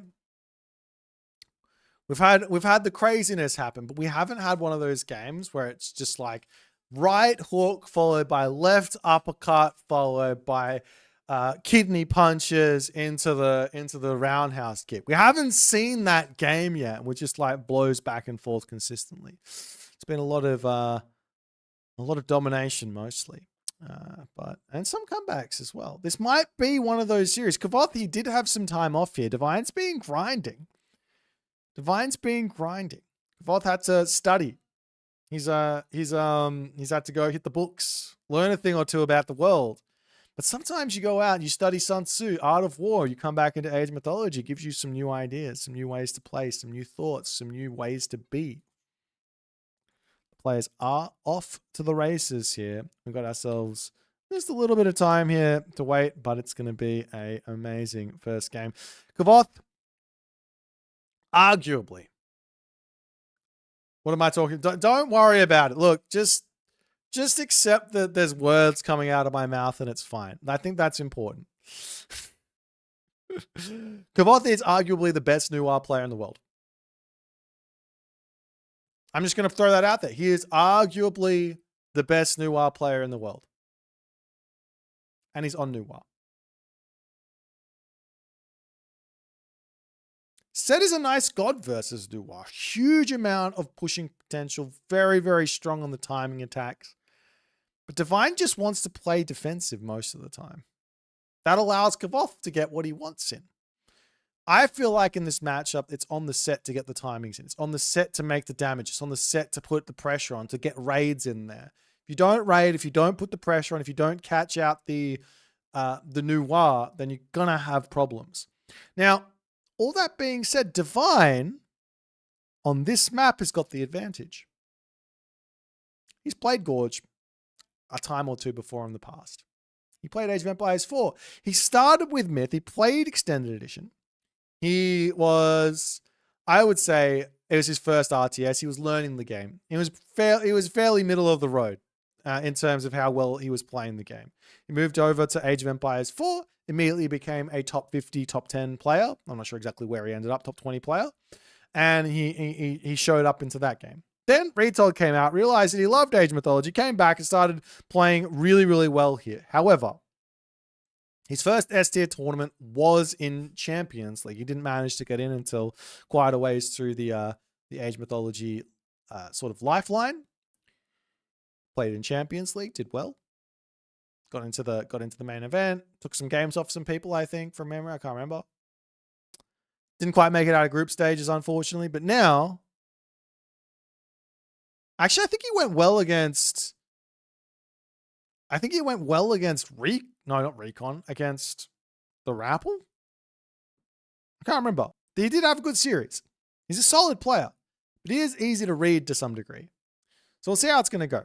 I'm very, very interested in how this matchup's going to go. Because to be honest, Kvoth is kind of Divine, but Kvoth plays the Divine playstyle on like the nth level. Like if the level goes all the way up to here, Divine is like here. You can't see the top of my hand. Divine is like here, and Kvoth is like up here. So I think Divine's got his work cut out for him. I think Divine does have his work cut out for him. So that's going to be the spiciness here. That's going to be what we're looking forward to. I'm excited to see what Divine's going to come up with. The other thing is that I've been noticing about Kvoth is because he's had the time off, he's been losing to some people he otherwise would never have lost to. So there's a little bit of that Kvoth mystique, so to speak, that like kind of Mr.-esque armor. Seems to have lost that. So we'll see how he's going to go. We'll see how his training's gone. We'll see if he's been able to get back into peak form and all the other good stuff. But we're just about to get into game number 1 here. Kvoth versus Divine. Noir versus Set. Gorge of the Jungle as our first map. It's going to be a very, very fun time here. I don't have much else to say other than get strapped in. No hands outside the vehicle. Make sure everything stays in the vehicle at all times. No injuries, please. You can wave your arms, but don't jump outside. Get yourself some popcorn. Get yourself a nice coffee, a nice beverage. Let's jump in onto Gorge.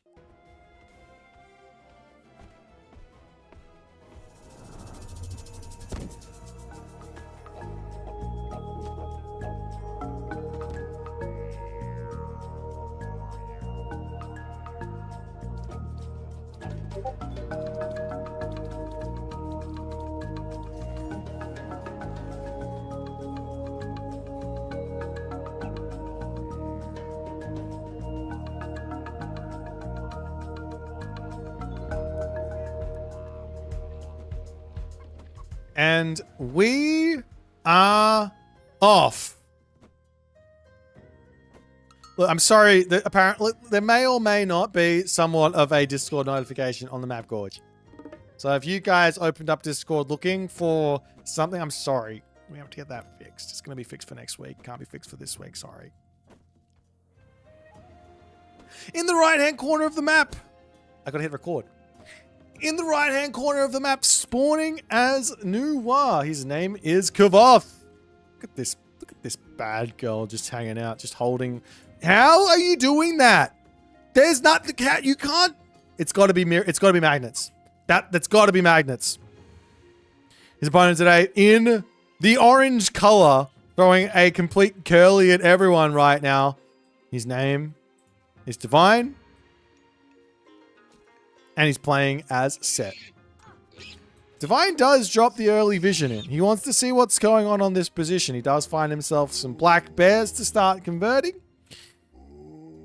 Normally, we don't like the early visions because you want to be using that first vision to see what your opponent's actually going for. But to be completely honest, Kvoth's got one game plan and one game plan. He's going to walk over here.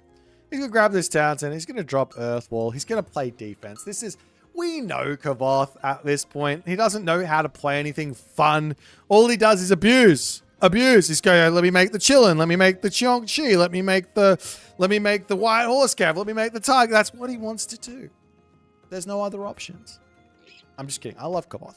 We'll see if he does anything different. But the second Town Center option here is so solid, so strong, so hard to crack that it's gonna be very, very strong. On the flip side here, Divine could do something wild here. Divine could do something wild.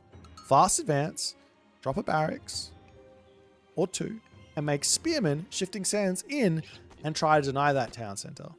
That is an idea. We'll see how it's going to go. Let's check out the relics here. We've got that Svaddle Sledge, Fortress-like buildings, favor cost set to 0.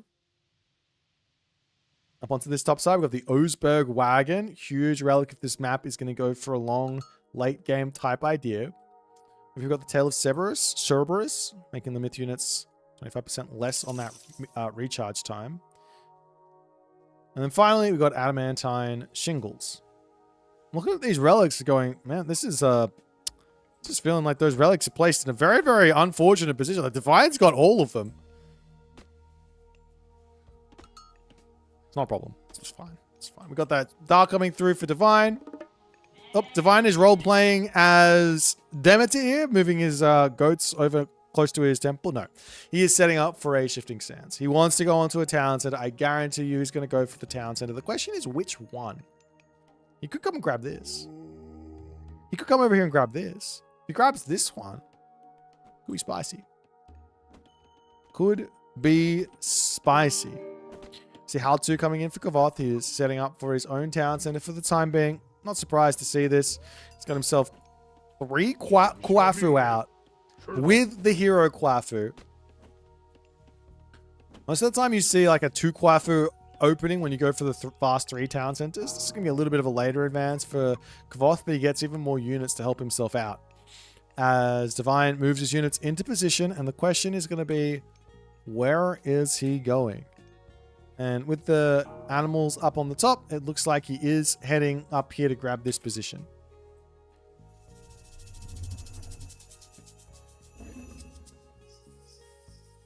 So it is going to be a far second town center. He manages to gain the walking time from this position up to here, which is probably something like, let's imagine that it's like a 10-second, let's call it a 20-second walk time. 16 villages, not 16 villages, 12 villages here with a 20-second walk time. You're looking at like nearly 1,000 resources of savings, no? 20 seconds. No, that's not right. That'd be a minute of walk time. Probably like 400 resources, roughly. I don't know. Town center coming up over here for Kvoth as well. He drops the creation down, so both players are going to be booming up a storm. If you guys did not want to see a boomy game, I'm sorry. We're getting that. We've got two boomers. They both like a good boom. Why all in when you can just boom? That's the question. 25. I was close then. I took a guess. 25 times 12 is 300. Love it. Cheongchi just scouting out, looking for a little bits of slaps. There's not going to be any real amount of damage here. A couple of barracks actually comes up. Market comes down as well. Ryan's going to be rushing that heroic age and start going into his chariot archers and things like that. As the earth wall will come down. Wall's coming up over onto this side as well. And Kvoth here should be trying to get out as many of these Koafu as he possibly can. On the flip side, I've got one idea for Divine, which is scary for Kvoth. Dar, Sekhmet, Slinger Elephant. Slinger Elephant to rush for? He's going for Axe One. Don't like this. But Slinger Elephant to rush for? That's got to be scary for Kvoth. Because Kvoth wants to go into things like White Horse Cav and the like, and it takes a while to get that out. The elephant's just going to walk through everything.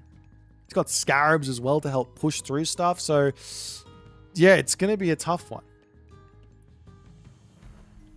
But all the walls are up now for Kvoth. He says, I don't care. This does slow Kvoth down. One thing you'll note about Divine, which is probably going to bite him in the bum in this series a lot, is he doesn't like walls.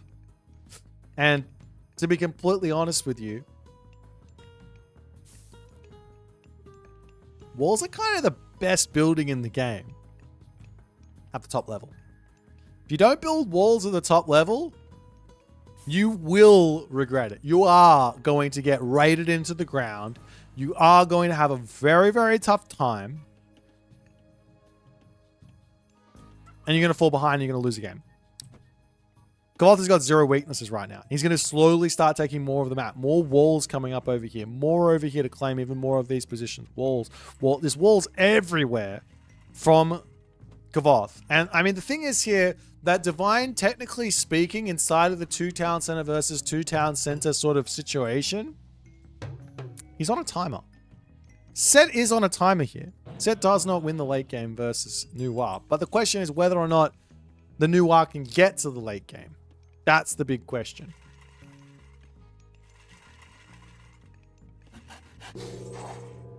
But now Gourmand is on the way, and a Citadel comes through for Divine. He's going to be dropping his Migdol Stronghold right at the back. No surprises here. But the thing is, though, if Divine was scouting and he saw what Kvoth was doing, of course we got Omniscience. It's easier to say this. You would expect Divine, if you had Omniscience, you would expect Divine to just wander forward and literally just drop the Migdol like here. You just walk in, put the Migdol here, and we're ready to start attacking. But because he doesn't really know what's happening, he plays around literally everything he possibly can here. Puts the Migdol at the back, and now there's no pressure. And Kvoth can do whatever he wants here. He can grab all of the economic upgrades when he hits the heroic age. He can go to the mythic age. He can whatever he wants.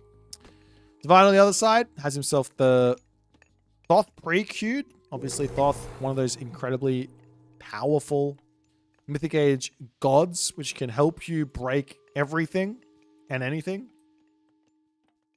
As the raids to come through, villager will get spotted, and no reaction from Kvoth is a little bit worrying for him, as one peasant does end up falling.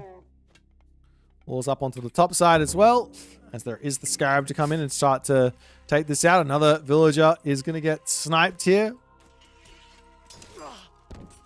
Not the best start here from Kvoth, but again, he can do what, like, he just wants to get to the mythic age. He just wants to survive. So all of this stuff, even though he gets taken out, gets denied, it's slowing Divine's attack down. And Gong Gong is clicked up for Kvoth. Behind all of this, he's got the berries. He's got a couple of wolves, not the most important. He's got himself in the main base the goats. He's got the berries here as well. He's got the berries here. Not a whole lot of food that he can eat. Maybe he can come over here and eat the deer and the golden pheasants. But he will be able to start looking to drop himself farms and things like that moving forward. Fine, moving in. Another Migdol stronghold to try and secure this gold mine. Thoth now clicked up.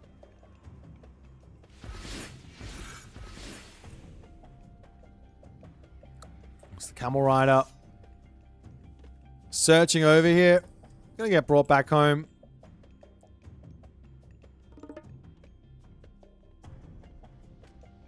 And we'll see an armory for Divine slowly coming up here. Does he only have the one? He's already got 2 armories. He is getting his armory upgrades in while his Thoth is coming through.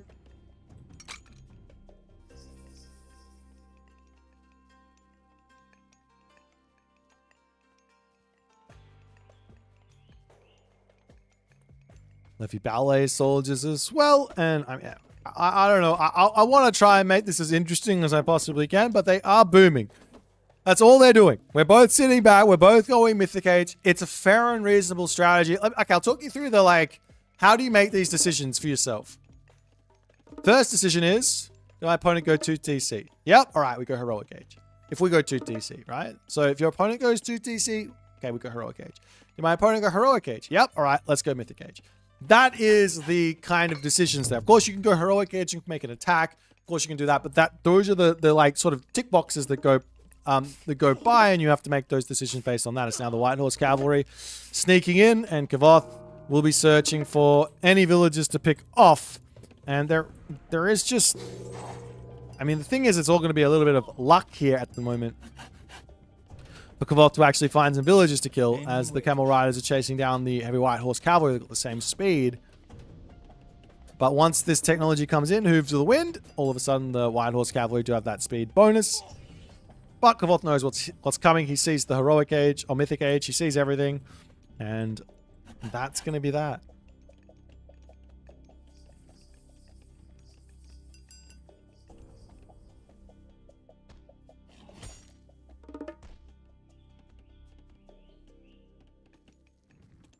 Catapults now coming in for Divine. Tempestuous Storm, Shaker of the Heaven, not for Divine, for Kvoth. Wants to get all of the really powerful heroes in. Li Jing and Jiang Xia. Sages as well can be really powerful here, stealing away like the Phoenix to help out, etc. There's now the Qinglongs going to be slowly starting to mass up. On top of this, Tiger Cav.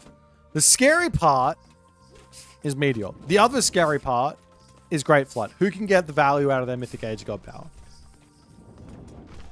Yeah, the water noodles coming through. Scaring off these units here. We'll try and take out the Scarab. Doesn't do a whole lot to the Scarab, though, to be fair. Steals away the Scarab with the Sage and everything else. We'll be able to take down that Phoenix a little bit. As the Scarab goes down, and a little bit of damage onto the enemy Scarab, but he's not able to quite defend here. As realistically, Divine should be able to hit 200 population first. That's generally what happens here. As the Phoenix Egg will go down. But can you get any actual damage done? Can you clean up your opponent? Can you kill him here?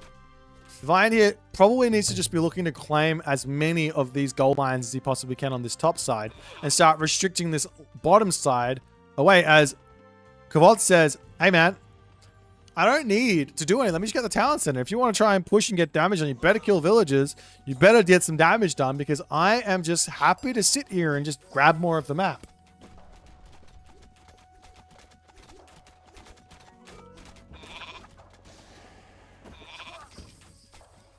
Meanwhile, Li Jing coming forward. The stun to come in there as well. At any point here, the Great Flood can come through. Champion Camel Riders also on the way. As the Wadjet on the back there is going to get taken out. A little bit more damage to come through as again stealing away the Scarab. I like the Scarab still because you can send it in and get that 60 divine damage done. Just run that. Of course, it dies on here, but if you send it underneath the Chariot Arch, you can get a lot of damage done. More of the Water Noodles coming in. Up onto the top here, Machine Workshop, Ballet coming through as the villagers for Divine. They're going to come up here and grab this gold mine, but Divine says, oh, I better get up there and deal with this, but that Ballet is up quick. The Kwafu build so obscenely fast. Your one Kwafu will end up going down, but the rest are going to dive into the Ballet and be completely safe, as we do have the Forest Protection coming through. Great Flood gets dropped down, sending those Chariot Archers back here. He gives himself the Terracotta Riders as well to start taking these out. But Divine's still at full pop here, even after all of that. He's still got himself Meteor. Kvoth slowly building up his forces. More Qinglongs coming through. He's also making the siege crossbows too. Divine can break through this side and grab this talent center. It's not that important. You can chop the map in half, like down the sideways, and then you can kind of get a trade route going from here over to here, or vice versa, here going to here, and it's also fine.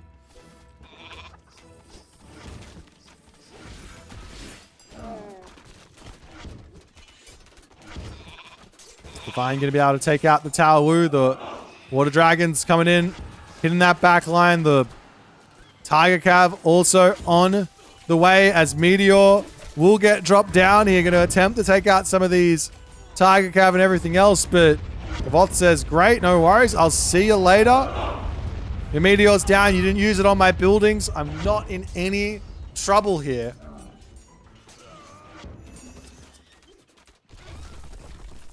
Meanwhile, over here, the Siege Crossbows are in. They're going to look to try and hit that main base. War Dragons turn around, getting more damage done. Priest on the back, not really doing a whole lot. That Li Jing here. Look at this bad boy. He does so much damage. He does 5 different... Let's look at the damage. 49.8 pierce damage a second. There's only one unit I know, ranged unit I know, that does more damage than that. Only one.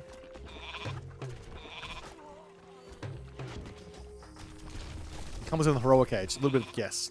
You can guess on that one. Alrighty. Kvoth. Sitting back. Siege crossbow will get taken out. But Kvoth is slowly going to be breaking through onto this side. And look at this here. The Li Jing with the stun. Into the Water Dragon with the mass damage to send everyone. Look at the population falling here for Divine. Great control, though, from Divine. Does manage to get some of those picks off. Not the best from Kvoth. Just needs to run. As soon as you do that damage, that first upfront damage with the Water Dragon, you just run. And then the priests get dragged in, then you can kill them all off, then you can bring the Water Dragons back in. It's basically... It should be... It's very, very hard to kill off those Water Dragons when they're controlled super well. Meanwhile, another angle here for Kvoth is to drop another creation to give himself even more resources here. You can drop it onto the berries. You can drop it here onto these guys. You get 10 extra villages from doing that in the Mythic Age. Always nice. As Divine comes over onto this side, drops another Migdol Stronghold.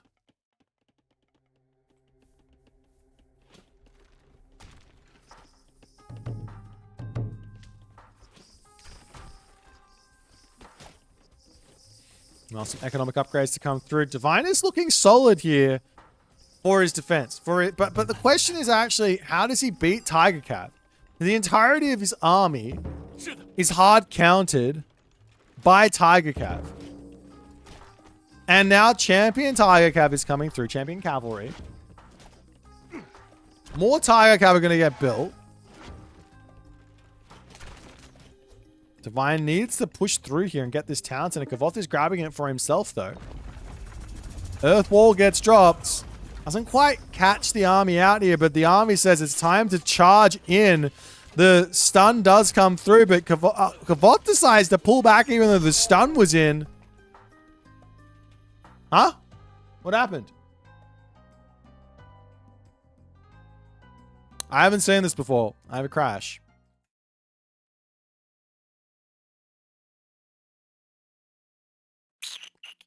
Well, the game's over.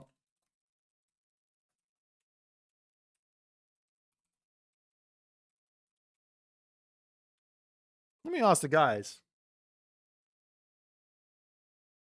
Maybe I'll send rec. This game still seems pretty close. That's weird. Well, I'm going to grab the recorder game and we're going to jump in from that, hopefully. Weird. Very, very weird. I'm going to just pop over to this menu as we're going to sort this out. Yeah, that's a thing that I haven't seen happen so far on this patch, so hopefully that doesn't happen again. I'm going to quickly jump into the recorder game. We can finish that game off. Give me a hot second, though. Bing, bing, bing, bing,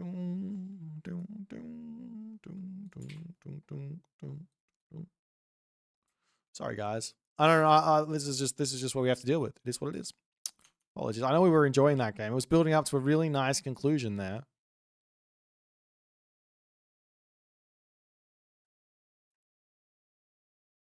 It's like 20 minutes in, right? Something like that. Grab some water.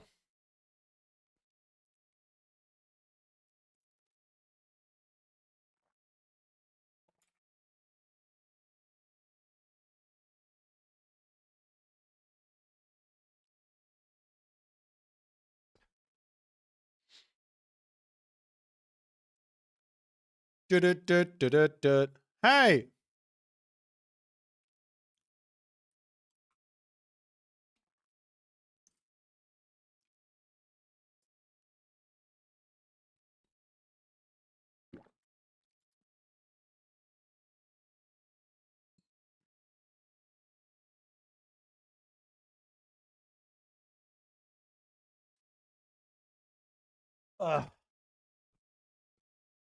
We're about 5 minutes. Not 5 minutes, maybe like 1 minute until we can jump into this game.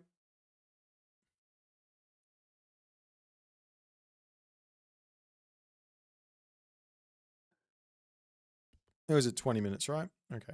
5, 4, 3, 2, 1. Let's go. This will do.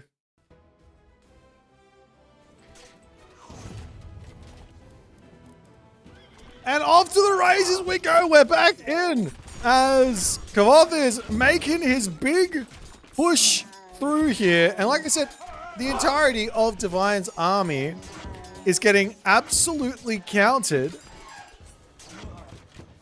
by the Kvoth army. You need spearmen. There's no other options here. You absolutely need spearmen to deal with these Tiger Cav. As the Citadel Center for Divine will be going down.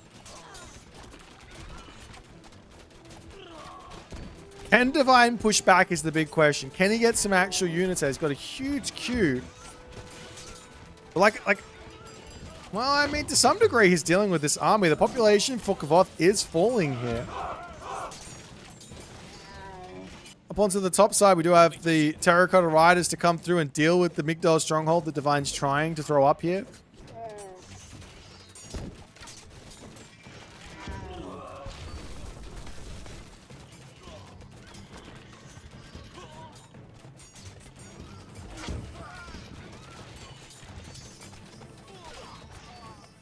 But Kvoth is sort of running out of steam on the attack. The problem is he's going to just be able to rebuild everything. He does decide to go for like a whole bunch of White Horse Cav, which is a bit interesting because he's got the Tiger Cav as an option.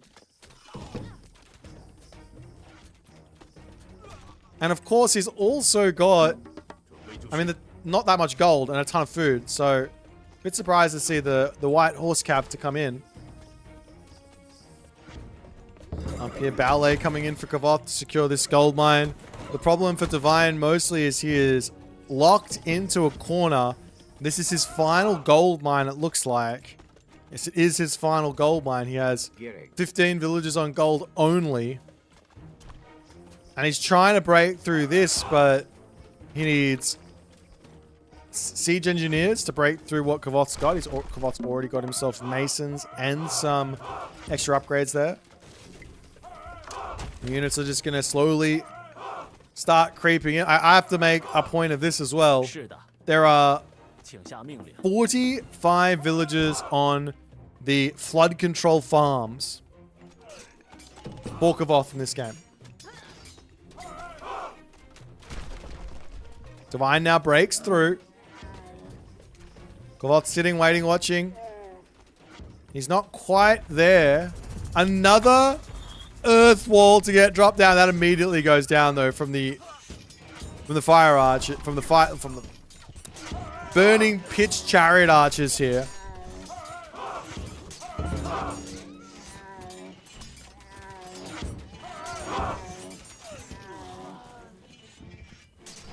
As Kvoth is just going to continue to push underneath the Citadel Center is the place that Divine wants to be, but Kvoth for the first time in the game seemingly does manage to take the score lead. The Li Jing dropping that special, stunning up all of those units. Divine trying his best to shoot and scoot backwards, but he is just falling further and further behind here. The military differential is going up for Kvoth and down for Divine.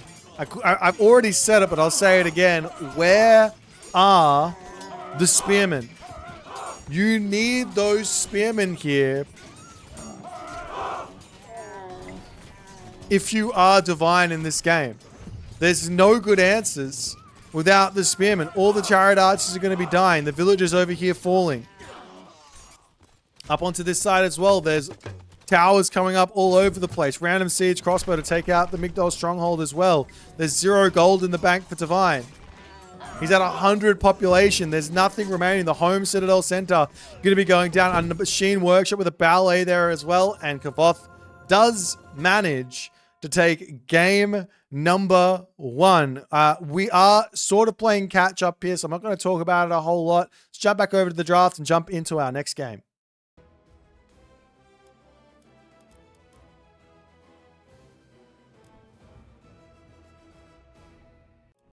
Ba-ba-da-ba-ba-da-bop-bop.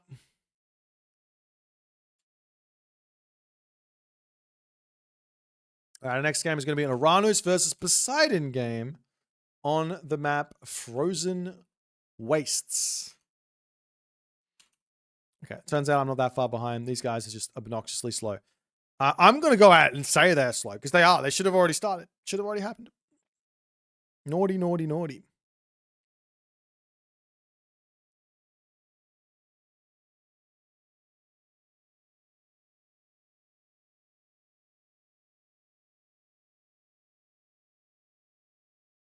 Oh, wrong side on the thing. I'm trying, guys. I'm trying. We're doing our best.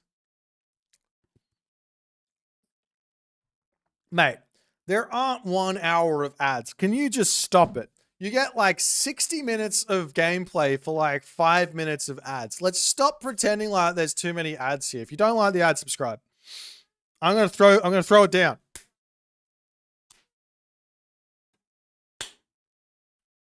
I'll turn the ads up to 10 ads every hour.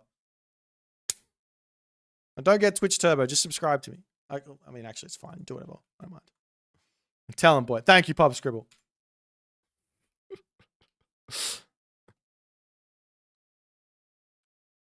Alrighty. Off to the races we go.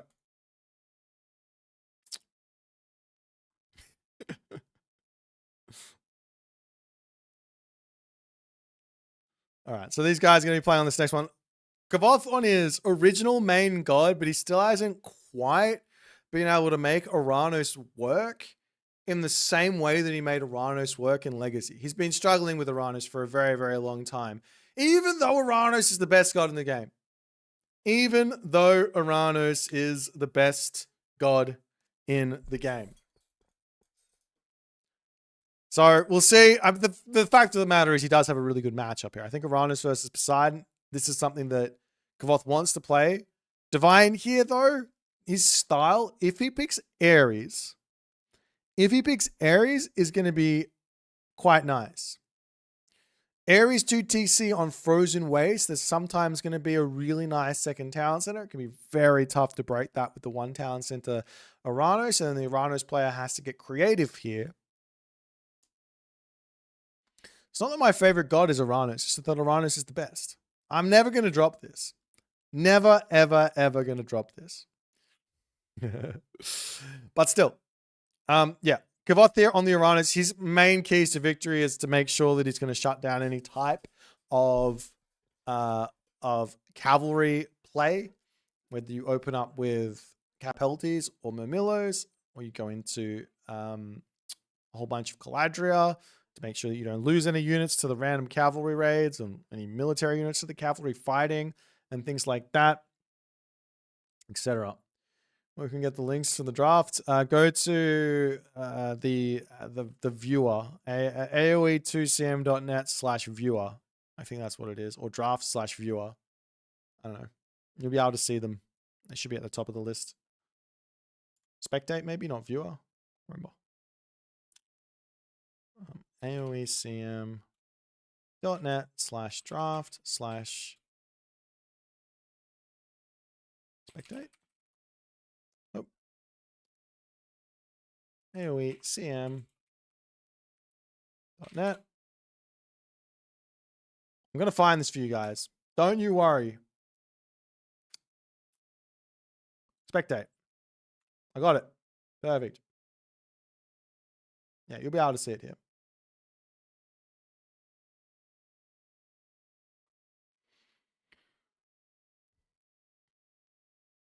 If you want to see the drafts, or you can just look at the screen because it's right in front of you. It looks really pretty here. It doesn't look too pretty on that website. Just saying, it's a cool website, very, very, very powerful website, but it looks very cool in front of your screen. With that being said, shout out to Uros and Wolf Studios for making it look so pretty.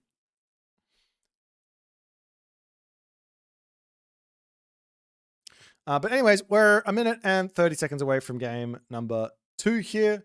I am interested in which way Kvoth is going to play this. There is the more boomy route, which he does like. But he can always play hyper aggressive as well, especially on Frozen Waste, because Frozen Waste has all the gold mines around the outside, which means it's less important for you to set up in the center of the map. So on a normal map, Uranus is normally short one sky passage, so to speak. He's normally short one sky passage to deal with everything. You can put one on the side, one on the left side, one in your base, but you want that other one in your base to actually be forward in the middle of the map so you can lock it down. But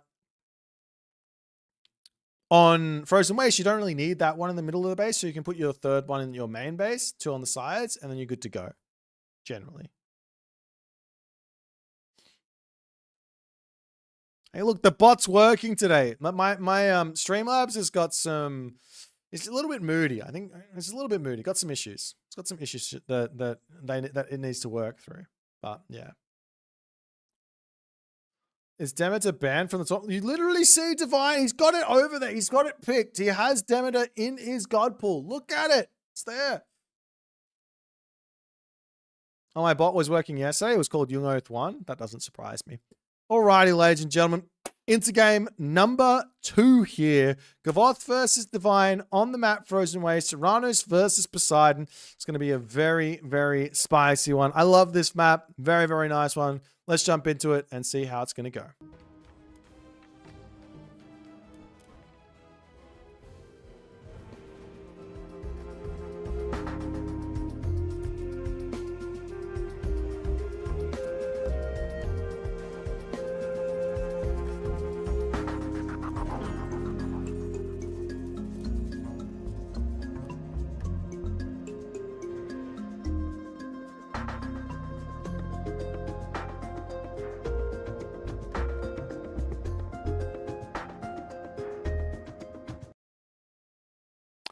I'm having issues. I'm having issues.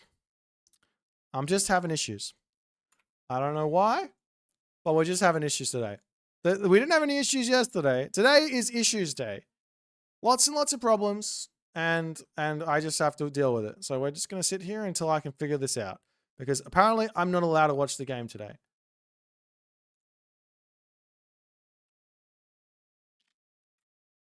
Apologies. Can I get in now? You gonna let me? Let me in? Let me in? Let me in? Yes! We're good to go. Let's go.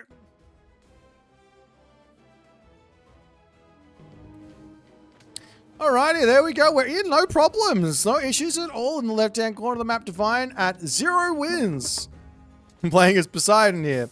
He is up against Kvoth, who is up 1-0 now. He is playing as his Uranus, and we are on the map Frozen Wastes. Lots of room for spicy raiding shenanigans and all the other good stuff.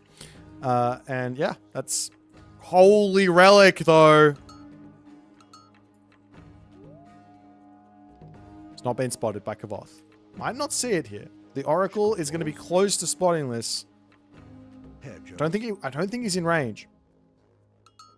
Oh, he does move down here. He sees the goat. That might put him into...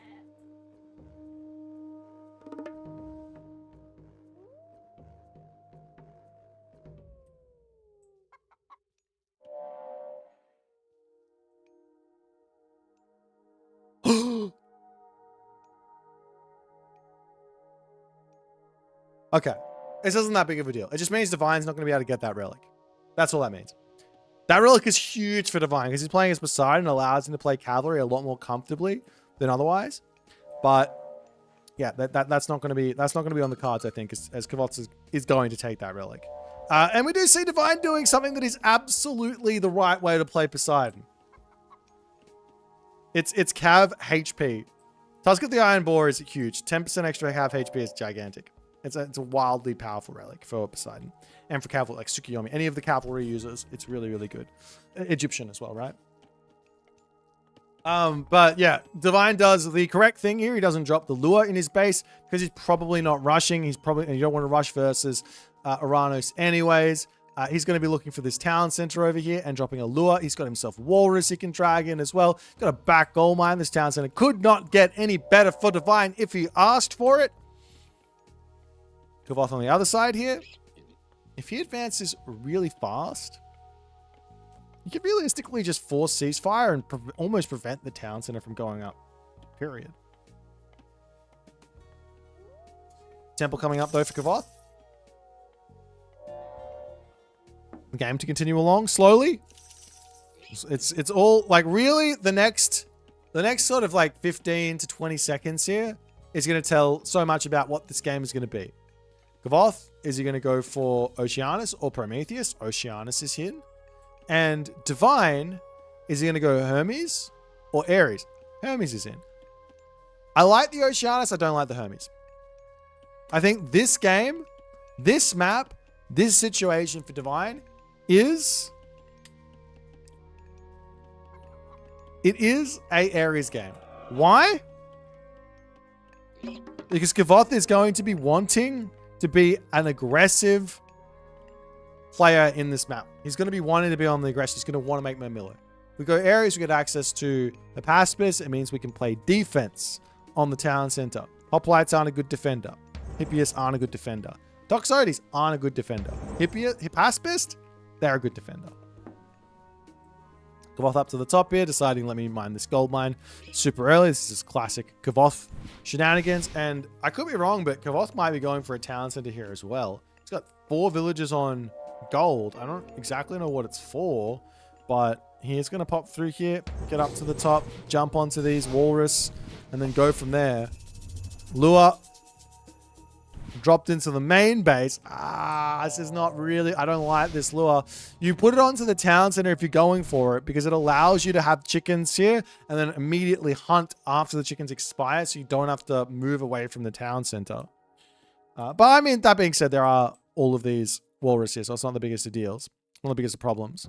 Military barracks for Kvoth coming up, and he has sort of committed to the one town center angle, but if there is a sort of position that Divine is good at, and the Divine is used to, and Divine is going to be able to win a game versus Kvoth in, this is the position.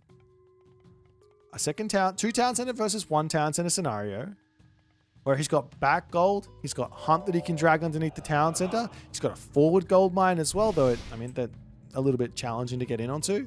And also Kvoth hasn't spotted it. Not that he's going to be surprised to see anything, he shouldn't be surprised to see a town center, but he hasn't spotted it. Meanwhile, Murmillos coming through, the Murmillo heroes are in, he can send them off to the main base and raid here. He doesn't have to worry too much about this town center just yet. As a granary going to get dropped over onto this spot, pulling the walrus nice and close here. Maybe he could have potentially dragged them a little bit in, but this is totally fine for himself. No way Kvoth expects this. Yeah, I don't think Kvoth would ever be able to read this situation coming in. But the Murmillos do manage to get in, and that's going to be first blood. Ooh, he lets the other villager go. Says, nah, I just want to kill off one. Picks off one villager. First blood there. And Kvoth searching for more kills as the villagers pulling away from this position into the town center.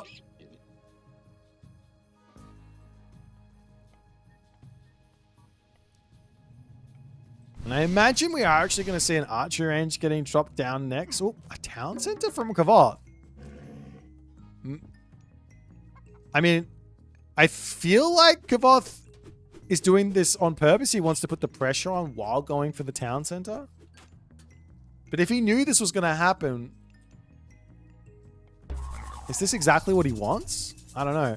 Carnivora gets dropped down over here. A little bit of a weird Carnivora drop. The Caladria sitting over onto this spot can just heal up that Murmillo back up to full HP. So losing some HP isn't going to really matter. These 2 Murmillos up to the top of the map. Don't know what they're doing, but they're playing let me stay safe and let me stay away. As a stable coming through for Divine, we did indeed see the Tusk of the Iron Boar in on the side of Kvoth as the Murmillo tries to dive in underneath this center. Not quite able to take it out, but should be fine here to heal up and be completely fine. Lots and lots of favors starting to build up for Kvoth, so he can definitely start thinking about getting some more Caladria in to get those heals.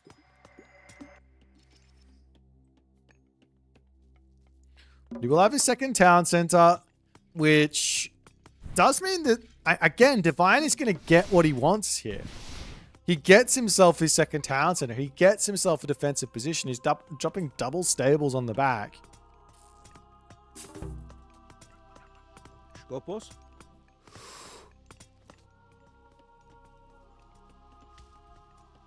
Over onto this side, Murmillos still playing the defensive role, doing what they can.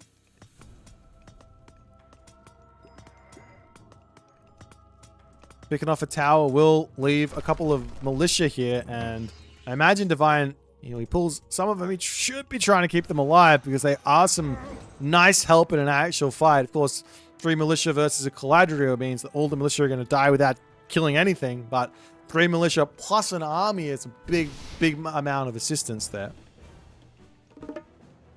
Meanwhile, Kvoth is now spread out. He's got himself a Sky Passage on the left, Sky Passage in the middle, Sky Passage over onto this side. Economically speaking, doesn't have any upgrades, but does have his Economic Guild in as the Shockwave comes through. Is that going to be a dead villager? 1 dead villager for a Shockwave is not a good usage. But he does cause a lot of idle time and does push off this gold mine for the time being. These villagers will pull under the main base. They can drop onto goats and things like that. Divine's on this gold mine for the time being, so no real problems where that's concerned. One thing I'd love to see from Kvoth is like a sneaky Sky Passage here. And this Sky Passage isn't important. So a Sky Passage here, right? Or here, for example. So he can sort of teleport to attack this, pop up here, teleport here, attack in here, and just keep on moving around like a crazy person, which Divine can't really chase down. Almost a unit to get picked off over onto this side as Kvoth kind of has to turn around and take the fight. He loses 1 Murmillo there. But yeah, 3 Murmillo Heroes in a Dream as the Carnivore does get dropped down. That's going to be 1 Hippias taken out. Completely fine to get that value in. The Murmillo on the back does go down as well as a Caladria. Can't get into position. Gets the Pacify onto the Centaur, however. The picks off the Centaur, picks off a Hippias, but loses 2 Murmillo for it.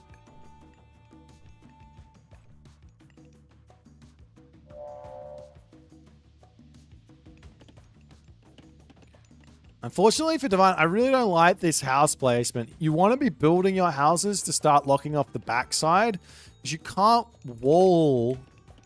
You can't really wall in here very easily, right? Like it's super hard. So you have to build buildings in like this, and then you have to wall off to the side and off through here. You don't have another option. Unfortunately, Divine doesn't do that. Hyperion going to be coming through for Kvoth, and he probably is going to be moving into some Contarius here because of his relic. I'm surprised to see no Thea here actually from Kvoth, especially the way this game is going. Having Thea and then also Hecate for the late game feels like a really, really important thing. Of course, there's the Polyphemus that's going to make things difficult, but with good control and good awareness of the Polyphemus, you can keep the Dryads safe, make sure they get value by not taking the full brunt of the special ability of the Polyphemus, which does AoE damage. Should be good, but Hyperion means he wants to be much more aggressive and deal much more damage onto Divine, who is currently massing a gigantic army. Sky Passages still diving one way. The Citizen up here is really big because you can immediately drop a Sky Passage on this side. But Divine is going to be looking for his first attack at the moment. He's going to be looking for something to kill. The army over here sitting in defense. It can move over onto this side. Kvoth does need to be paying attention here. Citizen does get poked. Citizen over here can dive into the manor. And Kvoth is now under attack onto this town center as all the villagers are going to be diving through here. Does he have enough stuff here to defend? He's got himself the heroic age, but he's really lacking on resources. This attack from Divine looks brutal at the moment. The hero Murmillo's charging over here. They do manage to get a little bit of damage onto the centaur before they do end up running, but the town center is going to die. Kvoth has got 2 citizens in here that need to make a break for the Sky Passage. Hero Murmillo's coming in a big way. 2 citizens going down, and Divine finds himself his first significant advantage in this series.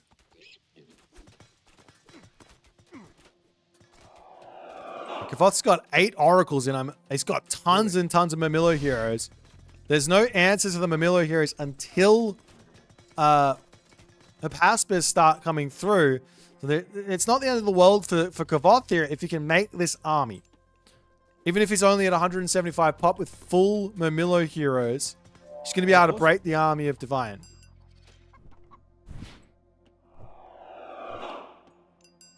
I want to see a Sky Passage up here at some point, but that's not happening. As Divine will move up here, take out the manor, take out the Sky Passage, enjoy life. Over onto this side. These citizens are very much in a silly position. That's going to be a lot of dead citizen here. You can only garrison 2 of them. Does click the chaos onto these bad boys as the Sky Passage is going to come down. It's the chaos for so long as the Sky Passage will be able to finish over here. Meanwhile, onto this side, Murmillo is going to be looking to hit the gold villages over there. Citizens manage to escape as the Murmillo heroes do dive in onto this spot. Shockwave onto the backside, but it does hit all of that front position, and Kvoth will have to bail on that one. Not the best of fights for Kvoth there. While this is going on, however, Murmillo heroes in. Villagers will start going down. Kvoth does need a lot of villager picks here. He's so far behind on economy in this game. The only thing he's got going for him is the 8 oracles and the crazy amount of favor gain. Divine does decide, yeah, I can turn around and shank this underneath my town center. Divine does have himself that survival equipment technology, so 69 HP. My Murmillo heroes will pull back. Armory going to go down.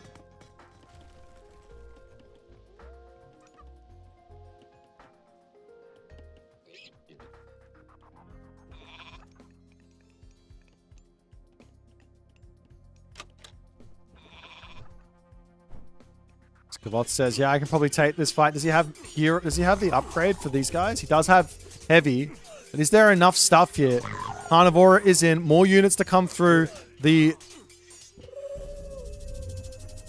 Satyr doing what it can, but there goes the ceasefire. And I think that actually favors Kvoth to click ceasefire after a fight because he's got the healing in. These Mermilla are all going to be back up to full HP, 1.5 HP per second. And now we do see that sneaky sky passage I was talking about. This is the one.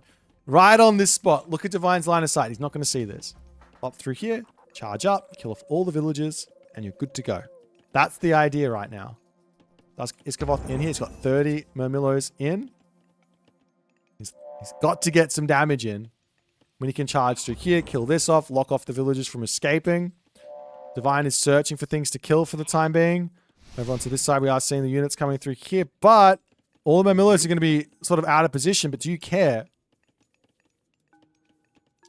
Kvoth might alert. Oh, he's going a little bit too early here. As the citizen do get hit, this is not ideal. You don't want to be losing any units.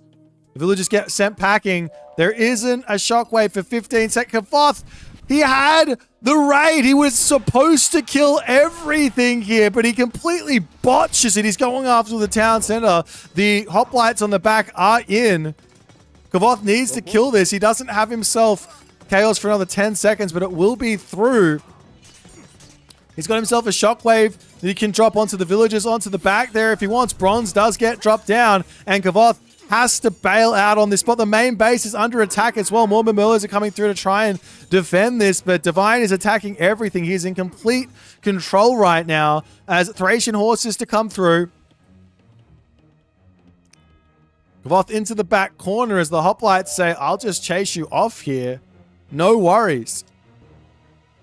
76 villages to 62. The speed is obviously in the favor of those 5.3 speed Mermillos, so they should just be able to get away from here. Mermillos over here are getting a little bit out of position. There's more Mermilla heroes to come in. There is Chaos. There is Shockwave. There's no Carnivora. But a good Chaos onto this fight here should be a good fight for Kvoth. As he takes it, the army does decide, let's run. But he could turn and take the fight now. He does decide to do so. There goes the perfect Shockwave onto the backside. As the Mermilla hero is going to attempt to break through here. No Satyr in the army. It's got to be hurting Kvoth in this game. But it looks like he might just have enough stuff to break through this army.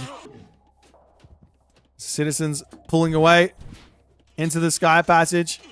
Still not a single catapulti getting made. Like Kvoth is missing out on that. Villagers over onto this side. We do have a sky passage here. The villagers are onto this location there. One thing here for Kvoth is to run around the side. Come in and lock this off. Be sneaky with the movement. As a palace up for Kvoth onto this side. Will Kvoth have the foresight, so to speak, to attack that top position? He knows there's a gold mine there. He doesn't know there's how many villagers are there. Looks off one stable. Pulling back as more units to come through. There is a Carnivora to start mixing in. Also, Satyr at any point here would be an absolute godsend for Kvoth. But his Mermillos just continue to get so much value. But as this is going on, more Hypaspis are coming through. And the best answer for the Hypaspis right now, with the amount of favor in the bank, has to be Satyr. But Kvoth is just saying, I don't care about them. Up onto this side, though, the Carnivora gets thrown down there to try and deal with the Petropolis. Citizens popping through here to try and deal with this as well. There's no god powers for Kvoth, but a palace will be a big assistance to deal with this. More Mermilla heroes coming through for Kvoth to try and hold the line. He refuses to build anything other than Mermilla heroes in this game. Just refuses.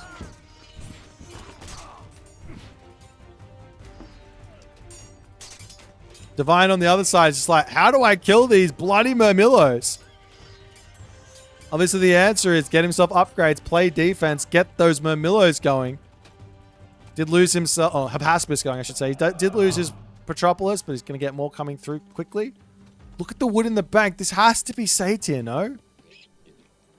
Kvoth refusing to build Satyr for some reason in this game. I don't know why.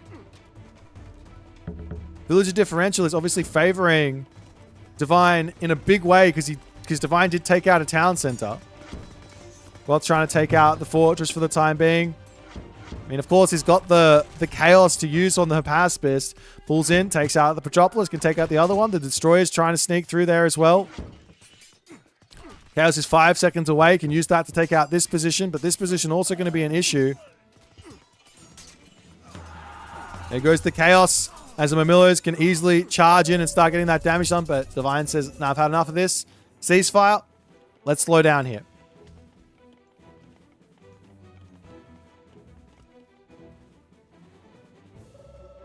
Kvoth gets himself one town center, a second town center coming up behind this. But this is a very spicy position. Very, very spicy.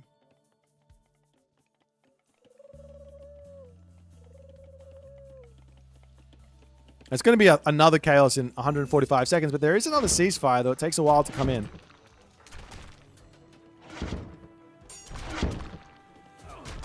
Look, if there's a unit here, apart from the Satyr, which is obviously really, really good, if there's a unit here that Kvoth is missing,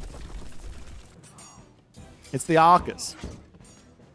He is missing that Arcus in a big, big way.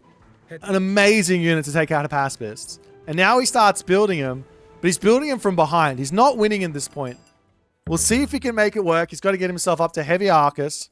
He's got to get himself a nice position. Murmillo's going into the main base here as the villagers all get pulled off of the temple.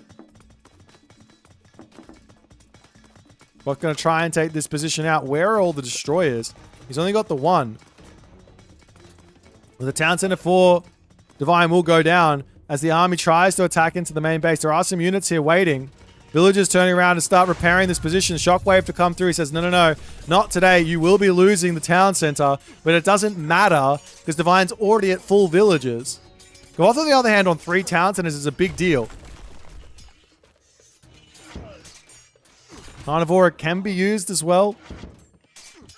Kvoth doesn't run here? The army on this side, the idea was pull the army back, run back over here and clean up these units here. He doesn't run.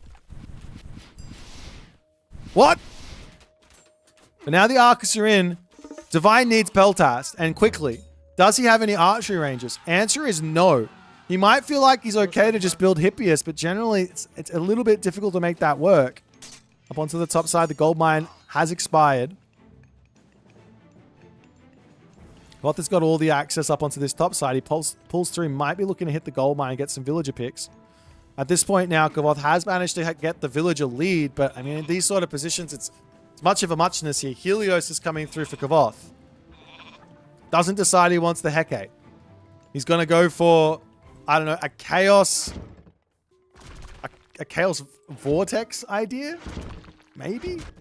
Main base getting targeted again. Is the Murmillo going to be able to hit this one? We'll be able to deny it. The villagers as well might end up falling, but the main base under attack. Which town center is the one going to the Mythic Age? This one up the top. Fortress coming up for Divine over here too. So the Metropolis slowly sieging down this position. Over here, Kvoth looking for more villager picks. But realistically, he does need to come back home and deal with this. The Citizen are going to make their way over here for a Sky Passage to come back home.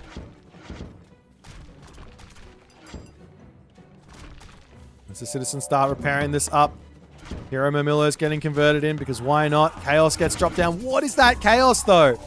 There's no units here to take advantage of it. Yes, a lot of damage gets dealt, but that's a wild Chaos. Sky Passage down. Units coming over here to deal with this. Sky Passage up here will start to come through. There's no units in for Kvoth at the moment. His town center is going to fall. The Citizens need to pull back.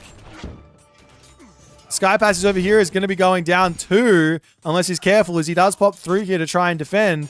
Over onto this side, the Ark is going to be holding the line here for the time being. But he's splitting his army up so much, and Divine is making this work. But Helios in the center Manus does come through, but there is a Hippolyta there to get that damage done.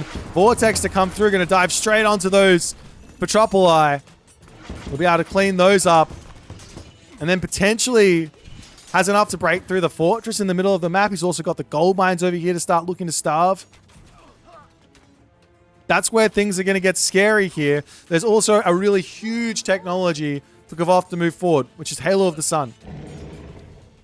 Needs to grab that one. Champion Archers, Halo of the Sun, Champion Infantry. Divine, on the other hand, needs to get Mythic Age. If he gets Mythic Age, he's going to be in a really, really good spot here. Meanwhile, Kvoth has to know this gold mine's getting grabbed. He has to realize this gold mine's getting grabbed. And he's got a Sky Passage here, so he can use this to attack this. But does he have enough stuff here to do it? The Sentimanis can be used to stop the units from charging in. Going to come through and make that happen. Does he have enough stuff? The military differential is not in Kvoth's favor in the slightest. The town center is up, however, but is it going to be enough? Kvoth going to be shooting, scooting for his life. Just doesn't have enough stuff. The Vortex coming in yet again to try and take out the Petropolis, but now his Arcus are way out of position. And he's going to lose all of them.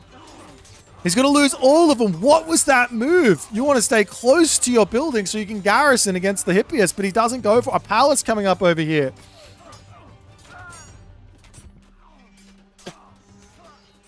Economic upgrade situation. Does have himself quarry, but missing some of those other big techs. No farms at the moment.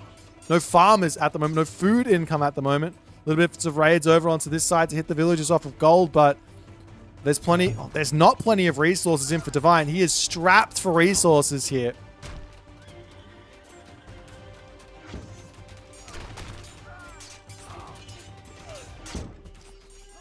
As the villagers pop through, going to try and repair up the town center and all that other good stuff. If Kvoth holds here after all the damage he's done, the citizens over here need to start running. Kvoth's got a lot of things to worry about here, so not only these raids don't work, but when there's so much going on, you don't pay attention. It's going to be a lot of citizen picks. Not the biggest of deals because there's still 3 town centers for Kvoth. He's at full villages, so they're going to be coming in, but he doesn't have any food income. That's the tough part. What has he got? Wolves up the top. He's got berries over here. There's some caribou in the center of the map that he potentially can grab. Divine pushing through. Going to be able to take out the palace slowly here. And Kvoth is barely holding on. He's only got 2k military resources to nearly 5k here. Some Sentimanis trying to come through. That's a wild unit to be building. Where are the Sates here? Every time I play Kvoth, he spams them, but he's just refusing in this game.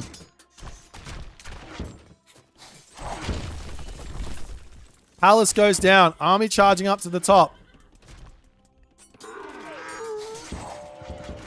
Can the Sentimanis deal with this army and keep Kvoth in one piece?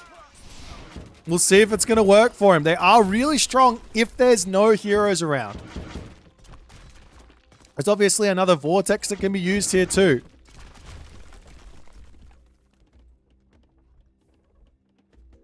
Hippolyta and Atalanta are going to be coming through as the Hecagantes have been spotted. Divine is on 3 town centers. He's getting close to full population. He's still stuck in the heroic age, but doesn't matter. 120 favor for another Chaos is basically off limits. I mean, you could drop a 40 favor Carnivora, but it's a lot. As the Hippolyta goes down, the Hecagantes will be able to stop this Sentimanis, excuse me. Will be able to stop the fortress. Kvoth does manage to get himself a pretty nice army. He gets a nice army out, and the question here is going to be, can he actually manage to win this fight or not? This is going to be everything. He's going up for Titan or Machi. I don't know how to say that. 50% extra damage on the attack there for those Sentimanis. It takes a while to come through. As the Sentimanis come in, they send the units flying, allowing those Arcus even more damage. Atalanta does go down. Another Sentimanis going to be coming in onto this position here to send the units flying yet again, allowing the Arcus more value here. Those Sentimanis are going to be cleaning everything on this position. The Theseus coming in, the Hippolyta coming in, the Atalanta getting queued up. But militarily speaking, the Arcus do seem to be doing enough here as Kvoth manages to hold on. It turns out the myth units are all he was missing all along. Metropolis goes down. Fortress will go down quickly. These guys do damage. That's 120 crush. Okay, it's not 100. It's a lot of it's 80 crush per second. That's a lot of crush though. And the big problem here for both players coming soon is the gold mines are going to be expiring. Divine has got 2,600 gold remaining. Kvoth got all of this gold left. Kvoth here just needs to sort of continue fighting, force Divine to keep making suboptimal trades. Townsend gets blown up here as all the center matters dive in. The Ark is immediately sniping down the heroes. And the center matters are going to be cleaning up everything else here with all of that damage. Where are the heroes? They're nowhere. Hephaestus coming in does make this scary though. Polyphemus is a scary hero. Is there enough stuff? It looks like it is, as the Divine Army is just not able to do anything here.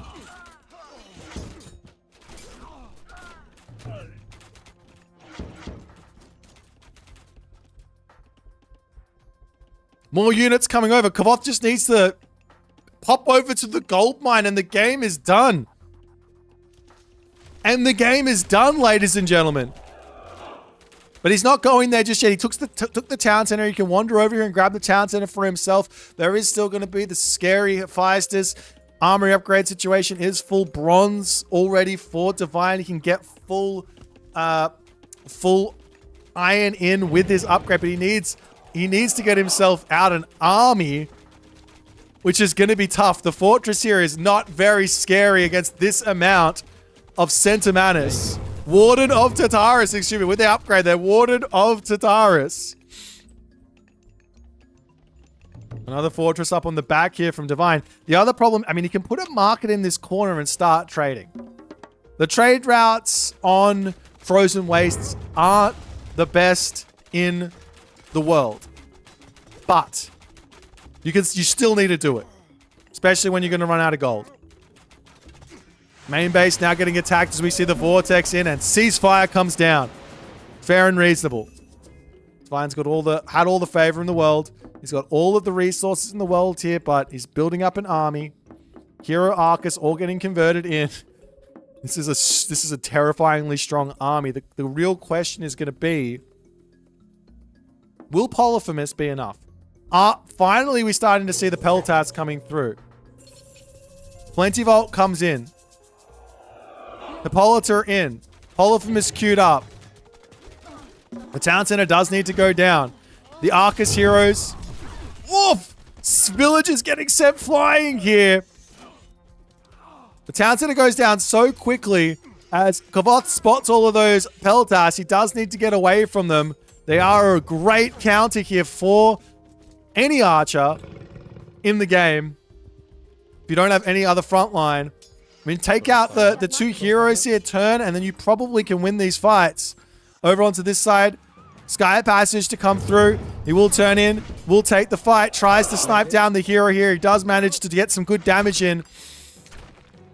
Divine is up to full pop here is the thing, but the problem is, if he loses the army one time, the game is done. Yes, he's got 1,000 gold in the bank, but one time is all that matters. He's got one shot here to get to a gold mine. And he's not going for the gold mine. He's going for the Centimanus as the Polyphemus comes in, uses his special, but the micro from Kvoth pulls back, snipes the Polyphemus, and then runs. And the Centimanus, the Warden of Tartarus, can join back in straight away. Kvoth says, I don't want to take the fight. What is he waiting for? He wants the town center. Give him more population. Hero fanatics coming in. This town center will fall. More Centimanus are in. I thought this unit was useless. I thought The Warden of Tartarus was not a good myth unit. I thought it wasn't that. I have been proven wrong. This thing is bonkers. In a good way. Not in a nerf this right. In a good way, it's bonkers. Meanwhile, Town Center is down. Army going to move back up. There's sky passages all over the place for Kvoth to teleport back in onto this position.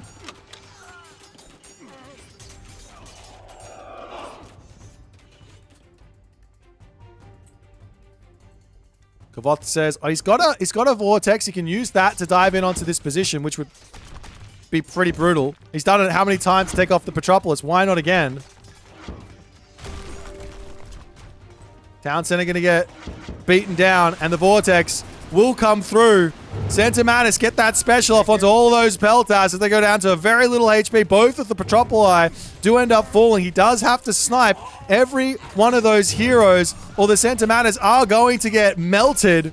Can Kvoth click on those buttons fast enough? Or not is the big question. More units piling in here. He does have Fanatics as well into the army to help deal with those Hippias. The Polyphem is doing work here at the moment, but there's still 4 Centimanus remaining after all is said and done. Divine's got no resources left. He's got no gold. Kvoth is back up to 4 town centers. He has full map control. He's still got some gold mines remaining. And it looks to me, ladies and gentlemen, that Kvoth manages somehow, some way to survive. Somehow, some way to get all the gold mines. And somehow, some way to survive this game after an abysmal early game. What else can Divine do? A market coming up for Kvoth. Divine's got no trade route. He's got no gold income. He's got 1 Plenty Vault and a dream. A second Plenty Vault is all he can really hope for here. But there's too many units in for Kvoth. There are too many units in for Kvoth. Divine is sent packing. Divine taps out. Not able to take out Kvoth's Uranos here. Second game goes to Kvoth in the wildest fashion you'll ever see.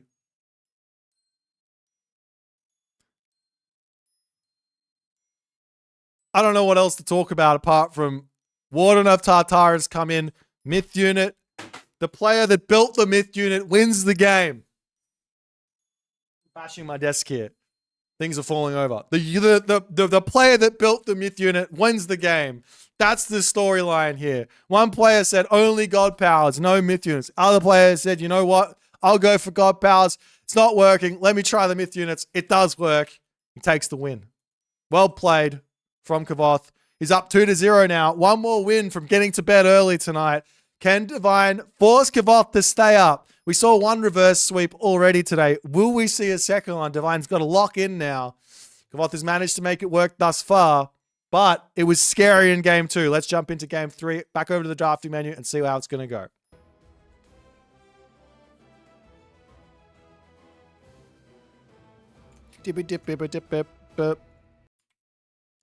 Alrighty. Next map. Next god picks.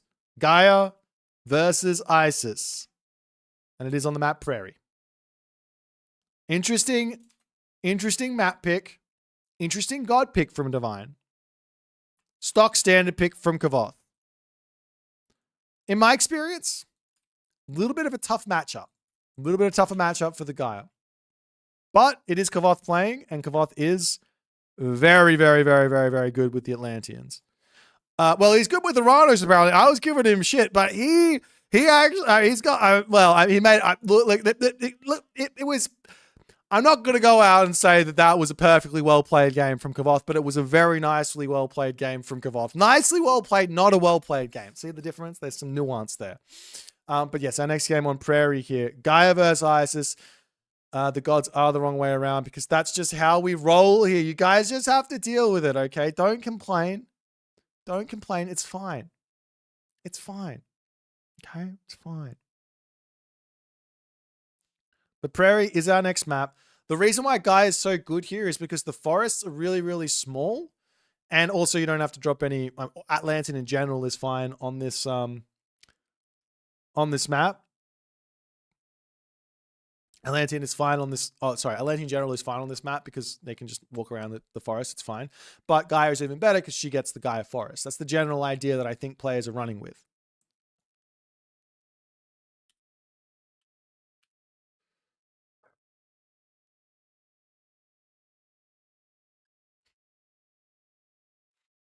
Alrighty. Okay, so what are the big problems here for Gaia is just basically not doing anything, kinda. The Isis does have a whole bunch of options to make things very, very tough, but I do think that what you want to do with Gaia, if you do go to Town Center, is to make sure you get in and cause problems for the Isis. You've got to cause problems. You can't sit back and just boom. Otherwise, the Isis will walk in, slap buildings in your face, and you're going to die. So my thoughts here are you either rush the second Town Center up and go straight in to Catapultes with Weightless Mace Heroes and Caladria, and you're just looking for raids. You're looking for as much pressure as you can with those units. The Catapultes are good versus the Migdol units that the ISIS player wants to make. It forces the ISIS player to then actually have to go into barracks units, which they don't really want to go for. And then you can play from that position. I think that's your best bet here with Gaia. ISIS, on the other hand, just has to sort of react. Basically wants to go 2 TC anyways. Wants to get to the Mythic Age as fast as possible and then play from that position. And you can also go into Heroic Age and cause some problems for the Gaia as well. But we'll see how it's going to go. How are you guys finding the tournament so far? You guys enjoying? This is the first round. Look here. It says round 1. Do you know what that means? We just getting started, ladies and gentlemen. We just getting started. Every single weekend until the end of March, we've got 4 games a day up until the semifinals and finals on the last day of March. So if you guys don't have every single weekend booked off for this tournament, you probably should, because it's only going to get better from here. It's only up. We've only just started. That's the point. That's the craziness. Also, Prostagma. I don't know if you guys know this. This is a shirt. You can buy it. You click the button below, description box, and stuff. It's fine. It's fine. I got told I have to say this stuff. It's not me. I didn't make it happen. I got told I have to. It's not on me. Don't blame me. We're going to get into game number 3 here, ladies and gentlemen. Stop waiting around. I got an out of sync. I feel like we're going to have the same issues as last time, but let's see if I can hopefully fix this stuff here. Not that one, Eyes Machine. That one, not that one. Don't go to that link. Click the button below. Don't just exclaim merch. I need to fix that. I can't fix it. It's impossible. Is it going to work? Can we get in? Is it going to work? Okay, we're in. Let's go. In onto the map. Prairie.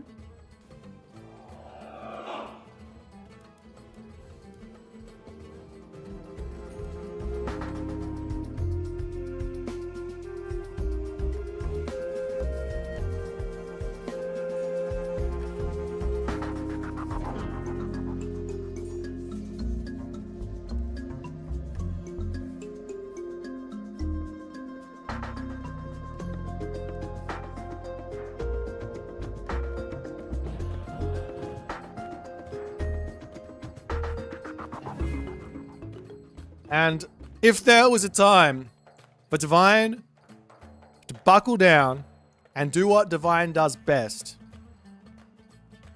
it's this time. He's got Isis. He's on the map Prairie. It's not the best map for a second town center. He's up against Kvoth's Gaia. This is going to be really interesting. I almost think that it might be a 1 town center game. It might be a 1 town center game here for Kvoth. Look at the map. It's Gaia versus Isis, Kvoth versus Divine. 1 more win for Kvoth. He has the chance, he has the safety net to take a risk here if he wants to. He doesn't have to play for his safety and getting town centers, play for economy. He doesn't have to do that. Look at the map. This gold mine, this town center, easy to pressure. This gold mine here, this town center, if you deny this, even if this one goes up, we can just run around. It's not a problem. That gold mine's not safe. This gold mine's not safe. There's no food on this town center either.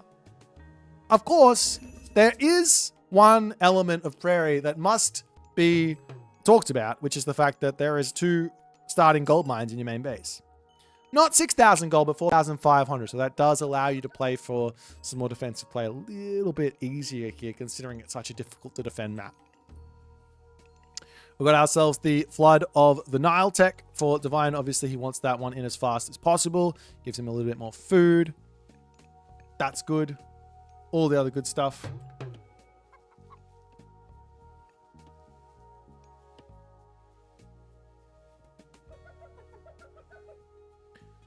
And we do have on the back here, Kvoth does decide it is Economic Guild opening. So a slow advance from Kvoth. But he's going to have that big economy. He's going to be able to go for a town center if he wants to. He's moving forward to drop a temple here.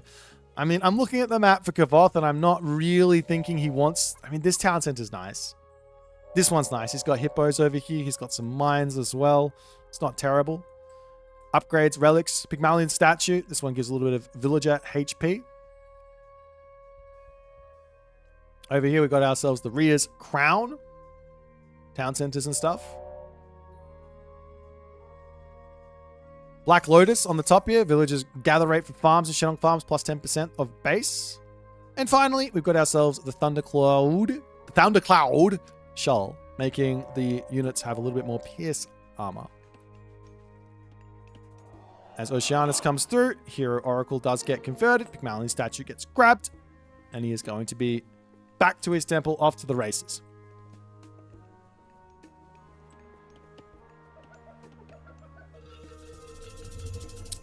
Meanwhile, Divine going up through Anubis. Drops Prosperity. I never like a Prosperity when the gold mine has got less than 1,000 gold in it. And this is a Prosperity with less than 1,000. I think it's fine. He's only got 13 villages on it. I think it's fine. But boy, is it close. I think the gold mine is going to be expired here.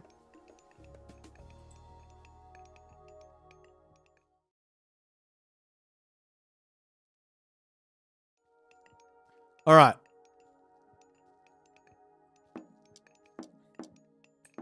Nonetheless. Can I zoom in the fruits like this? Got some butterflies. They kind of look like tomatoes, don't they? Those are tomato plants. It says berry bushes, but it kind of looks like tomatoes. I'm not going to lie. Not that tomatoes come in bushes or anything like that, but still. As the villagers will make their way over to this town center. Kvoth also decides to grab this town center. But man, this is wild, no?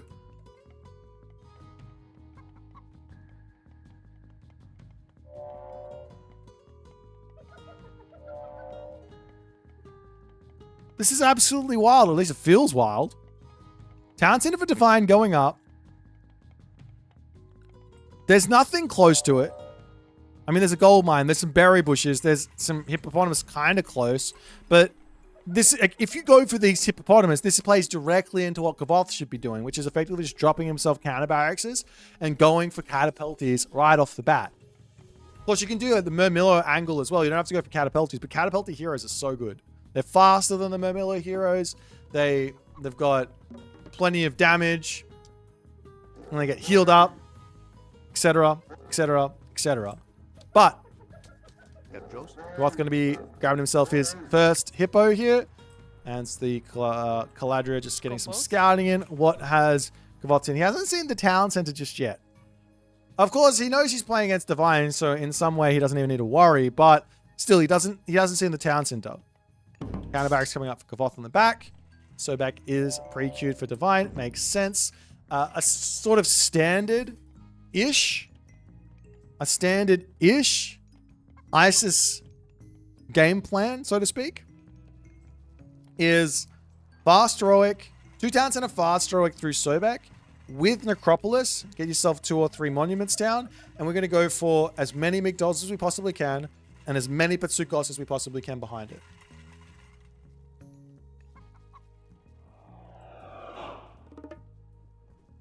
Meanwhile, a couple of units now coming through for Kvoth. Getting himself out. Terma. Catapulties. We do see Necropolis in. So we'll see if Divine actually is going to go for this type of idea. Does he have a monument to the soldiers coming down? I don't see one. Don't think so. Meanwhile, there is a barracks up. Divine not making any units, but I think Kvoth's a little bit late on this. Gets himself his upgrades from the Economic Guild, getting that bow saw, maybe shaft mine as well. The problem here for Kvoth is his town center is so obscenely close to Divine. The Divine can just go for a pretty fast attack over here. Obelisk getting taken out. We are seeing some axemen on the way.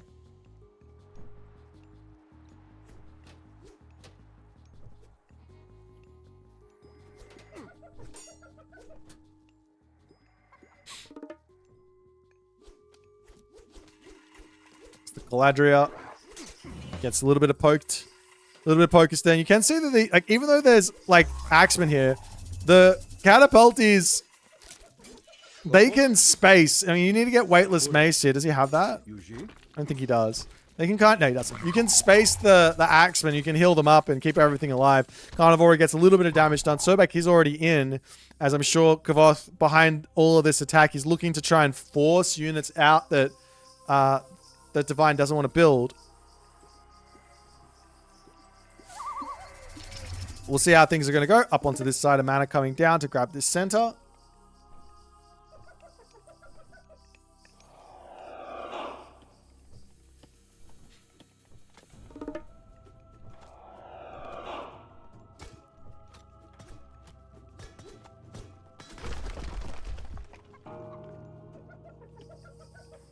Now Sobek is in, and the next move here from Kvoth will be very telling. Also, Divine does go up to a second monument. He doesn't have himself the wood to get the Sun-Dried Mud Brick, but he does have to just put down a Migdol Stronghold, otherwise he will be in some trouble. Look at what Divine's... This touches my heart a little bit. The way that Divine is playing this, with all of these obelisks, he is a player that has improved and adapted and learned so much, I think, in and maybe even in the recent couple of months, so to speak. Like, this sort of play, all these obelisks, just to make sure that he's got all of this vision down. He sees everything on his side of the map. This is something you would not have been expecting from Divine 6 months ago. He's learning, he's building, he's doing good stuff. He is pre-queuing out this Thoth, so he wants to get there very, very quickly.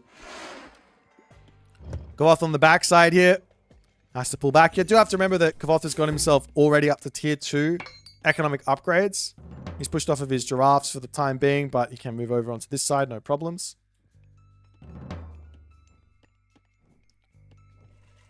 But, yeah, Divine at the moment obviously wants Mythic Age.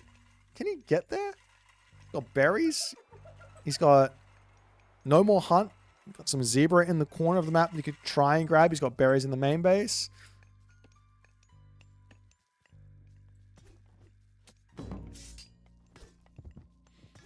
Meanwhile, Thea going to be in for Kvoth momentarily.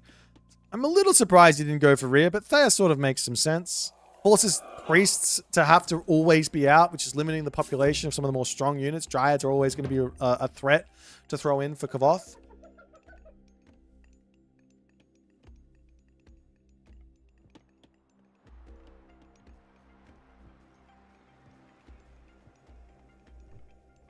Yet again, somewhat of a slow start. But these games, they've had slow starts. But they've had absolute fireworks in the middle of the game. And that's fine. You can build up. Look at the spread of Gaia last year from Kvoth. He is all over it. This is what you want. And he's already got channels as well. Look at the speed, actually, of the catapulties on the Lush. 5.5 for the heroes. And he still doesn't have weightless mace. They can, I think they go up to 6 speed with weightless mace, or plus over 6 speed with weightless mace on the Lush. Absolutely insane. Very, very fast. Symphalian Bird will be ignoring the rock for the time being. There's a couple more counter barracks going down, and we will be seeing Thoth on the way for Divine, and all of a sudden we get ourselves into this position where Kvoth, yet again, needs to be very careful against this. He had this versus set before, but he had the new Y. He had the Tiger Cab. He was able to survive versus the fast Thoth from Divine. But Divine going to try it on again. Man, how many obelisks has he built here? I need to know. It's only 15. Oh, it's like 75 gold. It's not even... It's nothing. Of course, some of those have died, but look at all of these obelisks. Absolutely wild. Generally speaking, the Thoth is not a real great option versus Gaia and versus Atlantean in general. Because if you go for Thoth, then you're obviously wanting to go pretty much basically just onto the cavalry units from the Migdol. And the answer here for Kvoth is weightless mace and a whole bunch of catapulters, which he is going for already. So he's sniffing this out. If you go Osiris, then it's a different story. You don't have to go so heavily onto the Migdol units, and you can make some barracks units here as well.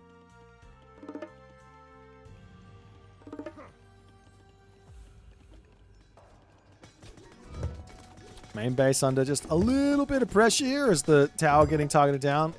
Symphalian Bird going after some villages. We get a one pick. He does get one pick there. Tower will go down. Economic Guild coming down here as well from Kvoth as he's going to start taking more of the map. You also have to remember, look at the economic upgrades. Kvoth's already at tier 3. That's kind of a huge deal. He's at tier 3. Divine, he's got some decent upgrades as well, mind you, as the... Oh man, that's brutal. The Locust goes down. That army from Kvoth is hurting here. He will pull back to his Lush, going to be able to heal up. But that's brutal. That was so much damage. And he sat inside that Locust for so long. Huge amounts of damage. I think Kvoth just has to run. He needs to wait and heal up these units. They're all way too low HP to be winning a fight here. Especially with a Meteor also coming down too. Anubites go down.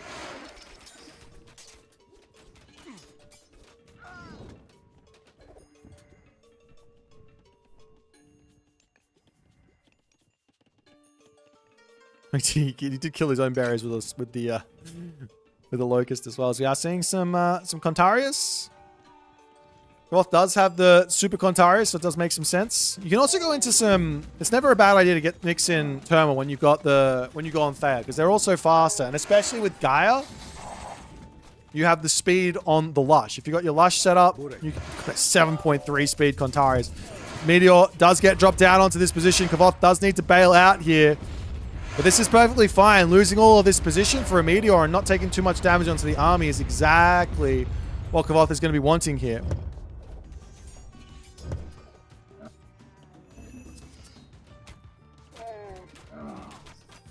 Kvoth going to be charging back. I don't think he wins this fight. He's charging back in here to take this fight as well. The Camel Riders are going to be fine. You don't want to take little trades versus Isis either when they've gone Thoth, because it allows them to get more value out of the Pharaoh, who's getting doubly produced units out of the Migdol. Kvoth more catapulties on the way. As Divine really does need to start going into Axeman. Like, you don't want to, but you have to. You have to get Axeman mixed into this army. Otherwise, the catapulties, the destroyers, this army will melt the Isis Migdol army. The only thing you can do here is go for Axeman. Axeman, Mummy, Betsukos, Phoenix, kind of. Actually, Phoenix will be fine. Of course, the Mamilla can get... Well, not the Mamilla. Catapult can get heroized, but still. Axemen are a must.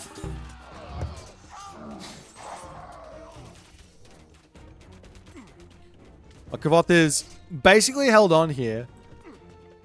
He's getting himself flood control in. His farms are going to slowly have to start coming up. He's got himself a 3rd and a 4th town center coming up too. Because why not? At 100 villages, it doesn't really matter. Does he have a market? I'd love to see him actually go for a market here. One of the few civs that can really make work with a heroic age market is Gaia. Because you can set up the Gaia Lush Llama Highway, and you're basically getting yourself coinage llama caravans in the heroic age. And if you're on 4 town centers with fortified town centers as well, then you've got the population to make it work and your economy does explode.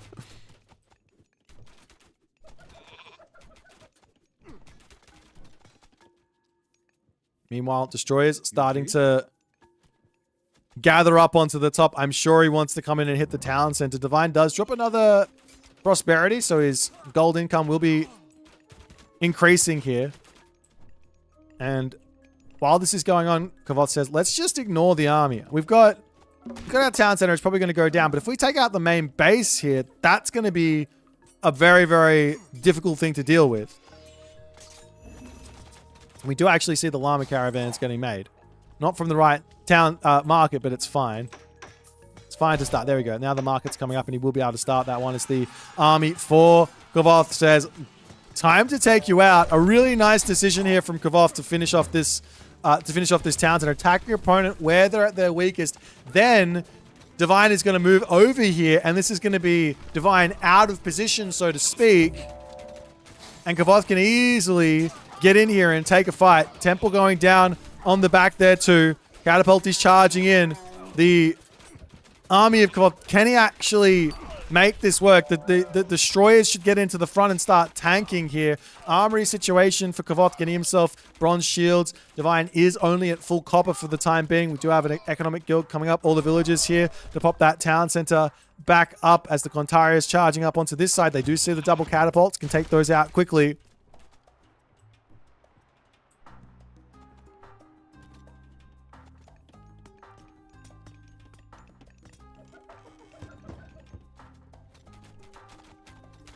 Meanwhile, town center up for Divine.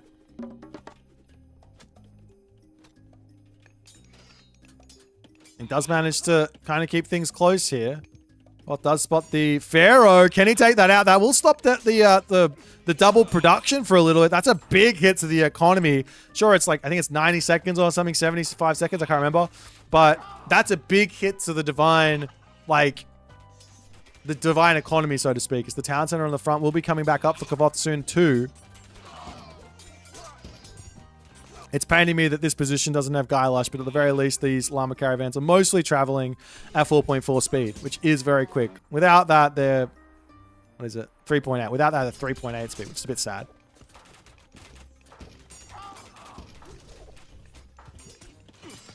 Destroyer is going to be moving back into the town center to hit again.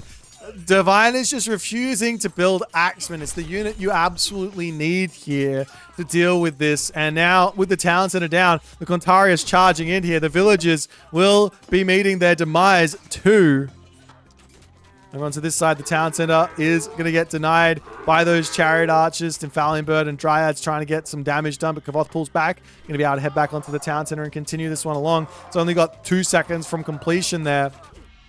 And Divine, unfortunately, does tap out. A solid game, a solid series. Really, really close from Divine to actually get on the board. But Kvoth, he is one of the best. It's not over for Divine. We will see him again. He goes down to the losers bracket. We're going to be seeing him next weekend, playing against some more of this stiff competition. But Kvoth does what Kvoth does. Incredible play, solid, plays for the map, plays for the control, plays in that boomy style, matches the Divine style, and manages to pull himself across the finish line in stylish fashion. Throwing some crazy games in here too. We're going to have the shortest of breaks here before we jump into our next game here. It will be probably the blockbuster game, I think, for today. This is going to be crazy. It is Tunison versus Mini Yeti. Don't you guys go nowhere. We're going to be back in about five-ish minutes. We'll see you guys soon. And there goes the Fey Beast. What can you do against that but turn around and simply just try and take it out? Huang Di is on the way there as now the lightning weapons is coming through. It's kind of looking like Kama has found a nice timing here to actually take this fight. Militarily speaking, it's kind of close, but these are mostly fire archers versus some really strong destroyers. The Arcus in the back doing some good damage. That lightning weapons and that Fey Beast really didn't have the impact that Rappel wanted like there. That. The priests are going to start getting poked down as the animals wandering in onto this position here. And Karma just looking for any little bit of damage with these spearmen as Rappel not really pulling away from this. He's just taking the damage. He's not running. He's just trying to turn around and fight. He gets himself watchtowers in, but the Pharaoh is going to go down. A couple of villagers go down. Is this worth it? In the slightest for Kama, though. How many villagers did you kill? But how many spearmen did you lose is the bigger question. He suicides a lot. Scary as Karma charges in here. He says, it's time to take the fight. Lightning weapons to come through. Can you just run here is the big question. I don't know if you can. The military population is at such an advantage for Karma that he has to be feeling like he can win this fight. And it looks like the lightning weapons is done, and he can indeed win the fight as Rappel's army gets blown up.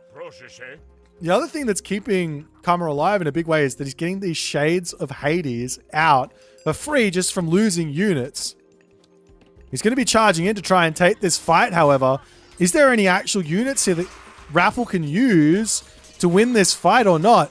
I mean, the shades are tanking up. They're going down here pretty quickly from the heroes. There's still a big help. Does Karma have enough stuff here or not? There's still a restoration for Rappel if he wants to use it. Maybe he's saving up for another bronze, but Karma not able to make it work there. Chaos.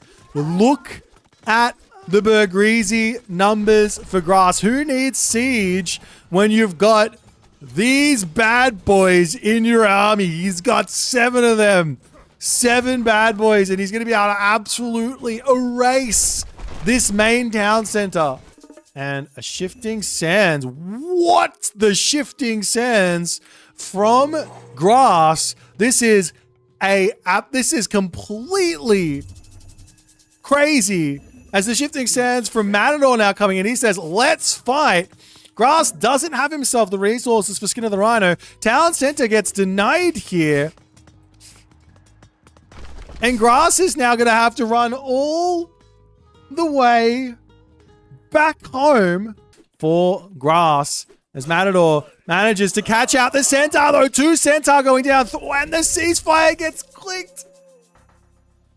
The panic from Grass there. He gets those Centaur just out by that much, and Matador pounces. Mosca sees his angle to charge forward. The Kusanagi gets dropped down. The army gets sent flying here, but now the Halberdiers are in to start taking out those Naginata riders. Good control from Eric. He's going to turn around, continue to take the fight. Good control from Mosca, though. Every time the Halberdiers turns, he turns.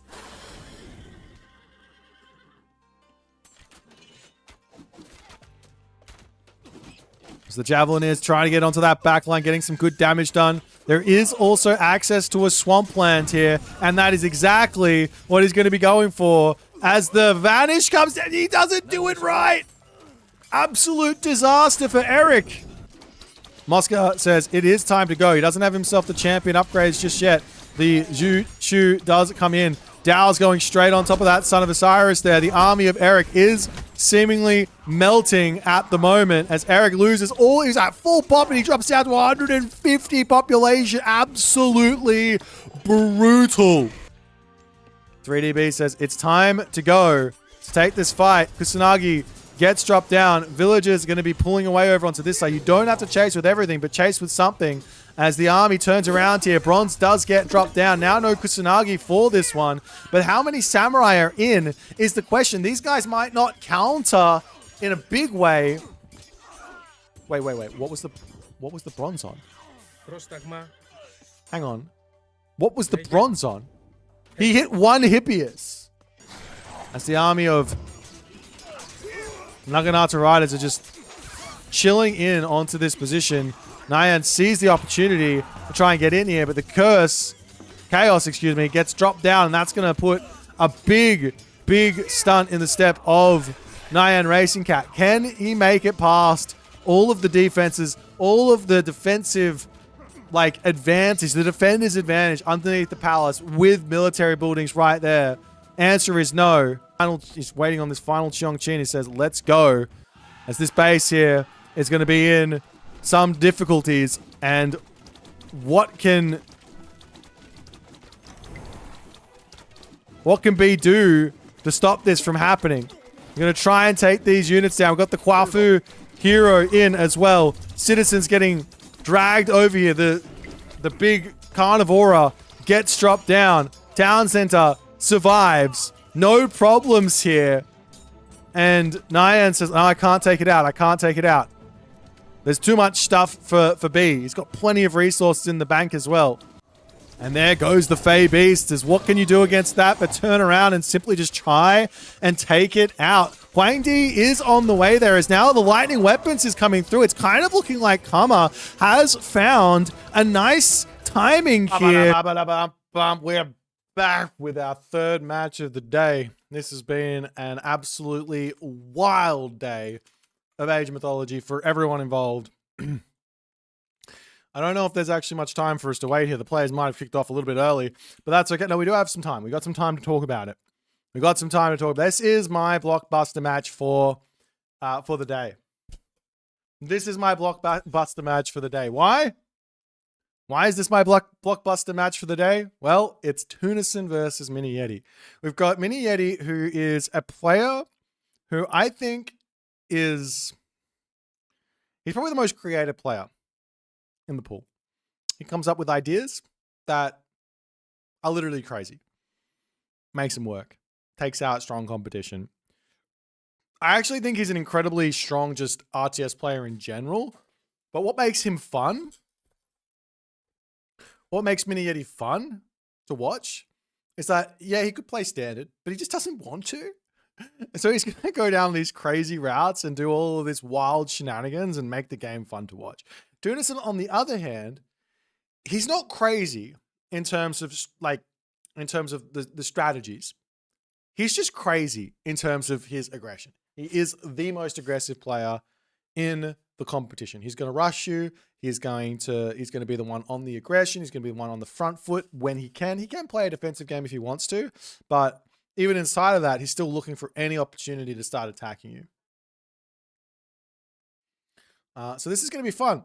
The maps, the gods picked here. We see the two Japanese powerhouses banned out from Mini Yeti, Susano and Tsukuyomi. Tunison does ban out Kronos and Nuwa. Doesn't want to deal with the cheese. He's like, let me just get rid of that. We'll take those options. No Kronos rush, no Nuwa shenanigans. No thanks. I don't want to deal with it. Let's just play. All right, let's play some normal Age of Mythology. Tunison is saying, Mini Yeti, let's play normal, okay? And Mini Yeti's like, we're not playing normal, bruh. We're not playing normal, bruh. Map-wise, we've got Frozen Continent as our first one. We've got Haywire picked. We've got Budapest picked. We've got Atacama picked. We've got Gorge picked. So there are some very, very nice maps here. Tunison does ban out that Hideout. I'm really looking forward to watching Mini Yeti playing on the map Hideout and Socotra. Those are the maps that I think he's going to be scary on. Of course, Highwire is another scary map and some other things too, but still. There's some scariness here. Also, Mini Yeti grabs the Fret, which could be very, very powerful on Haywire as well. There's some very nice ideas on that one. Anyways, we're not going to have to wait around and talk about it. Let's figure out what's going to happen. We got Thor, we got Ra, we got Frozen Continent, and we got a wild first game. Let's jump into it.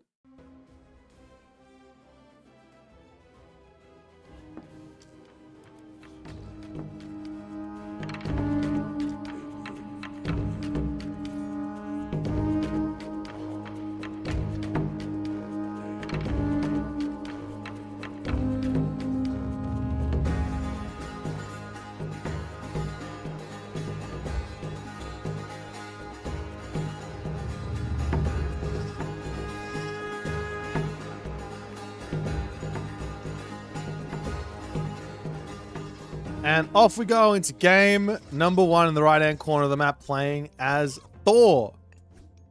His name is Tunison. In the left-hand corner of the map, playing as Ra. His name is Mini Yeti. Let me just start off by saying, I was hyping up Mini Yeti. He was the one. He was the chosen one to do something spicy here. But I also said Tunison is the most aggressive player on the tournament. Mini Yeti drops the dock. He's going for an extra dock up the top as well. Tunison? Do we see a dock? Nope. Tunison is one aggro boy. Temple coming in his base, though? Hello? I guess it's not that far to walk across to your opponent's base, but Tunison is going for the aggression. He wants to get in there. He wants to get that damage done. Mini Yeti won't be ready for this. He's looking for like a 5-minute plus advance time. This is going to get some damage done.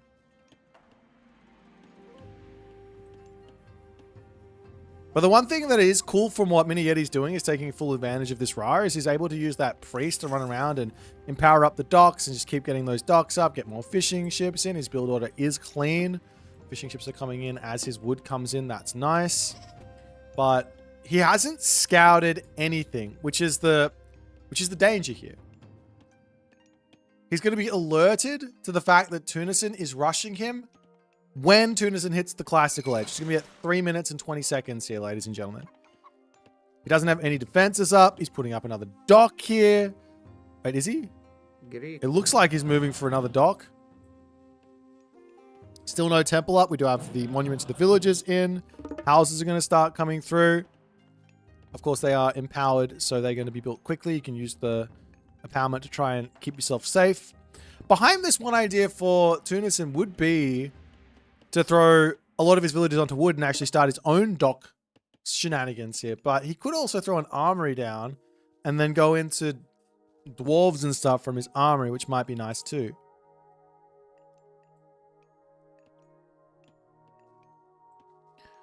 But Tunison coming in. We see the temple coming up. The Hursa is spotted. Tunison charges straight in underneath that town center. The village is trying to get the temple up. I think it will complete. There's not enough food in the bank right now for Mini Yeti, but his gold mine is nice and safe. The Valkyrie and more Hursa are on the way. And Tunison, is he able to get in here? Can we see some more houses come down to just lock this off?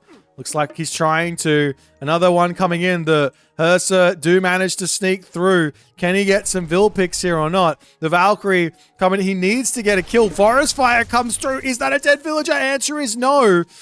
So far, nothing. No damage dumped. Tari's clicked up, but the villager's going to turn and start shanking. The Pharaoh coming in to get some healing through, but the Valkyrie here will be a really, really difficult unit to deal with. The villager here gonna go down. It's getting healed up by the Pharaoh. Does manage to keep that one alive as the villager's now dropping over onto the cows here.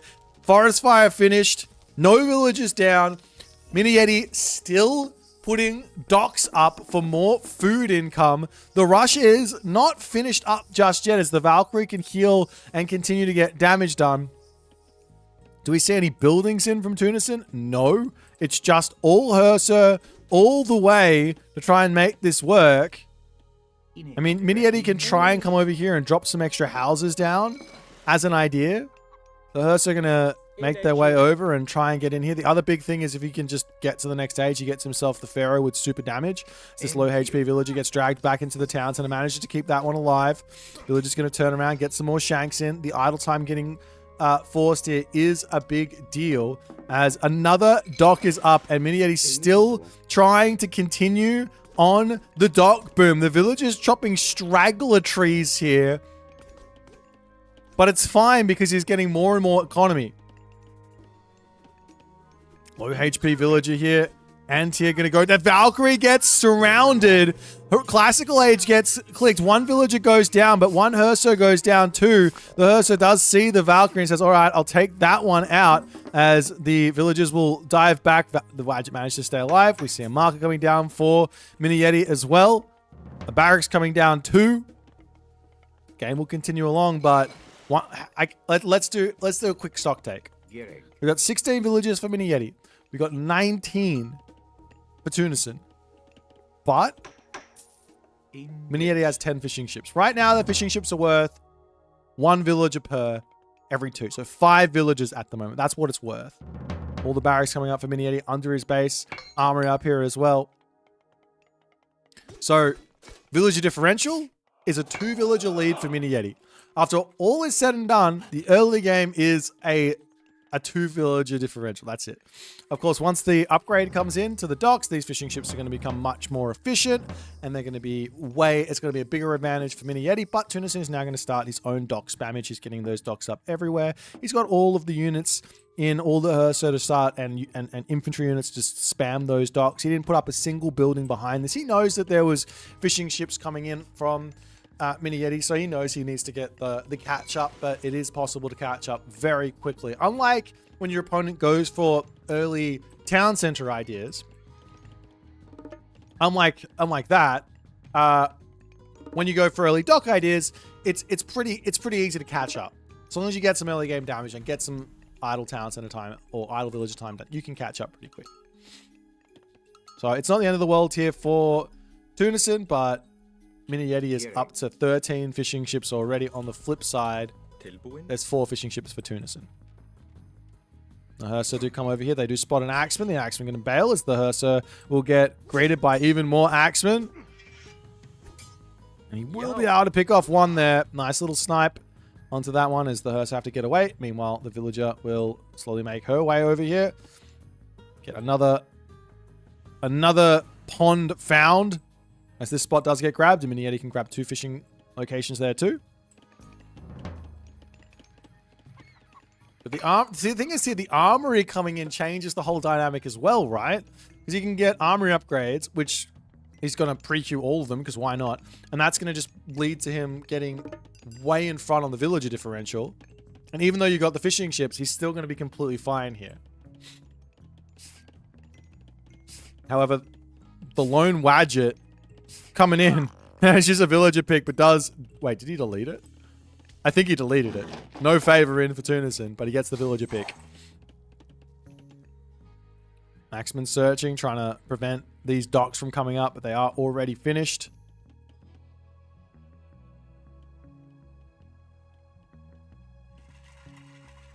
Other fishing ships. More fishing ships for Mini Yeti, and now he's getting his star upgrades. I mean, it looks to me like Mini Yeti's in a really nice position. It looks to me like he's in a really nice position. So we'll see if he's going to be able to make this work or not. Valkyrie comes through, does spot those Axemen there. What Mini Yeti needs is some more priests, and basically to just go into a whole bunch of spearmen if he can.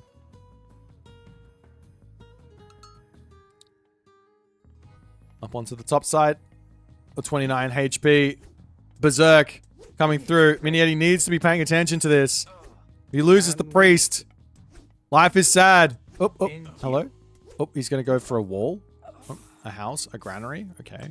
I think he wins the fight, though. It's 29 HP versus 55 HP with 44% hack armor. Just turn and shank. Shank, damn it. There we go. Shank, shank, shank. I thought it was going to be a victory for the villager, but I guess I'm wrong. If you don't start the shanking early... Okay, maybe I'm just wrong and I'm just dumb. But I feel like Mini Yeti could have won that if he just turned and shanked earlier. Anyways. Raiding cavalry, searching for things to take out. After all is said and done, we end up with a 20 fishing ship to 10 fishing ship differential. But there is a 4 villager advantage for Tunison, with more to come through with those armory upgrades finally coming online. Dwarven armory coming into the main base as some units are getting sniped. Bragi is the god of choice.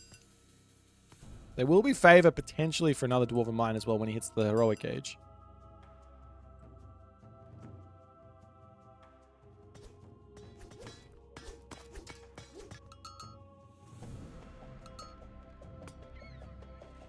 Mini Yeti just poking, prodding, looking for what he can here. Onto this side. Longhouse going to be getting tapped down as it is Bragi. Bragi is coming through. There's no watchtowers in. So Mini Yeti can get aggressive here. He also has shifting sands, so flaming weapons isn't really that big of a deal. You can always run away from it.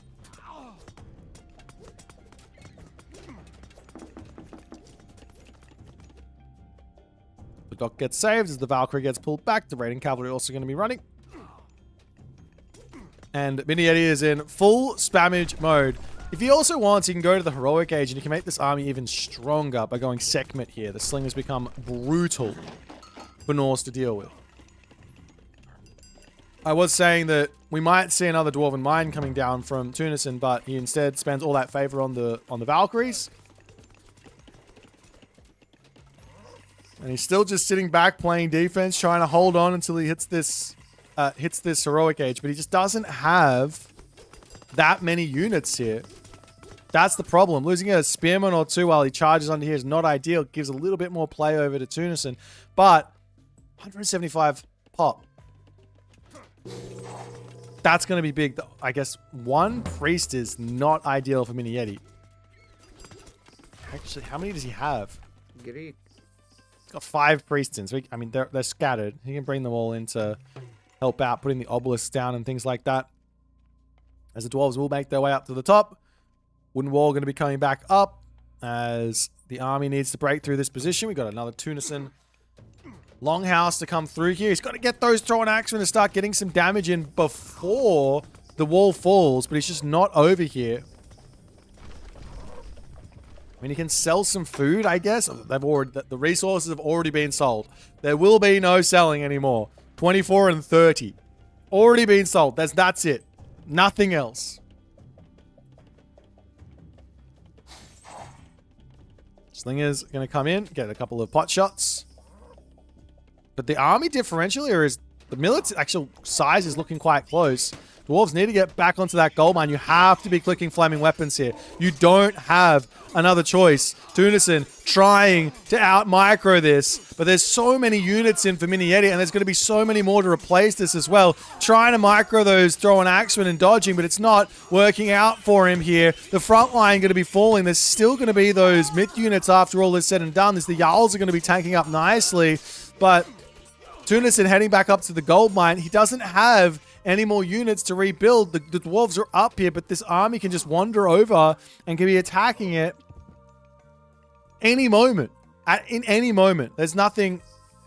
He could have fought for the... He's got 2 Valkyries here at 18 favor. Potentially he could get another Dwarven Mine in instead of being here and instead of getting the Valks. That will give him some life. But I don't know why he didn't click Flaming Weapons. Of course, now he clicks it. And Mini Yeti says, I'm going to Shifting Sands away. It could be exactly the same situation, except instead of having no units, you have all your units in. And be on your gold mine, and potentially also have a hill fort down.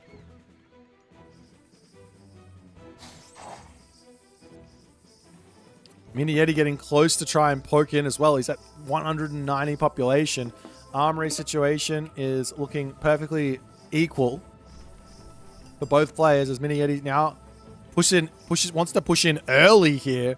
10 seconds left of Flaming Weapons. Maybe he can bait Tunison to coming through. This is not a fight here that Tunison can win. It wasn't a fight he could win before either, but Mini Yeti obliged and said, all right, I'll leave. As the Jarls will go down. 1,000 food in the bank here for Tunison is not going to be ideal in the slightest.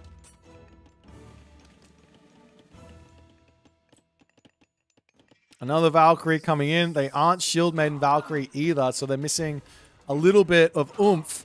As the Dwarves pulling back, there's just nowhere for him to go. Nowhere for him to go. He's going to get himself heavy cav, which will make those Jarls stronger.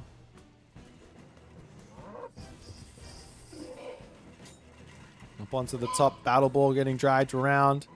He could try and sneak for this gold mine here. There is a spearman there, but at the very least, the army's on the other side of the map. So you can do a little bit of let me go this way, a little bit of let me go that way.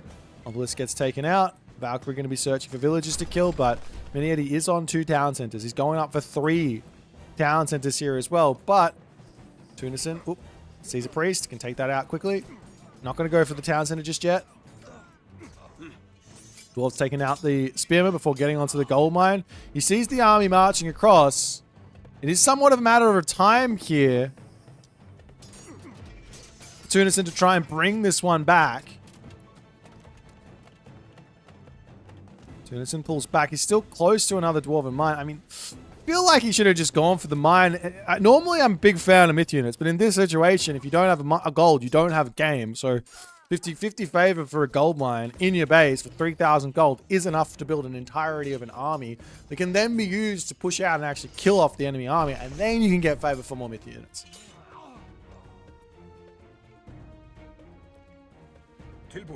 Having to put the wall back up as well, but Minieti is in position to push forward, and there is the painful segment to come through as well. As the army comes in, picking off a couple more units here. Third town center is up as the Valkyrie trying to get those picks. 46 favor in a dream. He just needs another 4 favor in. Little snipes with the throw and action. I don't think he's got any left. I mean, the Valkyrie can get some favor. They get favor for fighting. You can find some villagers to poke. That'll be the favor he needs, I think. Comes over here, sees the villagers. Just a couple of picks here is going to be nice. The villager advantage is still in for Tunison. He's got 57 vills. Favor coming through up to 48. Are there any other cows? No. Any other way to get this favor in? So Dwarves back over onto this gold mine. Minieti on 3 towns and is going segment. Going to be having himself Slings of the Sun soon. I don't see Tunison getting out of this position easily at all. Though he has managed to get some gold, so that's going to be helping him. Now the 50 favor is in, he can pull back into his main base. He drops the Dwarven Mine. That's going to help him get up to population. But by the time he gets the population here, Minieti is going to be maybe 4 town centers. He's going to have heavy spears, heavy slingers, Slings of the Sun. The dwarves do get spotted over here. He's going to be bailing around onto the back. All the villagers in the world onto this gold mine for the time being, as well as there's no food for Tunison to be grabbing.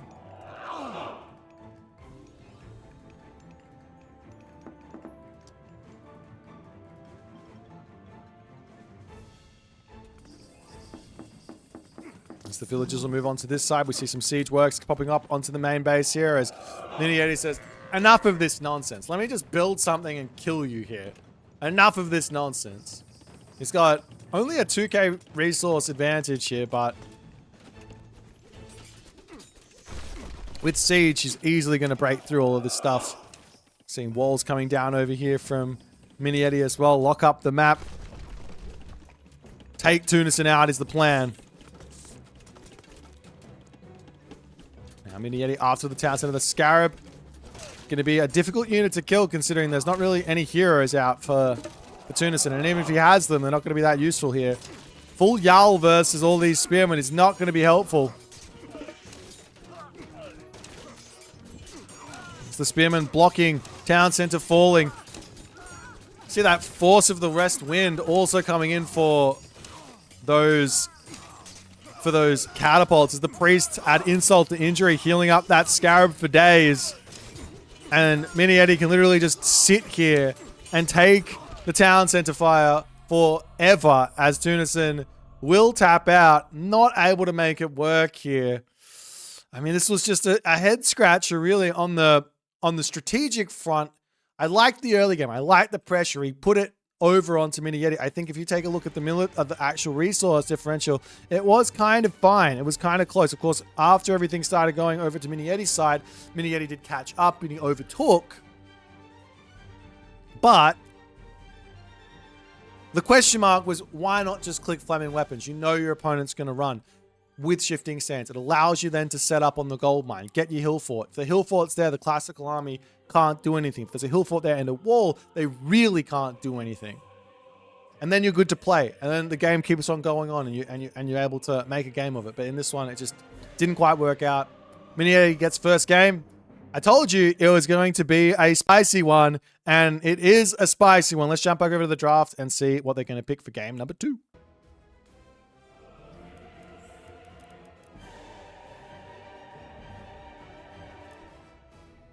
Alrighty then. We are going in onto the map Gorge. And it's going to be an ISIS versus Fuji affair. Alrighty.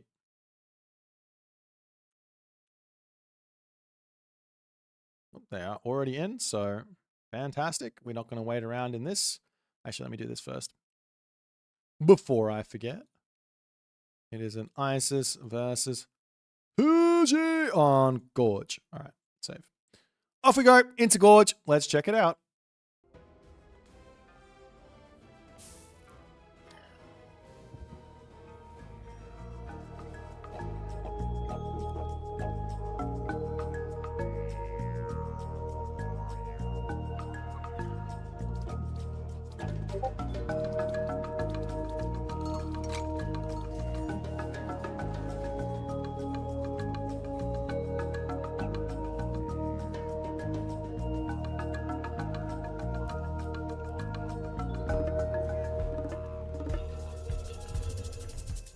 And here we go in the top of the map. Tunison playing as Isis. In the left of the map, we've got ourselves Mini Yeti playing as Fuji. We're already 3 minutes into this game as these guys are well and truly the fastest Age Mythology lobby creators, god pickers in all of existence, apparently. Anubis and Chi Yao as the prosperity of Tunison does come down. We are on the map Gorge. Gorgeous Gorge. Can move up here. Grab this town center. Has a decent gold mine. Has decent spotted deer and all the other good stuff. And onto this side, there's a nice town center here for Mini Yeti as well. He's also got this one on the back, which is not half bad. You can also play for a crazy strategy here. It's a close map. You can put pressure on really, really fast. Jiao, the god of choice, does sort of indicate that Mini Yeti does want to be aggressive here. Normally, if you're going to play 2TC as Fushi versus Isis, you want to go for Jenna. We want Jenna as our classical age mighty god if we go 2TC, but this is not looking like it. Lots and lots of pioneers coming through for Mini Yeti. See a town center up for Tunison. He's got back food here. There is a gold mine in front. Not terrible, but this is a good town center with the back deer. The gold mine in the main base. A little bit open for pressure. And we see an Imperial Academy with more and more Kwafu coming in. Is this going to be a fast heroic? A fast heroic with light pressure or something? I don't know. I mean, he's got 2 Kwafu on the wood, but I just don't... I've got no idea what Mini Yeti is going for. That's the problem. Tal TA idea? That's a little too crazy versus the priest, right?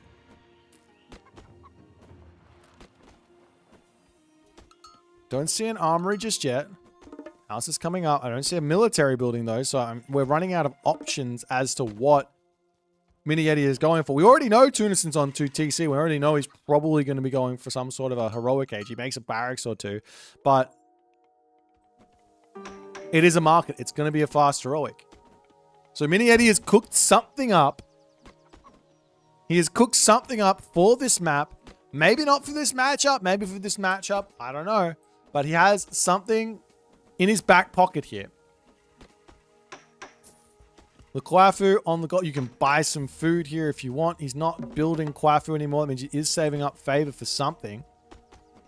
Normally, these fast heroic strategies are very, very specific. Peach Blossom Spring is getting eaten now.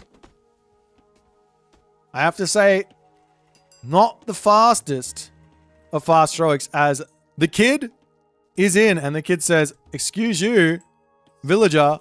You will get poked to death here as the Pharaoh has something. Well, not if the Pharaoh has something to say. He's got all that healing. He's like, hey, bandages, heal up, not a problem. I mean, to some degree, you just want to hit the Pharaoh, no? As the spearmen will come over here and Najjar does get caught out and it is going to be Nubar. I am a little bit shocked that it's going to be Nubar, but it is going to be Nubar. Sniping these priests is huge. We see a machine workshop coming up on the front here as well from Mini Yeti. It's delayed. It's late. Wait, is he going to go for siege right away? Absolutely insane. Like, losing the Najjar here is not an issue because he can just rebuild it for 150 gold and then he gets that 300 gold teenage Najjar for the cheap. But Tunison, he's got to be thinking, what am I facing here? What is going on? It's all going to become apparent very, very shortly. The double machine workshop, he gets an attachment here to spam out the units a little quicker on the back. He's also got himself the technology, which gives, I can't remember what it's called. It gives you resources for killing off enemy buildings. So that's going to help prop up his economy that is, oh, it's 10 villages behind here. It's going to help prop up his economy by picking off all these buildings. Well, it's not even about the tile TA. It's literally about getting the siege and start breaking through this position. Take down a house, take down a monument, get some resources in. Mini Yeti, Tunison's got to be in full panic here. We see another monument coming up to try and protect this position, but look at this. You can pop this here. Take a look at the monument protection range. It's out to here. I can drought here, no problems, and hit the town center. In fact, well, maybe you can just kill off the monuments of the soldiers anyways, and he's still going to be able to drop it, no problems. There's also, okay, military camp coming out. Is now there's 3 siege crossbows. Is this town center? No, he did go through the right town center for his heroic age, so there's not going to be any sort of things that can stop that. As we do see drought getting dropped down, town center will go down as well, and look at the resources go up when this one falls. Najjar coming in to get some damage done. Villagers pop through. Look at the resources. Boom. I think that's like 150 wood and 175 wood, 175 gold. More buildings going to be going down. It's just so much stuff. The pioneers coming over to try and take out the rock, trying to keep that Petsuchos alive. Not able to do so. Petsuchos down. More buildings falling. Mini Yeti is so insanely far in front, and I mean, what can I say that I haven't already said about Mini Yeti? This is what we're here for. This is the strats. This is the stuff he's been cooking up. Plague of Serpents gets dropped over here as the Tau TA is working hard to get some serious damage done. But Pharaoh, Priest, the game's not over for Tunison. He's still in front on villagers by a tiny bit. He's got some catching up to do in terms of actual units, but the units that Mini Yeti has aren't that useful to kill off army, right? He's got siege crossbows. What Mini Yeti needs, first and foremost, is a whole butt ton of halberdiers, and quickly. Walls up over here for Mini Yeti to stop any potential raids that come through from Tunison. The big weakness for Mini Yeti is his lack of movement speed. He's got no way around the map fast. He's just happily taking all the buildings down and just helping his economy just... Even though he's behind... No, he's not behind on economy. Even though it looks like he's behind on resources, he is so far in front on economy here. Absolutely insane. Sentry towers on the back going down. Armory going to be going down. He's got so many... He's got more economy. He's got more units. He's in the heroic age. He's got everything. He could probably even go for another town center. The raids are now starting to come through as one gap in the walls has been spotted. This villager can do a little bit of a ring around the rosy if Mini Yeti wants to. He's not going to go for it. He finishes that wall. There's still a gap here, but not able to get out of there. But the main base is now going to start getting ravaged. Tunison has got a lot of work ahead of him here. To some degree, Mini Yeti can kind of just hide his villagers. Just literally just hide them. And try and take this position out as fast as possible. He's still got lightning weapons. The siege crossbows, however, will get taken out here if Mini Yeti's not careful. 1 goes down. 2 goes down. 3 goes... Nope, not the third one. The army coming forward here. Fire archers plus halberdiers with that upgrade are going to be really, really strong. Tunison, while he was very... Oh, villagers all get spotted. Tunison finds the first huge raid over here with his camel riders.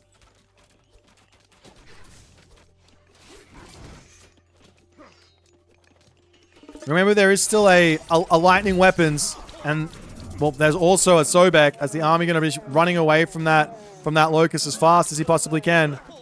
Turns around to take the fight a little bit longer, but this Migdol is not going to be going down anytime soon. The halberdiers are in to take out a couple of those camel riders. And can Minieti win this fight is the big question. Great control from Tunison. Take out the halberdiers. Pull back. There's no Wuzu Javelineers in to take out this backline as the lightning weapons does get dropped, but there's no units here. So what is this? What is the point? There's no units. Minieti needs to accept here that he does have to go into a bit of a macro game now. I don't think he's breaking through this. He's got the full center of the map. He could have dropped a town center behind this. He could have gone into economy. Could have been in a crazy big advantage while sitting back, walling up the map and all of that good stuff. But instead, now he has to face this crazy big ISIS army. As the halberdier is going down, the camel riders charging through, taking down the pioneers, taking down everything. Minieti's got not much remaining. He does have the idea of getting some towers in onto this position, but he's out of economy now. He's got nothing remaining.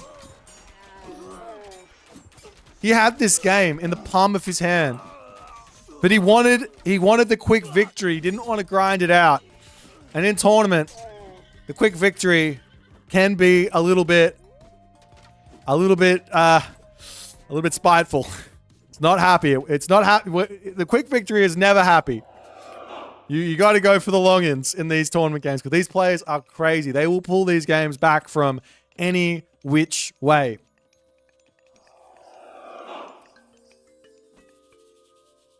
Yachts are coming through for Minieti as a bit of an option to maybe help deal with this army. I don't know if that's going to help at this point. He's just behind on villagers. It's a 15 villager deficit, which basically just means every minute that passes now, it's going to be like 900 resource advantage for Tunison coming in. 900 income per minute, roughly, advantage for Tunison.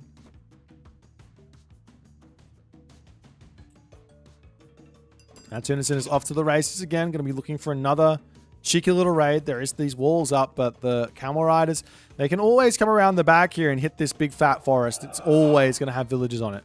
They can always come over here and check out these villages and hit this. I'd love to see a wall over here from Tunison as well to lock that position off. Has Minieti spotted these camel riders? Answer, not just yet. And how sneaky is Tunison going to be? Not as sneaky as he can be, but pretty sneaky. He's going to be in this main base. Minieti not reacting here. And now he does, but a little bit too late. Loses 1, 2, 3 villagers. One does manage to get back to safety.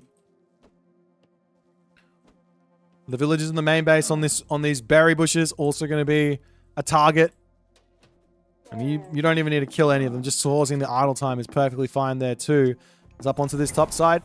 It's the next position for these camel riders to go. There's a lot of heavy halberdiers in to deal with this, though. And we'll see if Tunison is going to be able to play this well. Over here, he does lose one. Going to try and break down this wooden gate as the Kwafu does come over here. He's going to be able to repair that. You're probably not going to break through there. Over onto this side, Minieti looking to get this snipe in, looking to take these units out. Does have his units in the right spot over here to protect himself, but he's not going to be able to lock the camel riders out as they will pull back. Meanwhile, over onto this side, we see a Migdol stronghold. We see a ballet coming up. The ballet is going to be finishing about 10 seconds faster than the Minieti Migdol stronghold, but the wooden wall will end up going down and the camel riders will break in onto this spot. The halberdiers are needed over here.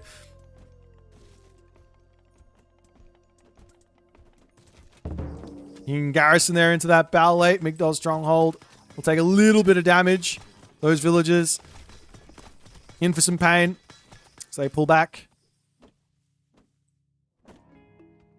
They have the super yachts as they're fully upgraded. 5 of those bad boys. At the moment, there's 4 priests. The main middle position here is going to start taking some pain here as the second town center coming back up now. Well, the main town center coming back up for Tunison. Doesn't really have another good option as he is sort of locked off from the map as these camel riders somehow managed to escape here. I'm surprised to see that. They're going to try and dive into the Migdol stronghold. The halberdiers and the yachts kind of just scratch at this building, at this Migdol, but we'll be able to take it down slowly. The chariot archers coming up here have to be scared.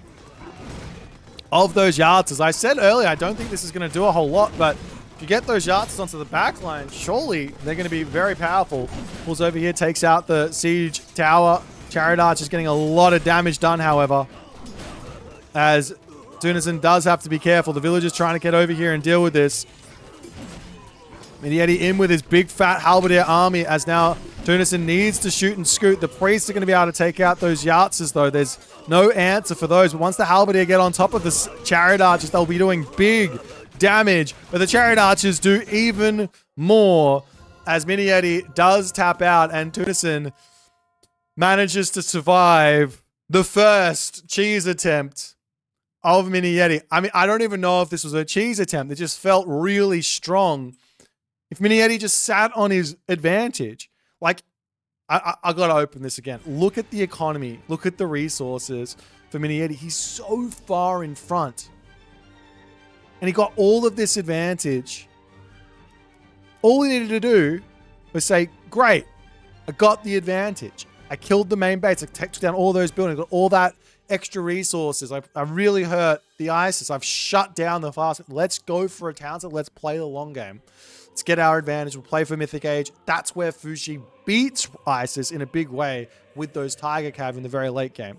But Minieti didn't want to play for it, and he gets punished. Tunison stays very, very much alive in this series. We're at 1-1 now. Let's jump over to the draft and see what they're going to pick for game number 2.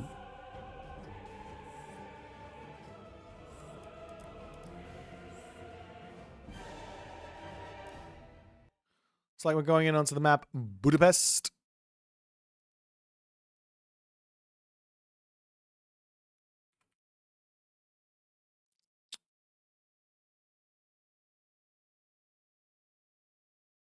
Budapest. Do like this map. This is a fun map.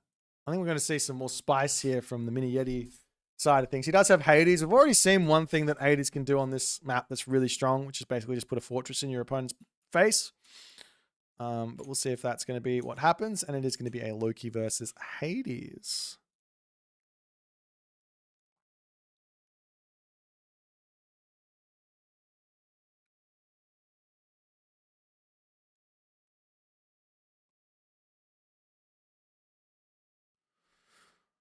Oof.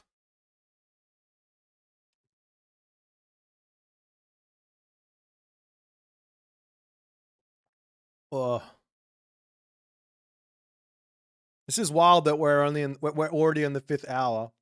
We're at a 1-1 series here. We've got a best of 3 basically in front of us now with Tunison versus Minieti at the moment. The boys are just setting up their game. We are... Actually, no, they're already in their game. Alrighty, fantastic. It's going to take a short break while we're waiting for this game to start. Enjoy the intermission while we... we'll be back very shortly. The game starts in 4 minutes and 30 seconds. And there goes the Fey Beast. What can you do against that but turn around and simply just try and take it out? Huang Di is on the way there as now the lightning weapons is coming through. It's kind of looking like Kama has found a nice timing here to actually take this fight. Militarily speaking, it's kind of close, but these are mostly fire archers versus some really strong destroyers. The Arcus in the back doing some good damage. That lightning weapons and that Fey Beast really didn't have the impact that Rappel wanted like there. That. The priests are going to start getting poked down as the animals wandering in onto this position here. And Karma just looking for any little bit of damage with these spearmen as Rappel not really pulling away from this. He's just taking the damage. He's not running. He's just trying to turn around and fight. He gets himself watchtowers in, but the Pharaoh is going to go down. A couple of villagers go down. Is this worth it? In the slightest for Kama, though.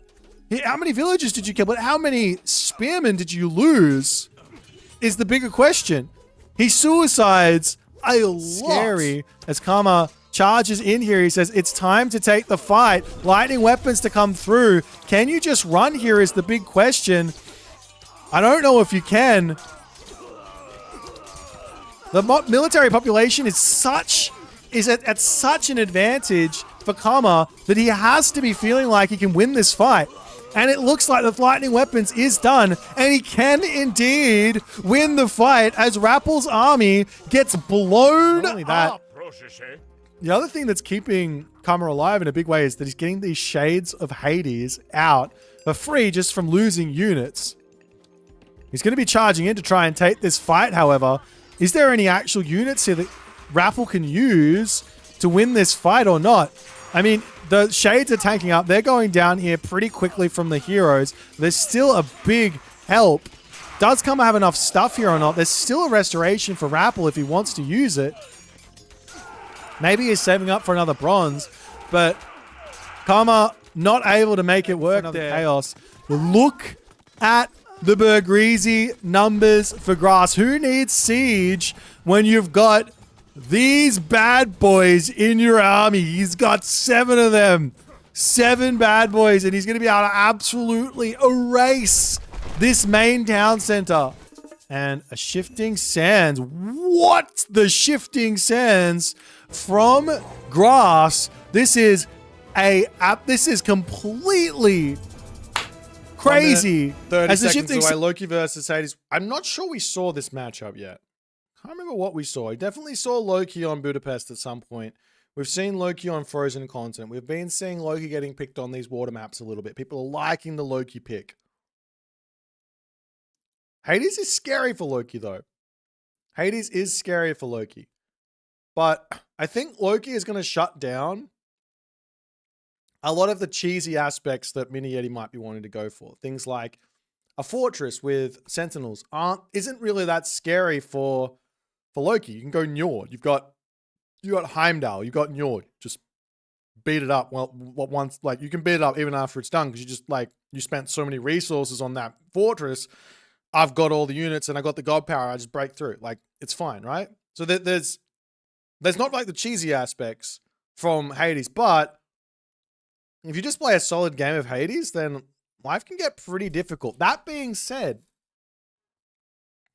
Tunison's Norse, I remember it from Legacy, and he got so good at the scrappy building spamming everywhere, crazy Norse, side build Norse. So good in those team games. I remember getting frustrated at him because I'm like, I don't want to deal with this stuff. Stop it. So we'll see if Mini Yeti's going to be prepared. You've got to get your walls down. You've got to be locking off the map. Super, super important. Let's jump into game number 3. See who's going to be able to make it happen here. We're going onto the map, Budapest.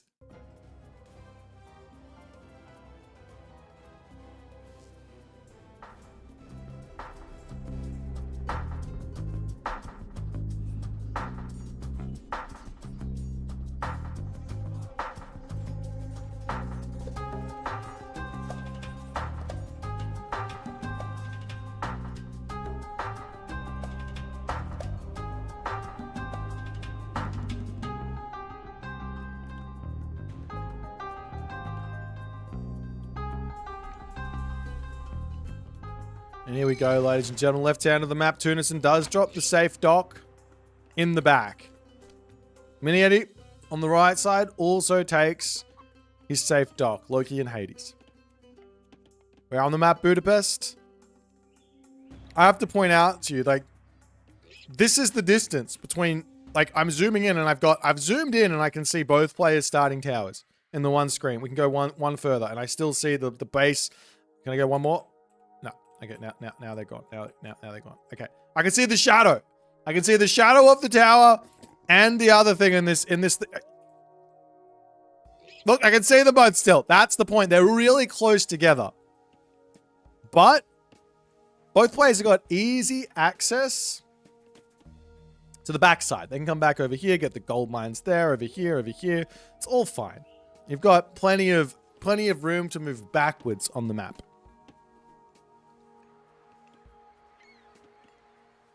But we'll see how it's going to go. Mini Yeti does move over onto this position, drops a dock here.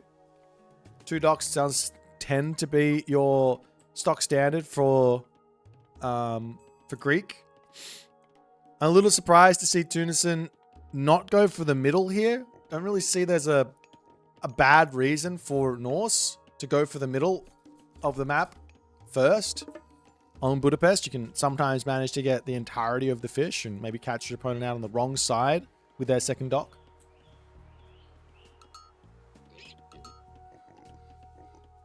But both players just going to get their fishing ships going. Makes perfect sense. I'd really, really like that we're seeing Loki here from Tunison. Like, sure, you could pick Zeus and you could play a Zeus versus Hades, but I like the Loki. I think this is a lot more spice than some of the more simple picks. And the spice is what's nice. You don't want to play simple in tournament. You want to play something you're comfortable with, but something that your opponent's not comfortable with. You don't want both people to be comfortable in the game. That's important. Whether or not Mini Yeti is used to playing against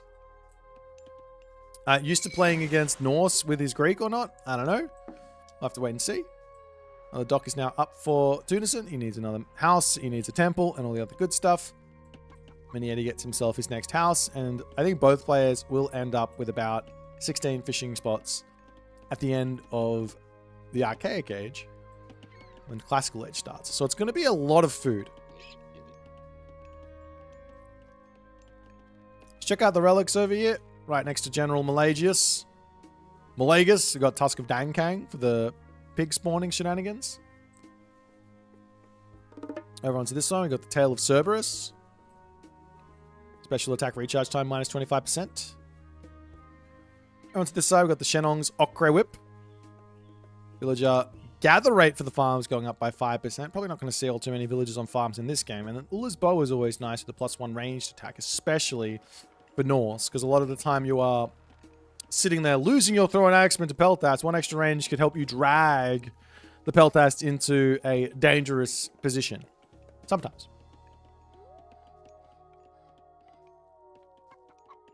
But the temple is up, and a classical age for both players is going to start coming in. And we do see Ares from Mini Yeti. Of course, the map is close. He's got room to be very, very aggressive here. And a little deviation from Tunison. We've been seeing Heimdall very often on this map and on water in general for Loki. But Tunison picks the Force Eddy. Does allow him to get faster Herser. Heimdall doesn't give any bonus for your heroes at all. So he gets the faster Herser, gets the faster Berserks, the faster Herdman. And also Trolls. But yeah, a little bit of a surprise to see the Ares and a little bit of a surprise to see the Force Eddy. So both players doing something a little bit off meta, I would say. As 4 villagers on favor for Mini Yeti. He wants some Cyclops.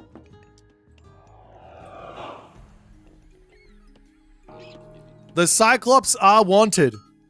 I mean, he could also be wanting Capacipists. One of them. Okay, let's lock down the Ares versus Norse most important thing here. Sure, you can get Toxotes, but you don't want to go Toxotes right away. I think not inside of this. I think what you want to do is you want to go Pacifist, Hippias with your Cyclops. As I say that, one military academy coming down. Another Cyclops is going to be on the way. Does Tunison understand what's coming in? Scout coming. Nope, not the Scout. There's no vision of the temple at the moment. He's got no idea how many Cyclops are coming. It's only 3, but still 3 are up. The Sentinels in is enough to scare away this stuff here too. As you see a Great Hall coming down. Let's have a little quick look. Did both players get their upgrades? Yes, they do. There's going to be so much fish in as the Cyclops have been shown up onto this top side. This is dangerous for Mini Yeti. I actually wouldn't mind seeing him get a transport ship in or a trireme in just in case, so he has an escape route for those Cyclops. Because if Tunison has himself out enough Herser, he can just come over here and kill off those Cyclops, trading like 3 or 4 Herser for 2 Cyclops into those heroes. That's completely fine. But the dock goes down. The whole Ares Cyclops strategy has been exposed as we see another Great Hall coming down. That's another military academy. I do think you need to get the Hippias in. Why do you get Hippias in? Why do you get Hippias in is the question that you're probably asking me. Because normally Hippias versus Norse is a no-no. Like, there's just no point. Like, don't build cavalry versus Norse. It's bad. The reason is because they body block the Hursa. So you can use them to keep your Cyclops alive. And then you can use the Paspis to then get in and take them out. As the Temple will get knocked down over here. I almost want to see the Pestilence get dropped down. That's exactly what's going to be happening. We see the Healing Spring getting dropped here as well. More buildings getting taken out. Mini Eddie, he means business at the moment. It's like, no, we ain't playing slow. We're not going to play normal. You didn't expect that I was going to play normal, right, Tunison? No, we go Cyclops rush on Budapest. Why not? So many resources in the bank right now for Tunison. He wants a heroic age. It's understandable that he wants a heroic age, but is that not crazy for him to be attempting to do so? Meanwhile, behind this, we see a random Vaults of Erebus. I'm not even sure that that's the right call for Mini Eddie at the moment. He really should be just pumping out these Cyclops and attempting to break in here. Longhouse is on the top here. Market coming down. The saving grace, so to speak, for Tunison is he's got a back gold mine, and he can always expand backwards to this gold mine here. The army's quite slow for Mini Eddie. But for the moment, he doesn't have the units. He's full infantry, which does make it... It does create some issues here for this army of... Well, if you're full infantry, your opponent can go to throw an axeman. Throw an axeman, beat infantry, right? Even if the Hippaspist beat the Thrown Axeman. Now the raiding cavalry say, hey, you left my base, let me come and attack you. As Mini Eddie says, no, I'm going to keep taking buildings down, and you're going to have to be careful here. Spy gets dropped down onto one of these Cyclops. So another Cyclops going to be getting brought in onto this army. To the top here, going to take down the market too, and... Tunison is literally buying his time. He is biding his time. He's getting himself Bragi in. Market goes down. Not the biggest of deals. Like I said, you can just move these guys over here. You can move these guys over here. You can get a transport ship to make it even easier and safer. You can transport ship from this side up to this side. Never lose a dwarf ever. Now we see the medium range soldiers. Enyo's Bow of Horror as some Toxotes will start to get mixed in here. But for the moment, yes, Tunison has lost some buildings. But no, Tunison is not behind in this game. He's got a heroic agent. He's got the army in. He's going to have a flaming weapons, of which Mini Eddie has got no answer. Of which Mini Eddie has no answer to. Another longhouse going to be getting taken down.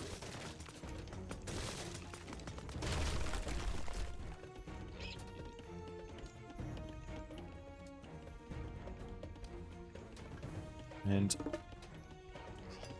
Tunison is getting ready to pounce here. He knows he doesn't want his opponent to run because there's going to be a flaming weapons. But does it matter is the question. All of the Hippaspis in can take these units out so fast. Look at those Thrown Axemen as the raiding cavalry coming straight. Look at the Thrown Axemen all tied to that throw there. Military resource differential, though. It's very, very close. I can't even speak. The Hursa going down. The flaming weapon's not seeming to be enough here. As the Toxotes taking these units out, there's no Cyclops remaining. And Mini Eddie manages to somehow win through flaming weapons. Try and tell me myth units are bad now, guys.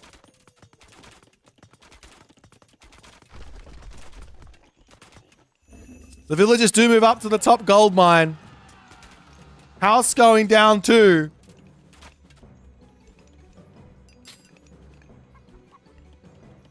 Couple more Thrown Axemen going to be coming out for Tunison.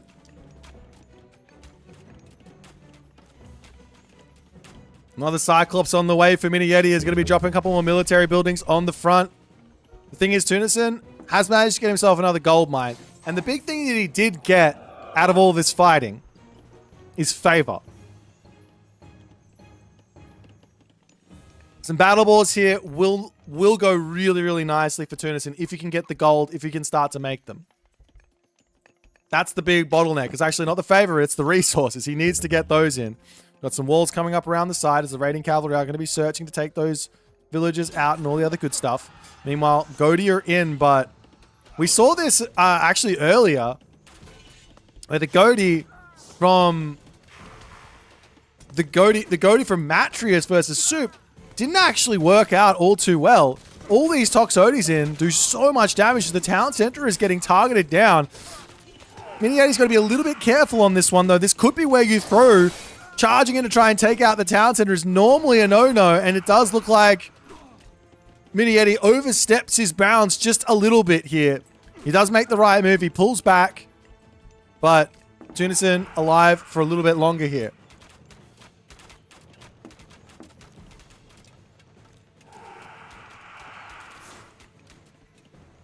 Again, last game, Mini Yeti had a really, really nice cheese. He set up. He got a big advantage. I feel like Mini Yeti is in that position where he's got an advantage now. How do you build on this? Do you keep going crazy all in? No. Go Heroic Age, get a second talent center, do something else. Like take the advantage that you've got and build on it. But maybe, just maybe, there is enough stuff here for Mini Yeti to break through and destroy this main base. I don't know why he wants to kill the town center so badly, but he wants to. The Toxodi's getting some big damage done on the side. Going to take out the Longhouse. There's now heavy upgraded units in. The Cyclops going to be picking up those units and throwing straight onto that back line again. He already did it once. This time, Tunison is prepared. He pulls the units back nicely. He does have the healing spring behind this, but Mini Yeti's army does appear to be holding strong here as the Cyclops continuing to come through. Military, though, now falling for Mini Yeti. Does he get one hit? Yes, he does. A couple of thrown axemen do end up falling onto that backside. Valkyrie spawns coming in as the Cyclops now trying to take down the town center. But Mini Yeti forcing it so hard here. He was so far in front. All of a sudden, he's at best equal on the army. And Tunison's got 200 favor in the bank, building up for another potential flaming weapons.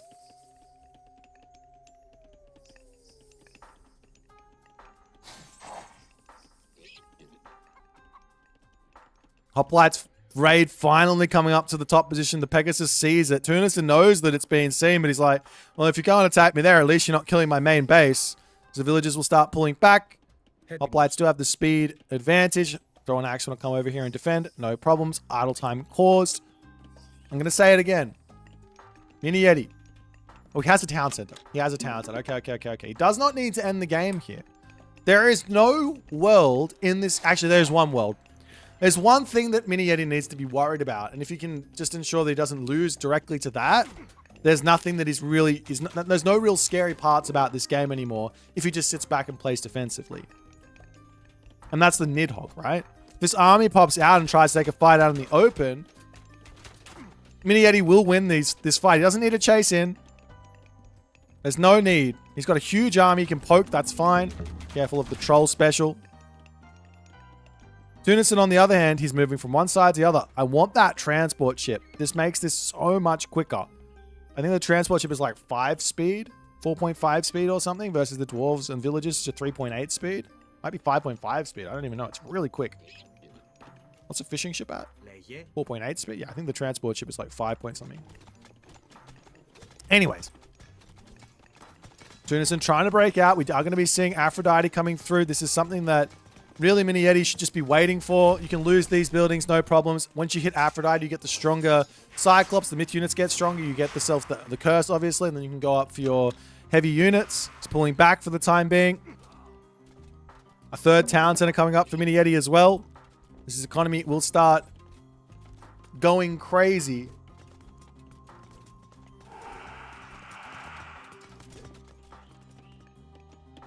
One thing that he does get from Aphrodite, I think I'm reading the chat, Apollo does feel like a better choice, but one thing he does get is the golden apples. More myth units is always more myth units. Hill Fort coming up for Tunison in the middle of the map.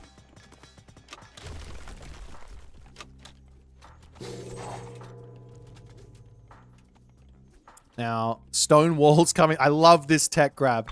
Stone walls coming through for Mini Yeti is really, really nice. Because it's going to slow down. This just slows down the game so much. And if you're in front on villages, you're in front on military, you're going to get in front on tech soon. That's a big important thing.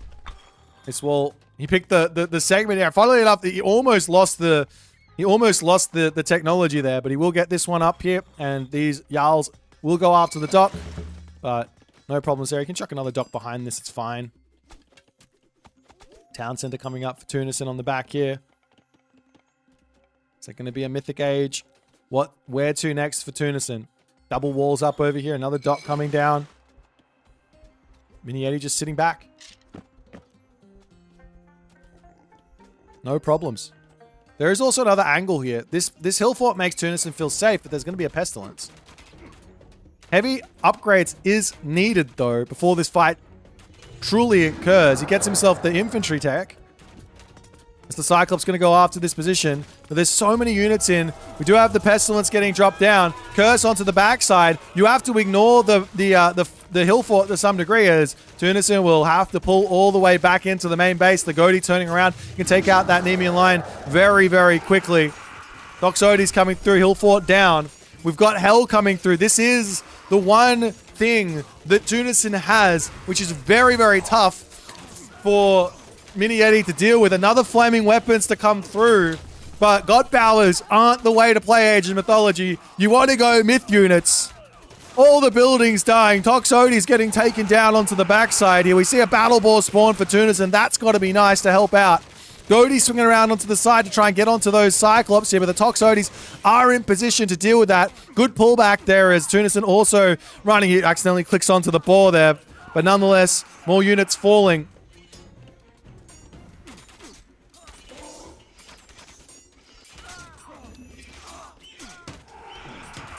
Battle Boar continuing to buck around, doing what it can. Onto the back here, Tunison's Goaty slowly getting taken out. Still missing that heavy range soldiers, but still, the scary thing for Mini Yeti moving forward is the Nidhogg. He needs to ensure that he's got fortresses down on his gold mines. He needs to ensure that he gets his heroes out. He needs to make sure that he's not caught out of position with his army. Otherwise, that Nidhogg will cause tons of problems. Tunison is still very much alive in this game. He's got 52 villages to 75, mind you. He definitely needs good value from his Nidhogg. But there's no restoration. The normal scary thing for the Nidhogg versus Hades versus Zeus is restoration. You drop it onto the Toxotes to feel like you can kill them all off. Opponent clicks restoration, they all stay alive, and they do a huge amount of damage onto the Nidhogg. But with no restoration, it's going to die before the Toxotes get that damage off. As the army continues to jockey back and forth here. Nidhogg now coming through. That's going to hit straight onto this army, and you can do nothing but run here. Fortress is up over onto this side. The Cyclops almost have to sacrifice themselves. Nidhogg goes down 1,000 HP there, but a good fight back from Tunison. More damage onto the Nidhogg coming through ever so slowly. Chiron and Achilles are like the only units here that can do anything, but down to 1,000 HP. There is this fortress over here. Ideas of maybe a secondary sentinels or something like that could come through. Fire giants in. That free battle boar, I think, also was saving up on that one. But Mini Yeti's got to pull back. Said this was the hard part to get through, and I think Tunison got some really, really good value from the Nidhogg from that fight. But Mini Yeti doesn't even need to fight here. He can just pull back, get himself 100 villagers, go Mythic Age, Hephaestus, all the upgrades.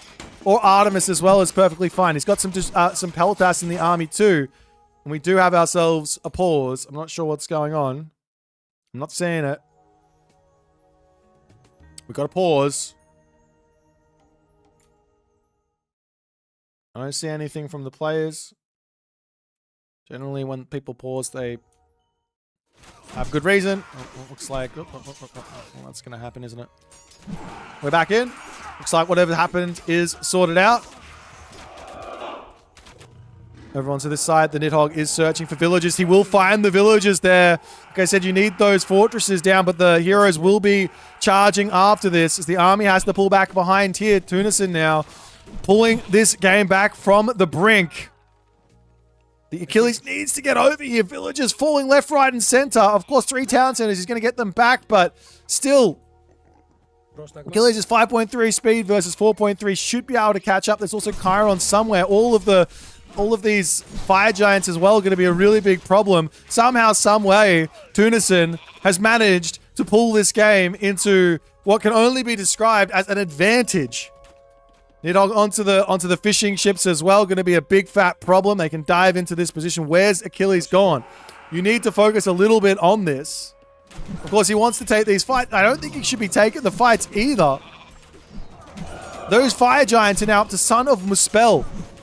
You almost need a Mythic Age at the moment as the Nidhogg coming through, picking off more villagers. Achilles trying to deal with this flying unit, but now he says, I'm just going to ignore it. Needed on the front to deal with these fire giants. A fire giant spawned right in front of the Toxotes is huge. Achilles coming around onto the back here.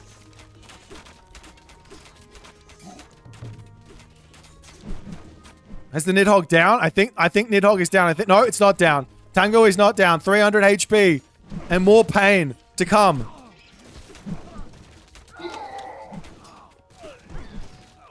And Mini Yeti is out of everything. He's got plenty of gold. He has an economy. The game is not over by any stretch. 29 HP. Look at the kills. He's done 3,000 damage. Tunison, you bad, bad boy. How are you doing this? Hillfort coming through. Throw an Axeman pulling in over onto this side. Finally, the Nidhogg is down. Not having to worry about that for a long time here. Will be huge.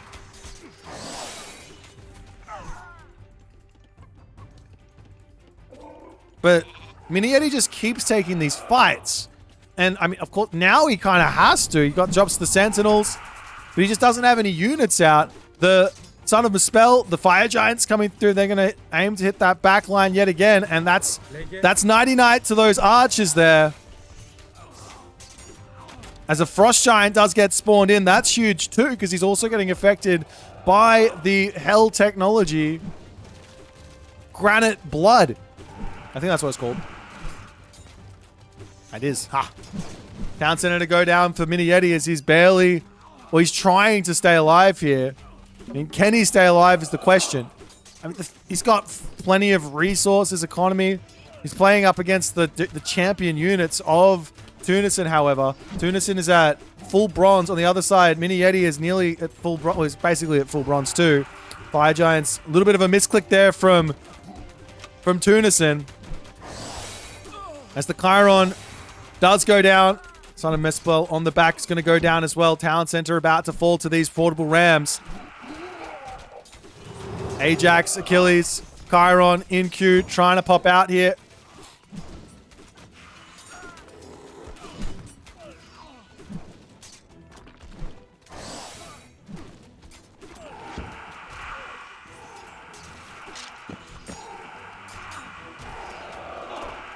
At 960 HP of tank right there, and I don't think Mini Yeti has got much going for himself. He's also, I mean, he can fight it. He can fight it for a really long time, but he doesn't want to. He taps out. Tunison, he says, is too far in front. He's not able to deal with the onslaught. I said there was one thing he had to play through, and that was the Nidhogg. And he did not deal with that well in the slightest. That power spike from Tunison was insane on a technical side and on the practical side and everything in between. Somehow, some way, Tunison manages to make that work. Okay, let's break it down. Mini Yeti goes for the crazy attack. He gets everything he wants. Let's be completely honest. He was so far in front. He got to 3 town centers first, but he sacked his army and he just kept on trying to break this main town center. There's no need. Get 4 town centers. Get Mythic Age. Standard Hades versus Greek stuff. If you get ahead, get further ahead. These maps aren't designed to just die on command. They've got gold mines on both sides. You're not going to get a gold staff. Taking the main base down when your opponent's got tons of units there is not going to happen either. But Mini Yeti did not make the right decision. That's all it is. Did not make the right decision. He had a fantastic strategy. He had a huge advantage. But turns out The myth units from Tunison too strong inside of the Son of Muspel and the Nidhogg. 2-1 for Tunison here. He's getting made to work for it in this game, in this series. Can Mini Yeti pull it back, or will Tunison win in 4? Let's jump back to the draft and see what they're going to pick.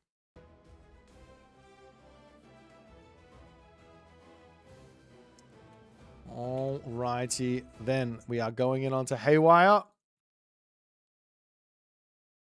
Everyone's favorite map, Haywire.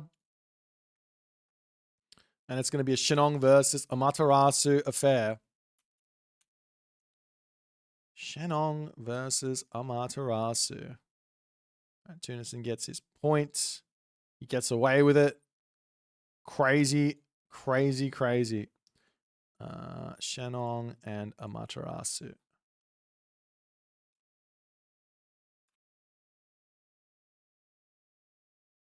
And is this series not delivering or what? I told you it was going to be crazy. I told you. Every single game is crazy for these two. They don't chill. There's no chill in these guys. There's no chill. It's all crazy. This next one is also going to be crazy. But with the Shenong, there is some nice kind of defensive ideas. Things like the Shenong farms. You've got the earth wall and things like that. So there is that.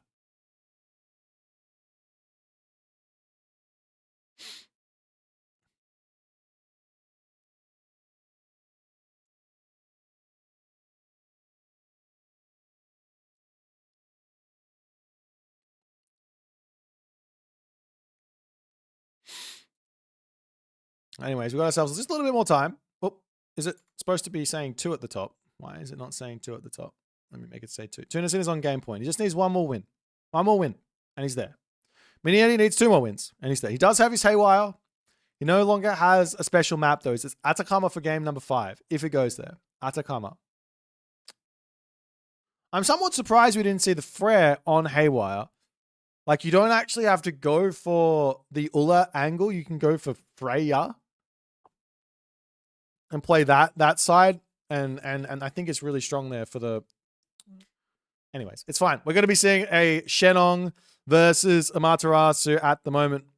Let's jump in to game number 4 and see if Tunison can take it or if Mini Yeti is going to walk away with this one.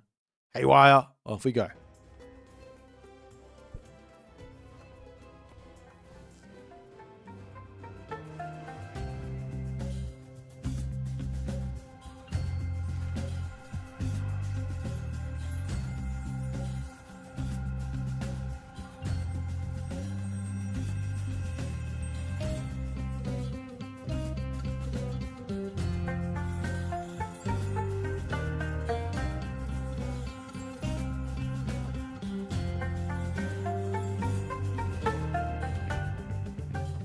Off we go. Tunison does the most you're not allowed to do this thing you can possibly do in a game of Age of Mythology retold. I'm going to tell it to you after I introduce the gods. We've got Shenong here for Tunison. We've got ourselves Amaterasu for Mini Yeti. What could I be talking about? What are you not allowed to do as Shenong? Come on, guys. Say it with me. These farms are in the wrong spot. You want to put... He puts the silo down in the right spot. You want to put a farm here. You want to put a farm here. You don't have another choice. We might see Tunison doing both. But you do need those farms, especially versus Amaterasu. Because she's going to get to the classical age quick through Amino Uzume. And she's going to put the pressure on. However, there is an interesting idea here for Mini Yeti. If you think that your opponent has a plan to counter your fast Amino Uzume, perhaps they will fall into the trick of you maybe going Minakata Tomi. Earthwall not so good versus Minakata Tomi. Could be an idea to just sneak that one in. It's a little bit of a risky move, though. Amino Uzume is so strong on this map. Such a good idea. We'll see how it's going to go. Goat's getting grabbed. This is really important too on this map. I haven't really talked about the map. We're on Haywire. Both players spawn very close together. There's these forests here separating everything. That's the scary part. The forest separating everything. And it is going to be the Minakata Tomi. Let's go. Mini Yeti is full of it. He's gonna throw the craziness at you. Of course you want to go Minakata Tomi here because you get access to extra hunt in your main base. That's the main reason. One Udor, another option, but you don't have to go for a whole bunch of them, but it is an option if your opponent plays a specific way.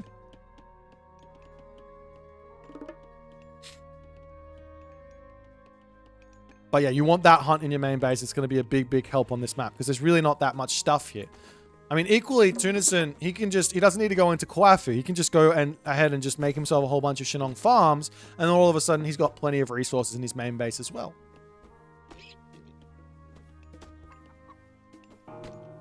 We'll see how this goes as Minakata Tomi comes through. Over onto this side, the shrine coming in. And we see double guardhouse from Mini Yeti. As the Shrine of the Hunt does get thrown up. And for those of you wanting to know, Shrine of the Hunt is going to be spawning a deer and a wolf every 50 seconds for the rest of the game.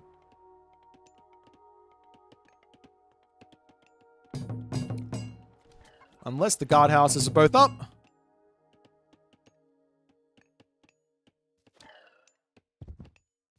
And we continue along as that Cheongchi is going to be simply just searching around. We do have that Kumiki very quickly coming through for Mini Yeti. Did he get himself the saltwater springs? No. I think that's the must grab first technology when you go Minakata Tomi, but avoiding that one for very, very quick Yumi archers.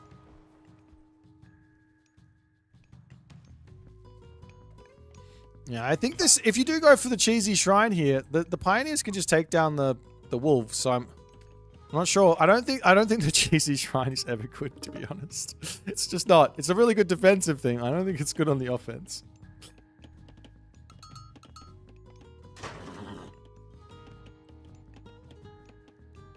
It's the Cheongchi coming around onto the back here. Maybe we'll dive in. Maybe not. And onto this side, we do have the earth wall as two Yumi archers do get caught out here. Oh, the dodge, the dip, the duck, the dive, the dodge. Okay, they're both dead. They're both dead. Earthwall claims two units of worth of victims here. We have got the Hunter's Strength coming in. The Naginata Riders getting queued up into this stable. Trying to hide it, but there is a flag. Okay, look, I don't want to point this out, but I'm gonna. Something's going on with this Japanese, they've got some technology. Let's just say that much.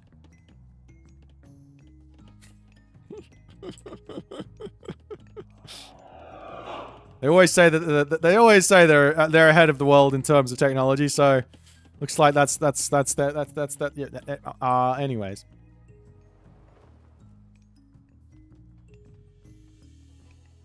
Now we will see the one Udor coming through. So these are going to be useful to break through into this base, but I mean, I'm a little worried on this one. I am. This is not something that I've personally had a huge amount of success with, but Mini Yeti, we'll see how he's going to go. See if he can break through the earth wall. He's got the Yumi archers with 19 range. Very heavily outranging the Wuzu Javelineers. He's also got himself the Solar Shield, so he can obviously heal up and protect his units if need be. Because the earth wall will be going down. There's a world here where Tunison's trying to get his Mythic Age in. Not his Mythic Age, his Heroic Age in. But I feel like he has to stay in the Classical Age. No, maybe this is looking really, really strong. And the Yumi archers spacing. This is the thing, right? I try to explain this to people, but nobody ever understands it. Mini Yeti here, he's listened and he found a completely different use case. You need to have more range to have any advantage in these sorts of situations. If your opponent is microing, they're going to continue to stay out of range of your enemy archers. So Wuzu Javelin at 16 range versus the Yumi archers at 19 range. The micro advantage is for the Yumi archer. You can actually win these fights here. Of course, 4 speed versus 4.8 speed makes it a little bit tough, but there is a trick to it, which is speed walking the units backwards. Speed walking the units backwards. Like, that requires a bit of effort, but still, you can do that. As the Miko on the front, healing everything up. The Pioneers over here getting caught out of position. That is 1 picked off. Doesn't get the, gets 2 picked off as well.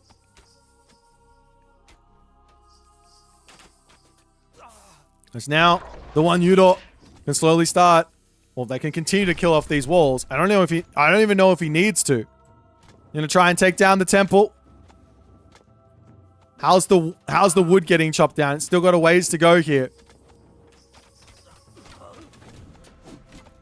You almost have to garrison into the tower here and use that as your position to try and get out of here. So you do have the solar shield coming down to ensure no lost flaming wheels. But this is all making so much sense for Mini Eddie in this game. How does Tunison deal with this? A heroic gauge for Fey Beasts, potentially? A heroic gauge for Fey Beasts, maybe? Farms coming up onto this side is the idea for another prosperous seeds here so I can continue to mine the gold, but the problem with this is the 1 Yudo can literally just kill off the farms. These are farms. Fire beats grass. Fire literally beats grass. It's on fire. It's going to die.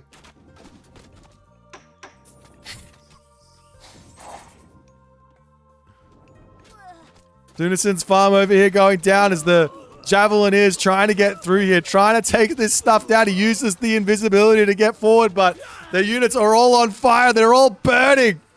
I said this might not be the best idea, but it turns out it's the absolute best idea.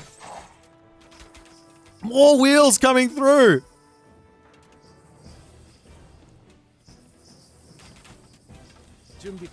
Mini Eddie still doesn't even have himself Bushido tier 2, by the way. But he's pushed Tunison off of gold completely at the moment. And the fact of the matter is, the town center, that's not safe. There's 5-1 Yudo. These things do 43.8 crush damage per attack. They hurt. And there's going to be another option of a solar shield, which he does drop in onto that one. The Terracotta Riders to come through. There's already some Naginata Riders in as well. As there goes the Bushido tier 2. One Yudo does end up dying as all of the Javelin is going to be going down. Tunison says, I got to take the fight completely here, but it's just not working out for him. Doesn't have enough stuff. And somehow, some way, Mini Eddie, well, no, finally Mini Eddie manages to actually succeed with one of his cheeses. It was bound to happen. It was bound to happen. He's leveling the series 2-2. A quick 10-minute victory on Haywire. I mean, it literally is in the title, like Haywire. Like, this is a crazy map. And it's a crazy strategy, a crazy successful strategy, and an equal situation now for both Mini Eddie and Tunison going in to game 5. Well, what more can you ask for? I told you this series was going to deliver, and it's delivering on literally every single front. We've had the rushes, we've had the defense of the rushes, we've had the crazy Ares myth unit spammage, we've had the Nidhogs, we've had it all. We've got one more game to go. One player gets to go to the next round. One player has to visit the losers bracket. I'm sorry, you just got to go there. I wish you both could win. You both deserve it. But only one player gets it. Let's jump over to the draft, see what they're going to pick for game 5, see how it's going to go. There's 2 gods they can pick from. It's going to be interesting.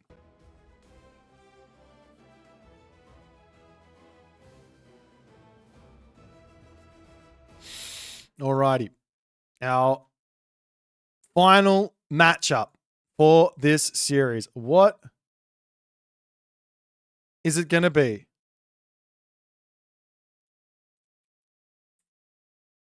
What is it going to be? Uranus versus Freyr on the map Atacama.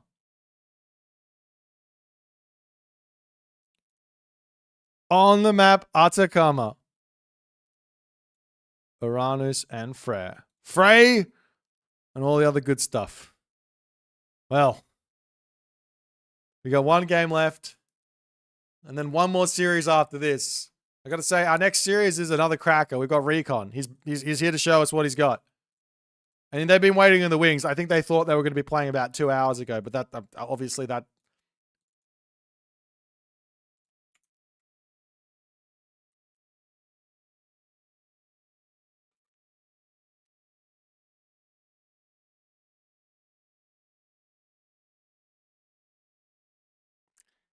Can we please get a little check see here? I think the game is unavailable. Yeah, it doesn't exist. All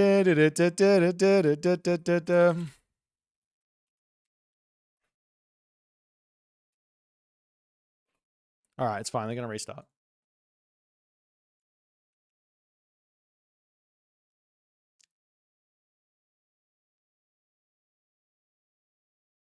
Right on game 5 as well.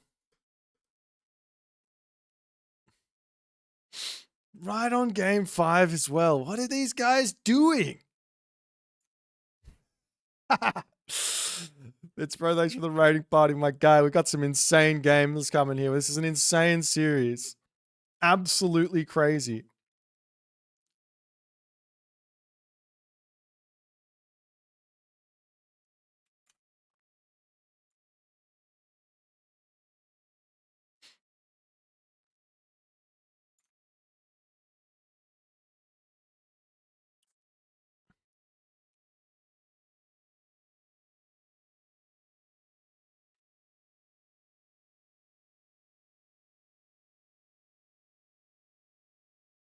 All right, we will sit here and we will wait.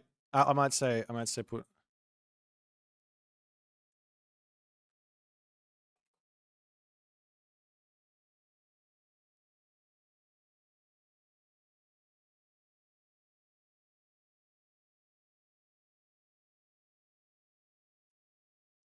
All right, we're just gonna sit here. We're just gonna sit here and pretend like nothing's going on. It's fine. It's fine. It's fine. It's fine. It's fine. It's fine. It's fine. I should probably ask the devs to implement are you sure you want to turn spectators off function? Right? For customs. Because the only people who want to turn them off are the people who are scrimming.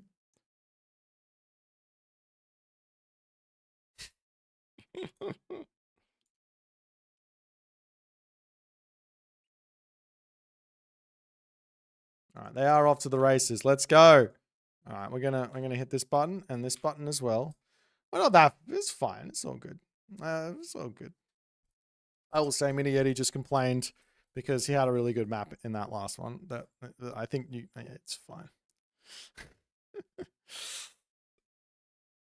Oh dear. These guys scrim too much. That's all it means. Okay, guys. I should say our next matchup is Recon versus Zuccolo. So if you haven't already had your fill of Age of Mythology for one day, we're gonna get it filled right to the brim for the final series because, yeah, it's two crazy players. I mean, every single player here in this tournament is crazy. I mean, the maps are crazy, the players are crazy, the situations are insane. Like, of course, yeah, we're here for the long haul. This is wild. You can never have too much myth. I know, right?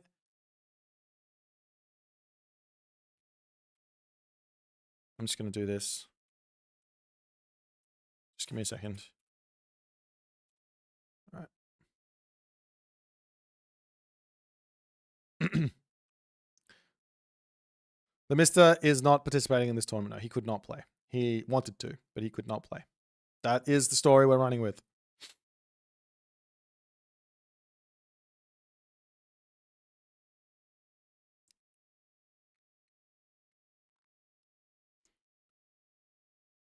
All right, one last game here. Tunison, Mini Yeti. Tunison is on his main. He knows Uranus inside and out. He knows how to click chaos, chaos, chaos, chaos. Carnivore, shockwave, chaos, chaos, chaos, chaos. He knows. He knows what's going on here. He knows what's going on. Mini Yeti, on the other hand, he has Freya. Great god versus Uranos. If you know how to play it. There's no cheeses here for Freya. Not versus Uranos. You don't get to just walk over and just lay a hill fort on their face and say, stop it. You just try and stop. That's not what happens. No, you can't do that. You have to put the hill fort in your main base. Otherwise, problems do end up coming.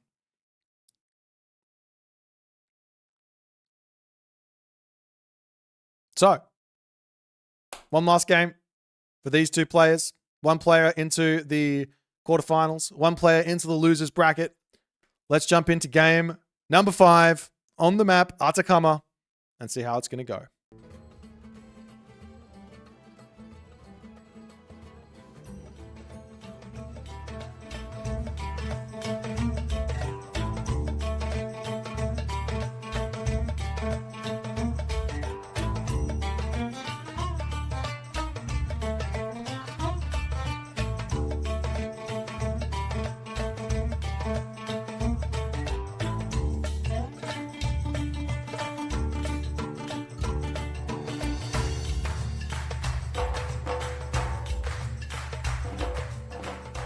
One final game. One final victor. One last stretch. In the bottom of the map, Tunison, Uranos. In the top of the map, Mini Yeti, Freya. It's been a crazy one so far. Everything has been insane. Everything has been crazy. Mini Yeti is gifted with everything he could want in the world and more. You might say, Boit, it's just a gold mine. It's not that big of a deal. Why are you zooming in on it? Well, the reason is there's a forest with around about 15 trees here. There's a town center, which has a Ghoul bursty potential. And there's a gold mine here. So, Mini Yeti does not need to worry about a thing. He might even be able to put a hill fort on the back here right away. It's so far away from Tunison's base. This can work. But just because the Freya player gets a nice second gold mine does not mean they win this matchup. This is about the Uranos player. This is about how well he can execute inside of Uranos, inside of Sky Passages, inside of Chaoses, inside of the favor gain, inside of dealing with the raids that potentially come his way, and everything else.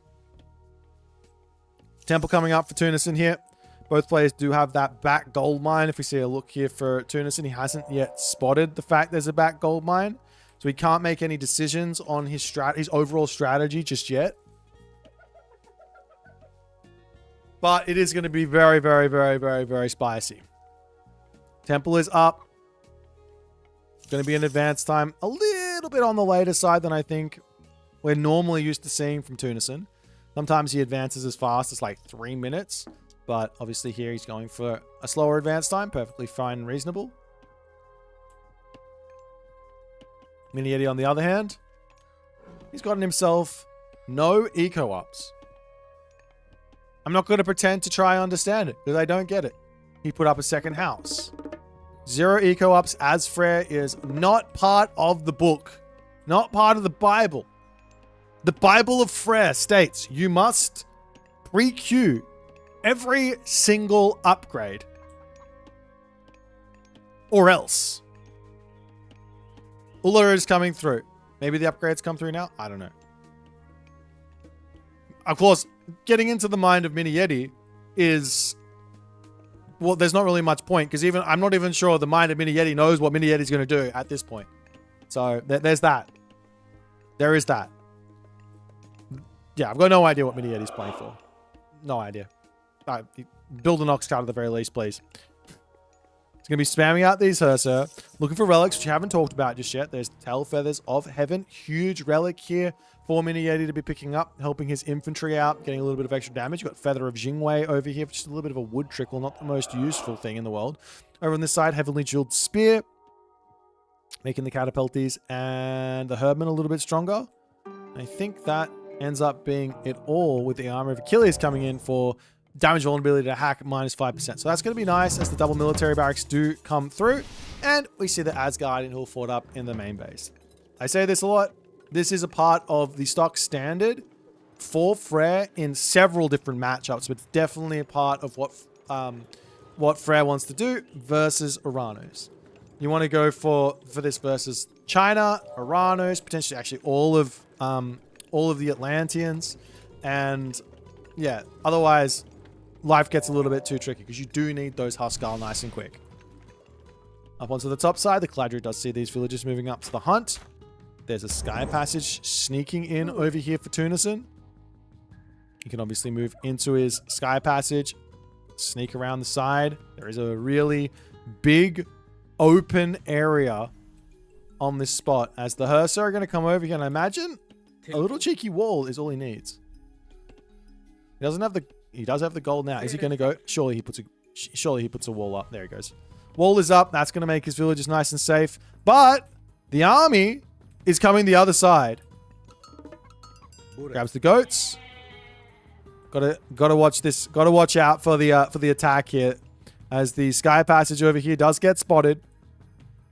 Berserk's hunting oracles, but at the moment there's 4 oracles, and effectively all of them should be safe. There should be one on this position. There should be one in the main base. There should be one over here, and maybe there should be one close to a manor somewhere elsewhere. As the Murmillos do manage to get in, so first blood, first damage is going to be getting dealt here, as one villager at the very least is going to go down. Don't know if you really want to drop the shockwave here. Just take 2 villagers and then run is a perfectly valid way to go about this. His Murmillos should be moving at 5 speed, so they're going to be able to get away from the Hursar. No problems. Berserk's also only at 4.8 speed, so even if he gets a little bit of damage here, not the end of the world. He shouldn't lose anything. He should be fine. And he'll be able to get out and then heal back up with the Caladria. But a couple of villager picks is beautiful for him early on. This is the tiny bits of damage that he needs to get early to make something happen. On the flip side here, Mini Eddie, he's got his Asgardian hill fort, but the things that he wants to build from this, can you go into HUSKSUPPE right away? Not really. Maybe. Kinda. You want to, because you want to raid. We see a random house coming down from Mini Yeti. He is over here. He's checking things out. There's villagers that can get attacked over onto this side as well. As the Murmillos all getting healed up. No counter barracks up just yet from Tunison anywhere. I do really like the Sky Passage play from Tunison. He's got this one I don't really care for. I mean, of course, he has it for the hippos and he needs it for safety, but he probably could have... Yeah, it's fine. But at some point, this one's going to be deleted, and he wants to move over onto this side as well and have Sky Passes on both sides so he can start strangling Mini Yeti. As the Murmillos coming through, they do get spotted over here, and I think Tunison can actually take this fight with the Caladrias early on. Going to turn in. He's got himself a Carnivora as well. Going to drop that through. Picks up one unit as he does drop the shockwave there, as well as those Hursar are going to start going down quickly here. The units of Tunison all managing to stay alive. Loses one. No, does he lose a Murmillo? I don't even think he did. Absolutely overwhelmingly victorious first fight there for Tunison. A couple of low HP Murmillos will get healed back up. And now he says, great, I've done what I need to. Another fight here for Tunison without any sort of additional Terma. It's not going to go well. He doesn't have Shockwave, he doesn't have Carnivora. But if he just goes to the next age, all of a sudden he's got a Chaos, and that's going to be enough for his next sort of situation. More Murmillos are coming in. He is starting to make some Terma. Mana's coming up and all the other good stuff.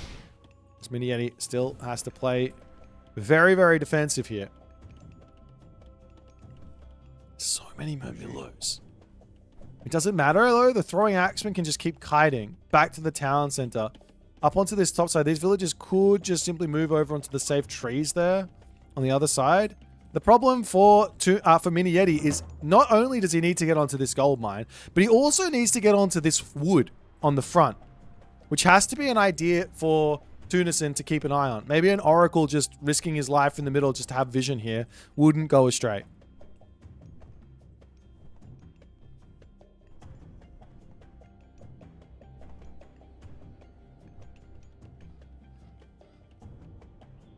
Over here, another mana for Tunison. He's just going full in on these Murmillo, but he is able to get up to that heroic age now. The big question here is, can Tunison get around onto the side and get this next Sky Passage set up so he can hit here, then he can hit here, then he can hit like just everywhere on the map? That's the important part. Finds another goat for himself. Always nice. On the flip side, can Mini Yeti get set up with another Asgardian Bastion over here? Another hill fort. Wall going down isn't going to be the end of the world. Don't think he can charge through here. Not without the god powers. And that's just going to go straight back up for Mini Yeti.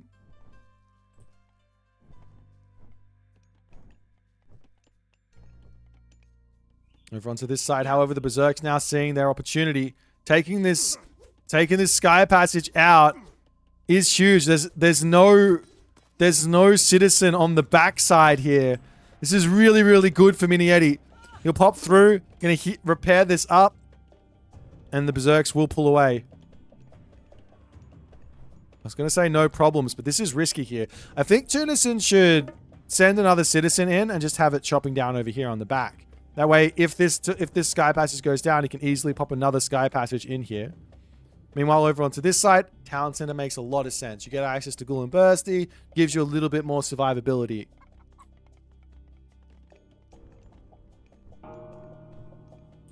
Heroic Gauge is in. There's 5 oracles out. Berserks have spotted in the center of the map as the Murmillos are through already to get some big slaps down. Picks one off. No problems.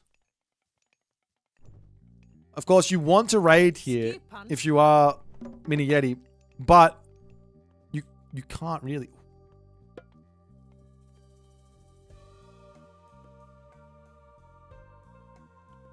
If that Sky Passage gets up, Ghoul and Bursty is useless here. You can charge in. Ghoul and Bursty comes down, we just run. There's a chaos available. All the units are going to pop out of here. This can't go well for. This can't go well for Mini Yeti. He needs to kill this. He drops the Ghoul and Bursty in, but immediately. Well, no, is he going to try and kill the Ghoul and Bursty? What? I thought you just run. That's the whole idea. He basically killed the Ghoul and Bursty, and then he jumped through. Hello? Asgardian Bastion now down for Mini Yeti. He's down at Ghoul and Bursty, but he's got himself a back gold mine. Majority of the units here for Tunison are fine. I'm a little shook. There was Chaos, there was Carnivora, there was Shockwave. And Tunison almost killed the Ghoul and Bursty as it is. Why didn't he just either just run or drop everything and win the game? Wild. Main base now under a little bit of pressure here. There is the fortress. There is the hill fort. There's the town center.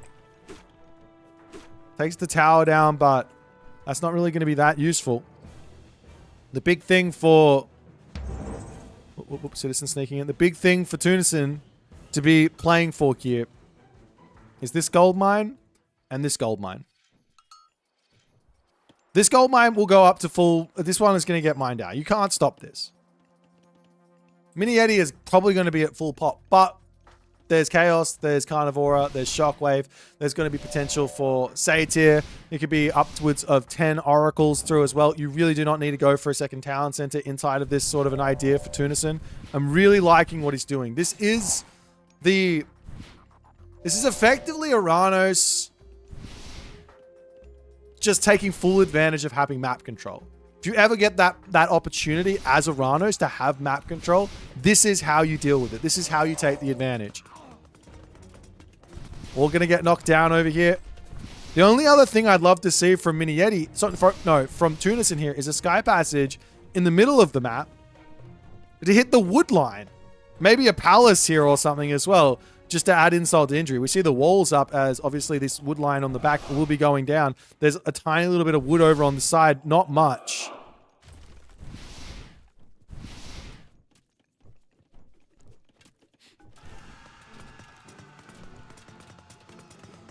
The army coming through, the wooden walls will get knocked down. The Caladri are going to be able to heal up all this damage from the Asgardian hill fort as well. And Tunison pokes his head in here, sees the army. You hit holy damage onto those units there as they absolutely melt out of nowhere. That was the Satyr plus the one volley from the chaos there, hitting themselves.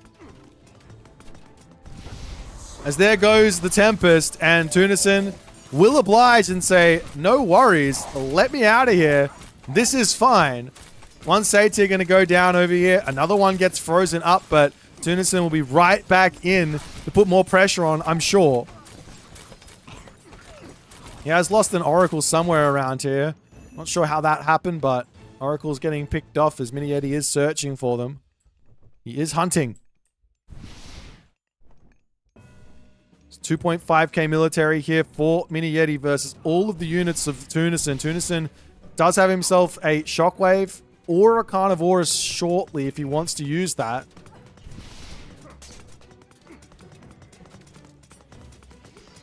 See, Asgardian Hill Fort going to be going down.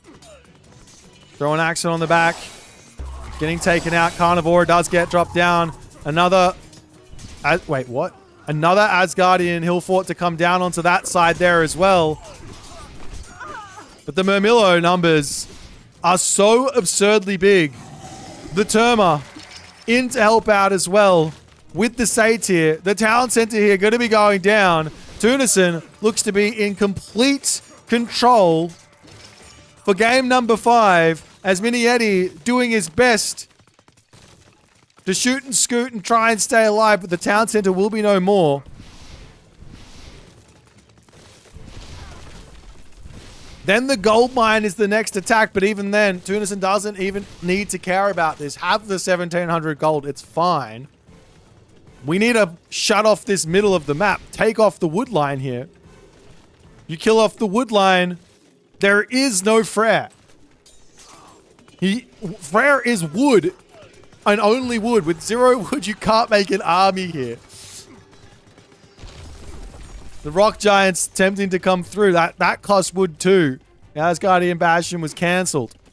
The villagers on these wood lines. One wall stands between these ball of Murmillo and all of these villagers. 29 on wood in the middle of the map here.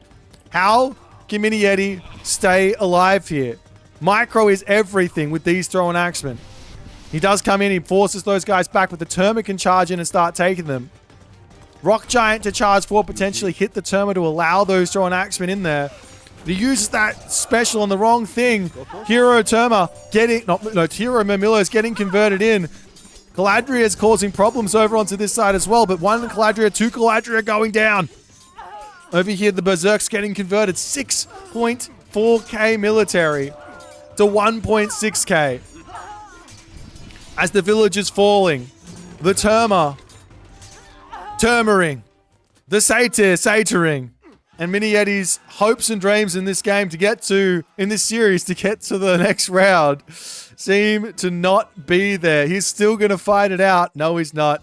He's got nothing going. His gold is done. His wood is done. He's got 3 farms worth of income at this point. The game is done. Tunison gets the dub. He's going to the winners bracket. Quarterfinals, unfortunately for Mini-Yeti. He does drop to the losers bracket. It's not going to be the end of his tournament run here. We're going to see more from him. We're going to see more craziness. Couldn't quite get it done here. He was so close, though. Oh my God, was he close. Tunison sweated in this series. Tunison very much sweated in this series. Mini-Yeti could have won the Hades versus Loki game. He could have won so many different games. He was in such a good position. But it's just not to be. Tunison gets the dub. We're moving into the next series now. We've got Recon versus Zuccolo. They're waiting in the wings. Let's go check in with them. We'll be back in 5 minutes with our next game starting. Don't you guys go nowhere. It's going to be a banger. We'll see you guys soon.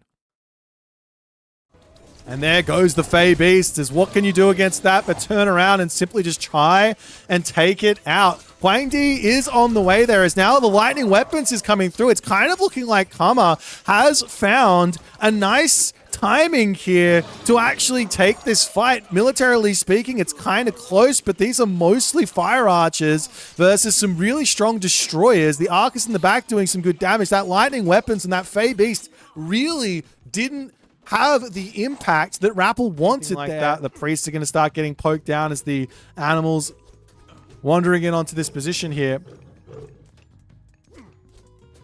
And Karma just looking for any little bit of damage with these spearmen as Rappel not really pulling away from this. He's just taking the damage. He's not running. He's just trying to turn around and fight. He gets himself watchtowers in, but the Pharaoh is going to go down. A couple of villagers go down. Is this worth it? In the slightest for Kama, though. How many villagers did you kill? But how many spearmen did you lose? Is the bigger question. He suicides a lot. Scary as Kama charges in here. He says, it's time to take the fight. Lightning weapons to come through. Can you just run here is the big question. I don't know if you can. The military population is at such an advantage for Kama that he has to be feeling like he can win this fight. And it looks like the lightning weapons is done, and he can indeed win the fight as Rappel's army gets blown Not only that, the other thing that's keeping Kama alive in a big way is that he's getting these shades of Hades out for free just from losing units. He's going to be charging in to try and take this fight, however. Is there any actual units here that Rappel can use to win this fight or not? I mean, the shades are tanking up. They're going down here pretty quickly from the heroes. There's still a big help. Does Kama have enough stuff here or not? There's still a restoration for Rappel if he wants to use it. Maybe he's saving up for another bronze, but Kama not able to make it work there. Chaos. Look at the Bergrizi numbers for Grass. Who needs siege when you've got these bad boys in your army? He's got 7 of them. 7 bad boys, and he's going to be able to absolutely erase this main town center. And a shifting sands. What? The shifting sands from Grass. This is completely crazy. As the shifting sands from Matador now coming in, he says, let's fight. Grass doesn't have himself the resources for Skin of the Rhino. Town Center gets denied here. And Grass is now going to have to run all the way back home for Grass. As Matador manages to catch out the Centaur, though. 2 Centaur going down. And the ceasefire gets clicked. The panic from Grass there. He gets those Centaur just out by that much, and Matador pounces. Mosca sees his angle to charge forward. The Kusanagi gets dropped down. The army gets sent flying here, but now the Halberdiers are in to start taking out those Naginata riders. Good control from Eric. He's going to turn around, continue to take the fight. Good control from Mosca, though. Every time the Halberdiers turns, he turns.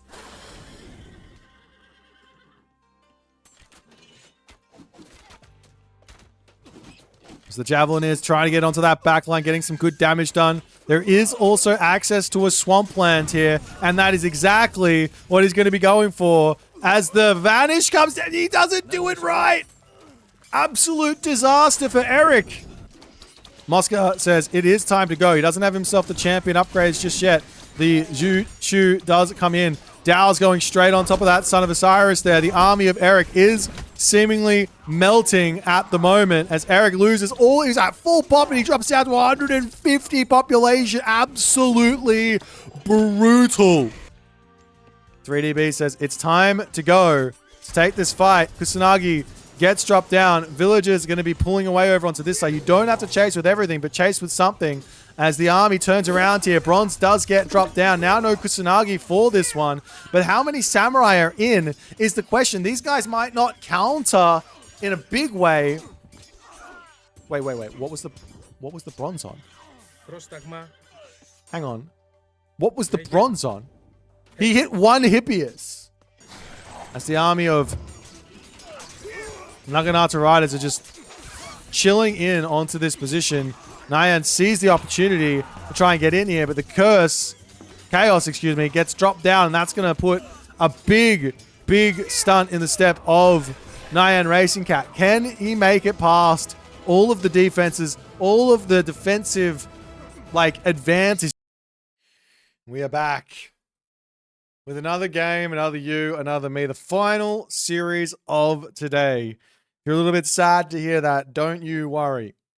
Next weekend, the weekend after that, the weekend after that, and I think the weekend after that, we've got ourselves Age of Mythology games coming your way. Recon going to be bringing us into our final series to take on Zuccolo here. Our first game is going to be on Frozen Continent. It's going to be a Ra versus Susano. Recon bans out Demeter and Freyr. He hates the fourth gods. He says, no, every pantheon should only have 3. Any more than 3, and I'm upset. He bans Demeter. He bans Freyr. Zuccolo on the other side says, give me the Thor. Give me the Fushi. Kronos gets picked. Isis gets picked. And so on. And so on. These guys aren't giving me my bloody URL. Luckily, I've got it here. Alrighty. Okay, they are off to the races already for game number 1.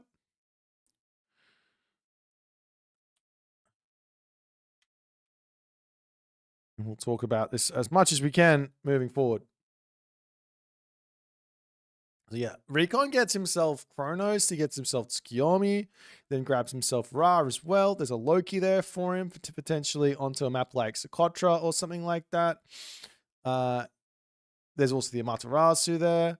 We got some really interesting picks, actually. Is this all of the funkiest maps? No, we're missing Haywire.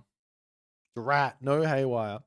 But, okay, so the map pool we've got for today is Frozen Continent, Budapest, Socotra. If you like water maps, well, we've got the water maps. They're the spicy maps. They've got the extra little bit of stuff in there. There's also Hideout, which I think if we see it, it's going to be the first time today we're seeing it. I love this map from a viewing standpoint. I hate this map from a playing standpoint because it's really, really hard and it doesn't fit my style at all. But it fits someone's style. It fits someone's style. And I think that someone's style is Recon. So I'm very excited to see what he's going to have in store for us there. We've also got Gorge as another very nice map. Alrighty.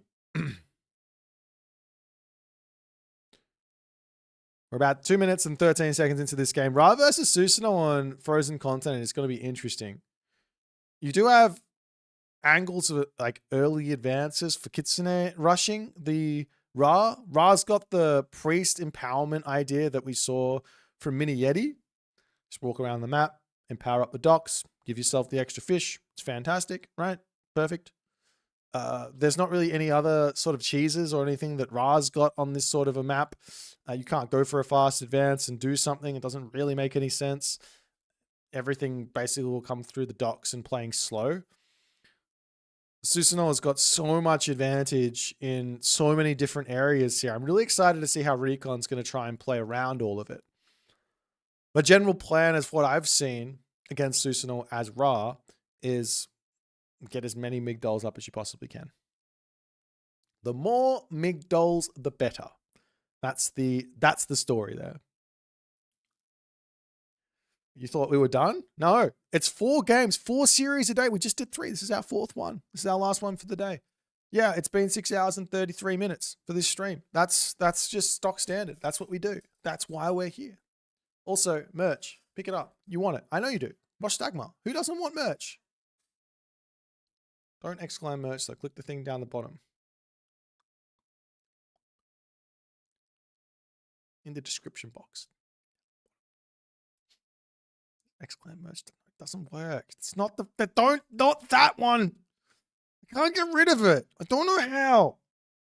I can't. The Streamlabs is too OP. I don't even have a merch store anymore on Streamlabs. Too OP. All right. 15 seconds. I'm pooped. You're pooped. But it's a day of age mythology, and let's get into it. Recon, Zuccolo. Game number 1. Ra versus Susano on Frozen Continent. Let's get it.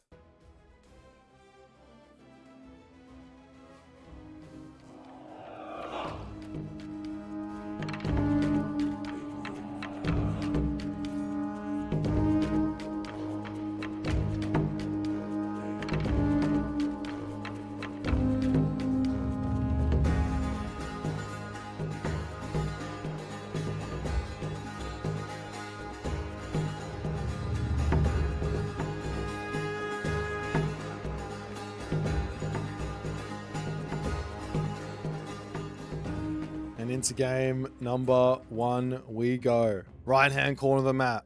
Weighing in at 175 pounds. That's not very many pounds, is it? But that's how many he's weighing in. It is one Recon the Great from the tag team. He's playing some Ra. His opponent today standing in at 7'2", wingspan of 11 feet, an absolute monster of the Italian stallion crew. His name is Zuccolo. And he's playing some Susano. Fantastic. Meanwhile, over onto this side, a little bit of a cheeky obelisk. And hang on. What? It looks to me like Recon's plan here was very simple. I think he was setting up to potentially stay one town center with no docks. I could be wrong, but I think that's what he was setting up for. He runs forward. He sees the obelisk. He sees the watermill. He knows that a watermill basically means there's probably going to be a dock. And somehow, some way, a god that I think will effectively never be able to see what your opponent's doing early gets to see that. Huge. Huge, huge, huge. Now, while Recon gets his vision in, the docks coming down will be slightly slower. So a little bit less economy for Recon here. Check out some relics. Over onto this side, we've got the Sharon's Obel. Up here, we've got ourselves the Harmonia's Necklace. The plus 10%. Gather rate for gold. Over here, there's the Hestia's Hearth.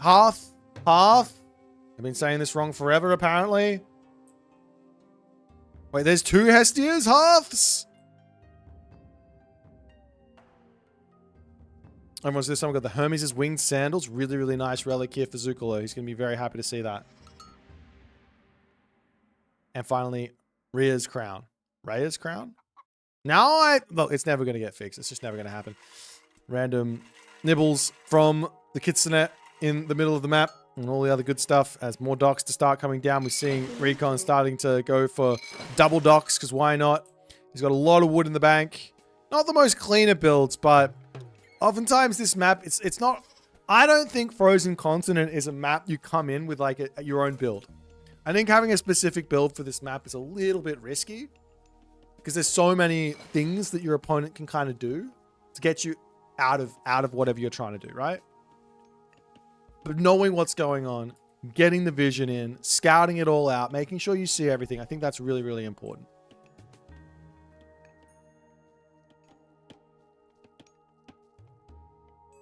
Docks coming up over here. It's pretty risky to continue getting these docks up against Susano because of the Kitsune. If you get caught out in the middle of the map with the Kitsune running around, they will pick off your villages.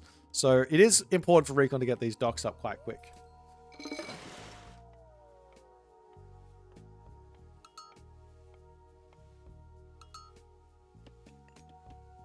Meanwhile, Inario Okami to come through. We've also got the Kitsune spammage to get started. A couple more cows coming in. And, I mean, the Kitsune spammage to some degree is going to just be able to shut down all these obelisks. or is he going to go for villagers? You have to run straight through all the vision if you don't knock the obelisk down. So you slow down pretty much everything that Kitsune can do with these obelisks.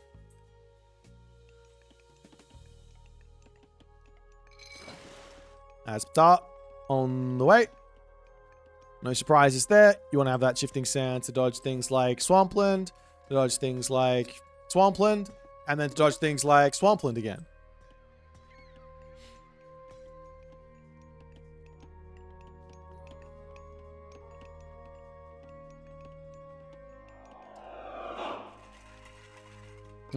Miko is unhappy. She's got her wand. She slaps, and Recon is going to have to run all the way back home. Let's get this dock up. Is he going for the corner as well? No, it looks like he's brought his villagers back home. Giving up on the docks for the time being. He's got enough fishing ships, it seems. He's got 9 out with 2 more to come here. 1 more to come up here. 10 out now.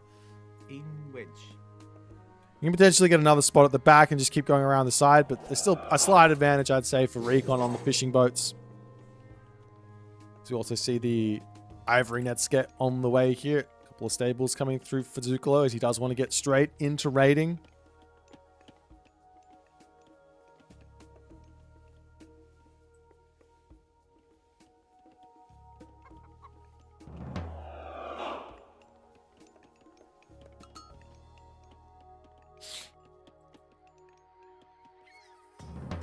And slowly but surely, these Kitsune are going to start cleaning up all of this vision that Recon tried so hard to set up early game. But it's like, here's the thing. Either the Kitsune are in your main base, killing your villagers and making you very, very scared, or they're running around the map cleaning up your vision. I know which one I prefer them to be doing.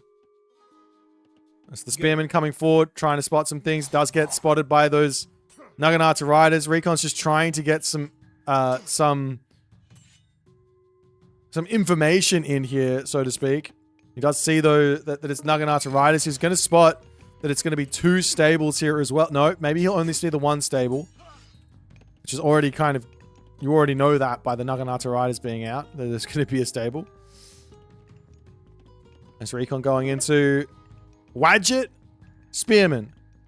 And normally, I don't like playing a classical fight versus Susano. Can go very, very poorly, very, very quickly. But this is a good fight here now for Recon as the Kusanagi Swampland gets dropped down and it gets next to no value. That there could not have gone better. Could not have gone better for Recon. I think he lost 1 Spearman. Just one of the biggest god powers in the game. Okay, Kusanagi isn't... Kusanagi isn't the big... But you get what I mean, alright? Come on. Now a market for Recon. He's making a couple of slingers. And his Spearman raids moving forward as we do see some samurai over here spreading out. You got to be careful. You don't want to run straight into the Jiragumo. And she does manage to claim her first prey. Nope, 3 HP in a dream.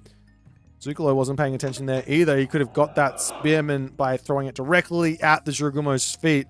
Should really not be able... You should... The whole idea of that Jiragumo is anti-raiding, basically. You can't raid it. You can't walk into her.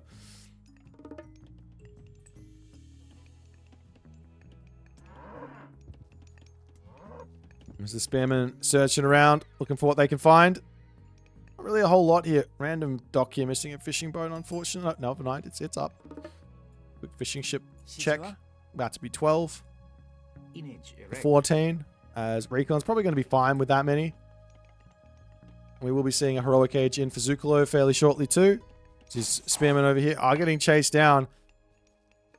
Running around with just a small amount of Spearmen seems a little bit crazy versus the Susano. It's got all the speed from those Naginata riders and the Kitsune as well, going to be able to nibble on the way back. As Recon tries to turn around, tries to poke a little bit more, but he is... No, is he shifting in onto this position? Oh my god! Recon says it's go time, it's go time. Pushes forward all those Wadgets ready to take out the Samurai. And the Jiragumo going to go down too. Villagers on the top getting caught out here as Recon pounces. Huge damage to come in onto this economy of this Susano from Zuccolo. He drops down to 22. This is the Wadgets are in an incredibly risky position as an on the musher spawns right on their face. He loses one. He's going to lose his second one. Nope, he doesn't. He keeps it alive. And the on the musher goes. That's a good trade. An on the musher for one Wadget. That's a good trade. Wild decision from Recon. Does work out for him. And now he's pushing Zuccolo off of the home gold mine. What can Zuccolo do? Swampland? Again? That's what he can do. He's got 1,000 food in the bank, though. Temple gonna go down.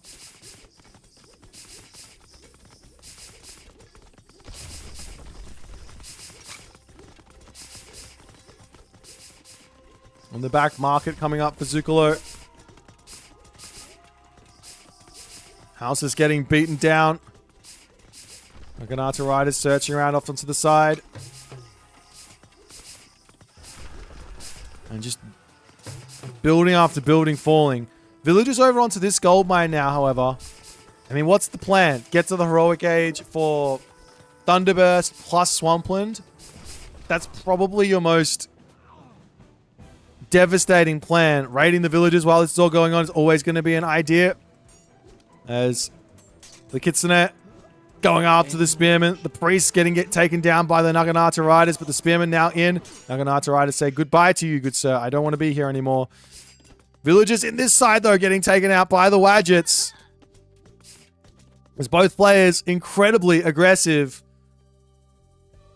The gold is creeping up for both Recon and for Zuccolo here. As the Wadgets can take down the fishing ships too. Walls up onto this side for Recon to just get himself as protective as he possibly can. The gold coming in is huge. And now Rai Jin, the god of choice, makes perfect sense here. With the Thunderburst plus the Swampland, you can almost guarantee a very, very nice amount of damage onto these units. Recon's done so much damage, like 21 to 35 villager differential with fishing ships getting taken down over here. A little bit of a raid onto this spot, but the samurai are in and they're scary. We're seeing Axeman from Recon. See if that's going to work out for him. The Wadgets are the big unit, though, that I think he needs to have over onto this side. And then basically he wants to get straight to Chariot Archers. That's the scary part, or the scary unit for Japan to deal with when playing versus Egyptian.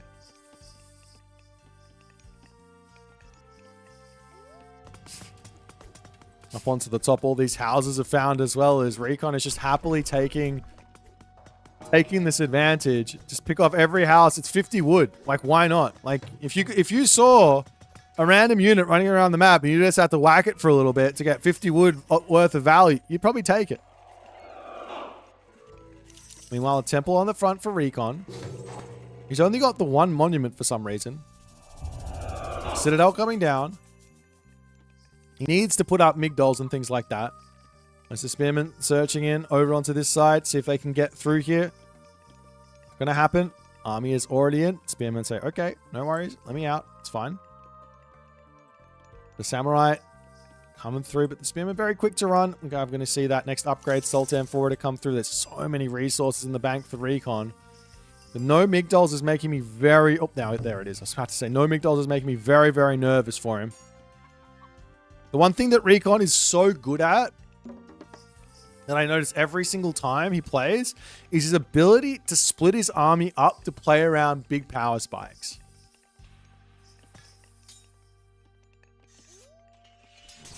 As he pokes away over here, the villagers on this position, a little bit scarily positioned. Town center up here is big for Recon too, to just push his advantage even further.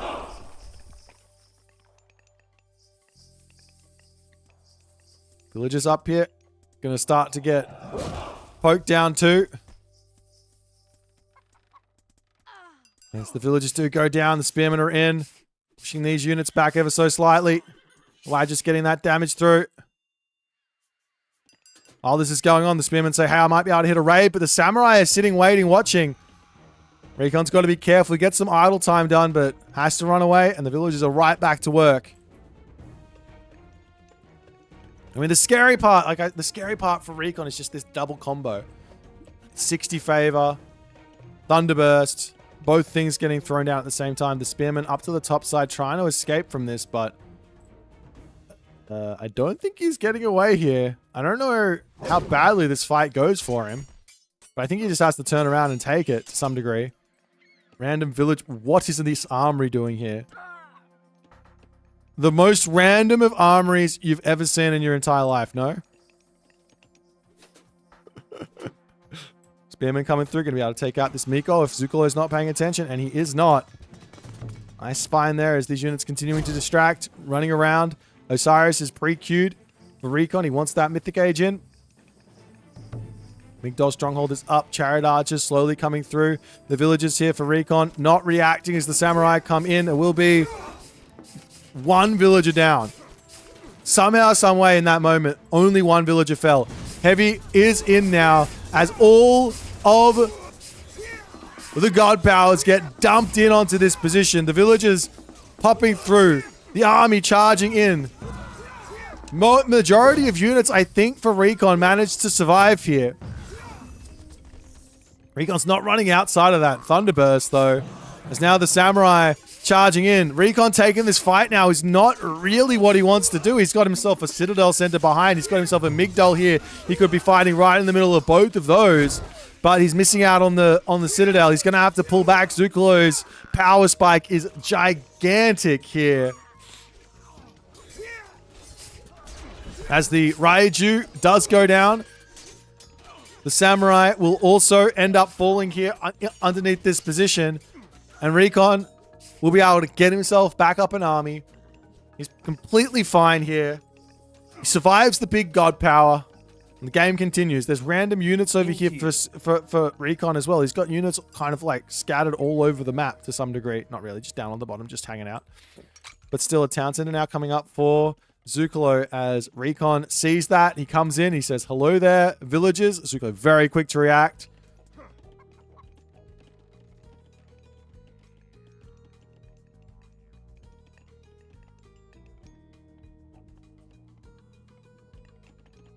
And Recon getting closer and closer to being able to go to this next age.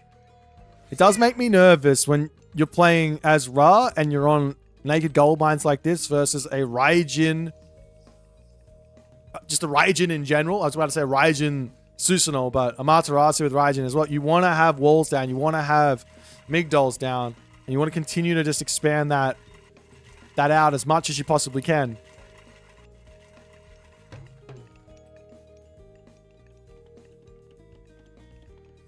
Town center coming up for Zuccolo, and he will finish this one, but he is still 20 villages behind. One thing that he's got going for him to some degree is that he has the Ivory Netscape tech, so that's a little bit of boosted economy for him.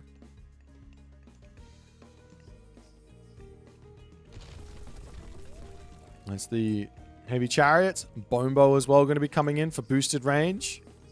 Osiris is on the way. There is another really scary moment here for Recon. In fact, I mean, the entirety of this game against against Susano is scary, but the next scary moment for Recon against Susano is going to be the Mythic Age. As these Naginata riders try to charge through. The Mythic Age comes with a Shinigami, but more importantly, the Divine Tempest, or whatever you want to call it. Another Migdol Stronghold.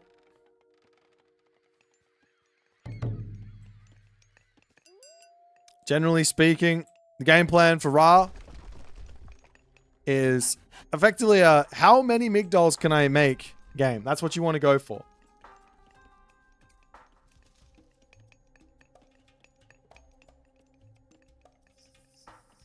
Spearman check, moving around onto the bottom side, searching for things to take out.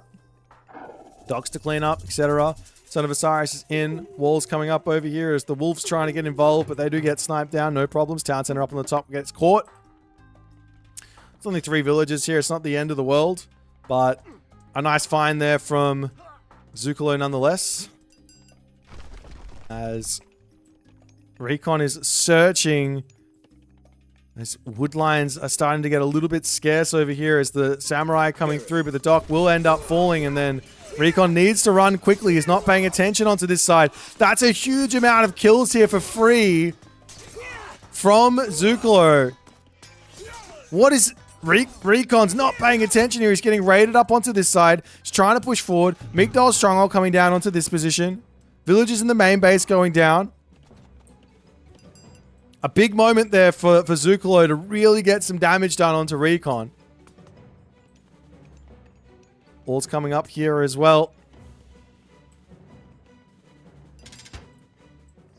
It's the catapult. Coming in, ready to start sieging this position. There are 2 gold mines on the back here for Zuccolo. He's also still got the gold in the main base with 1,000 left there.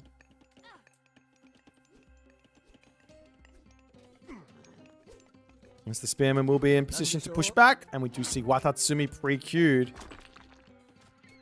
But I think that's a ways away. I think Zuccolo has got a lot of time, a lot of resources he needs to gain to actually get there. Recon with the Leviathan and War Turtle not deleting technique, as the army does manage to sneak through here, does push the villagers off of the gold mine. Another Migdol from Recon onto this position is going to be very important.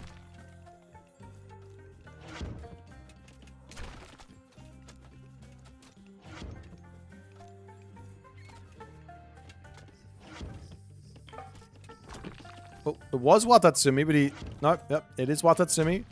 He was going to change it around there and go in with the Takumi Kazuchi, but sides against it. It's the riders coming through onto this side. They see some villagers to start targeting down again. There are some chariot archers, but there's not really enough stuff here. Over here, the Son of Osiris will be able to come through and assist. The Mummy to help out as well. Will be a couple of minions there as well. After all is said and done, as those Naginata riders still searching around over here. Recon slowly taking buildings down, slowly taking more of the map. As the villagers onto the gold mine now. Up onto the top side, the Naginata riders searching. This town center can get grabbed soon here as well for Recon. And then he can be at like a 4-2 TC sort of situation. Maybe the more simple play and the safe play is just more Migdols. More Migdols is more Migdols. I know that might seem like a silly thing to say, but it's not. It's not, okay? It's not. More Migdols is more Migdols. We need them. Camel Riders now also starting to get mixed in. As the Naginata Riders find another villager pick, but villagers will sneak over here to try and grab this gold mine for a little bit. See if that ever does get spotted, as the houses going down will immediately get rebuilt elsewhere. I don't know where, but they will come back up quickly somewhere. Double coming up for Zuccolo. And the big next moment, there's 2 big next moments actually. There is the big fat Watatsumi God Power, and then there's the tier 4 Bushido to come through, which gives another 100 favor for another Swampland Thunderburst, like whatever you want to use.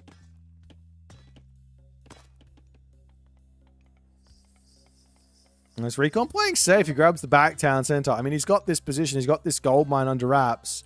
More Migdols would still be more Migdols. He could get another one over here. Keep locking up the map.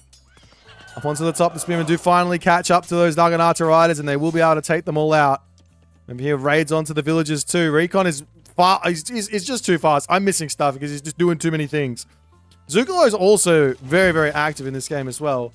As we see, the seaside infiltrators coming in from Zuccolo. I must say, I haven't seen this technology get researched in a competitive game yet. This gives the smoke bomb ability, which allows the shinobi to go invisible. It's kind of sick. It's kind of sick. Does it give any other? Does it give anything else, or is it just? And it gives 10 speed. 10 speed is still nice.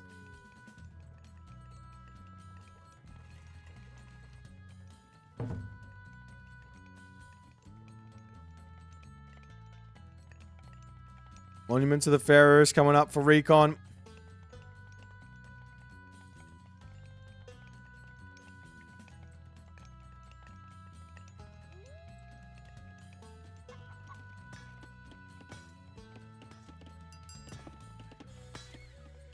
This guy's life is tough. He's got to scratch that armory down forever. But he sees Zuccolo up with another castle. But he's going to get sieged down by these catapults. I have to say, Recon is playing incredibly careful, slow, smart. Villagers up to the top can put a market right in that top corner.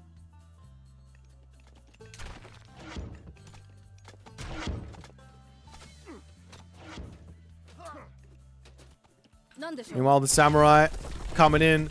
I mean, this many samurai is normally quite scary, but if you've got all the chariots in, it shouldn't be that big of a deal. As the catapults will run immediately here. No need to stay close. Through the next stone. Are these stone? You could go up to the next tier here as well. Go up to fortified walls and maybe even the citadel walls. As the main base getting charged in on, picking some more villagers off. Force of the West Wind to get grabbed as well. Recon's on 4 town centers with a full map in his clutches. He's playing a game of stay away. Stay away from me, god powers. As the Swampland does get dropped. Umibozu is in as well. This guy's an absolute beast of a unit. He's slow, but he whacks hard. Is the samurai going to try and get through here, take out Migdol's stronghold and all the other good stuff? You kind of want to take the Migdol and then target down the Omyoji, I guess. And now the main town center of Zuccolo going to get targeted down as well. The raids coming down onto this side. No.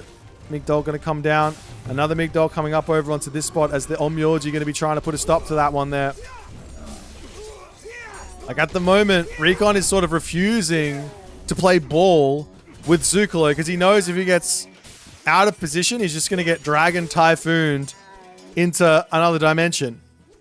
He wants to be so careful with this. Does manage to pick off the town center though.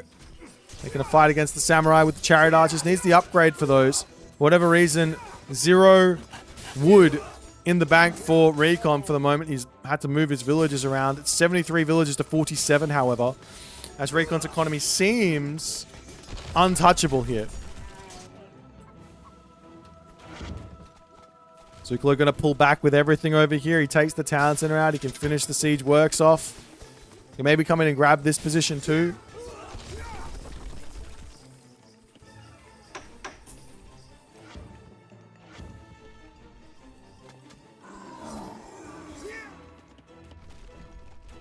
I don't think there's any shinobi anymore. I don't know where they went, but... Oh no, he's building them. He wants the shinobi.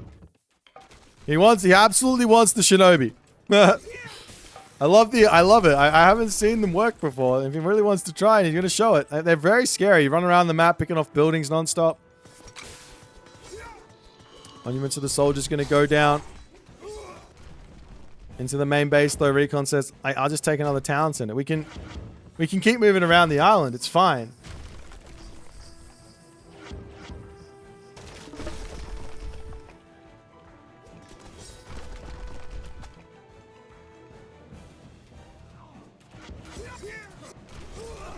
The samurai trying to come through here and put a stop to all this. There is that Dragon Typhoon. It does get called down. The villager's going to go down.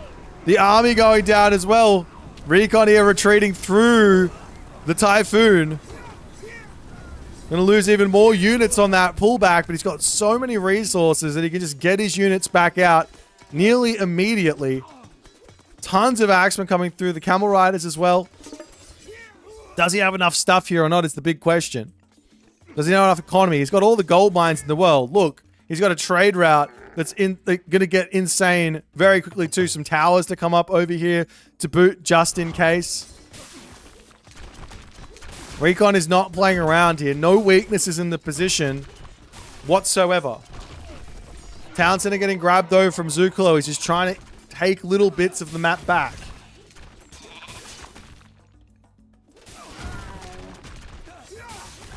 Recon slowly building up an army. The Axemen pulling back. I mean, these Axemen are going to be good versus the Samurai for sure. The first rain of many. Wait, how many farms does he have? The first rain coming down for Recon. He's got 16 farms. He should get a big boost of food here.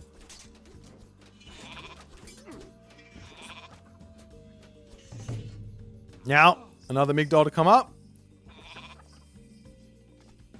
And Recon can go back to what he was doing before. There is another Swampland available. There's another Thunderburst. You could drop the Kusanagi first, lower the cost of the Swampland and the Thunderburst, but I don't think he quite has enough for everything. Maybe he does. I don't know. 11 favor, take those down by a ton. Swampland, take those by down a ton. And maybe you can hit everything at once. With Recon pushing forward. The Shinigami. Use that special ability in. Recon's still just being so careful. Doesn't want to overcommit onto anything. But the Shinobi to come through here. Taking down the tower. Going to go after the houses and everything else. Swampland to come down. And he could have dropped everything here. He doesn't. He could have. But again, I don't know how much it matters. There's so much economy. Actually, there's not.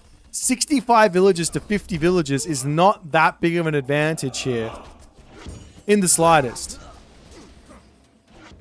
Thunderburst now finished. Axemen all kind of at half HP. 180 pop to 240 pop. Wait. Recon isn't building villages. It's obviously on purpose. As his army here getting pushed back, he is building camel caravans. Which means he's got himself plenty of stuff. 35. Up onto this side, the Shinobi do kind of get caught out here by the Axemen, but they will be able to dart around and get back to safety. The problem for... Yeah, the problem for Zuccolo is he has no gold mines. He's got 0 gold mines. There's one over here with 400 gold left in it, but there's no gold mines left. In fact, there's almost no gold mines for Recon as well. And how do you defend on this map versus the Shinobi? The Shinobi raids. Can you put a wall like this? He can't. Ah, he kind of can. There might be a gap there. You can kind of wall this off, I guess. There are towers up here. There is some defense. Recon is just like, no, I'm happily playing. It's fun. Whoa. Look at the vision. Look at the vision from the lighthouse, though. He literally has map. You think you have to buy omniscience for map hacks? Just get a lighthouse and empower it.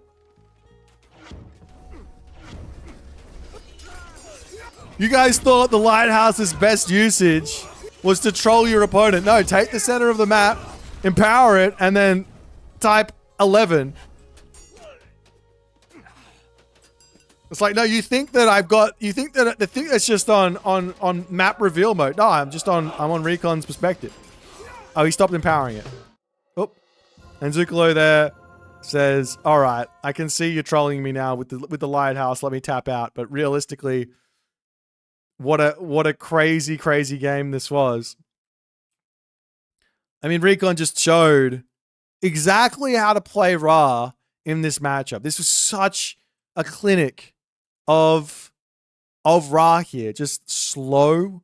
Like, no, there was some moments where he's really aggressive. But once he got the advantage, he said, no, we play slow. I don't want to die to your Dragon Typhoon. I don't want to die to your Swampland. I don't want to die to your Thunderburst. I don't want to die to anything. Let me just...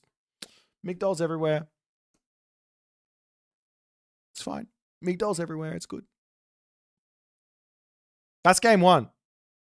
That's game one, ladies and gentlemen. Let's get back over to the draft. See what they're going to pick for game two. See if it's going to be just as crazy or what. I don't know. Let's see what happens.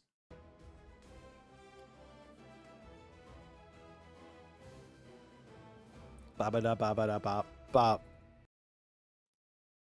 right, the next map is on Budapest.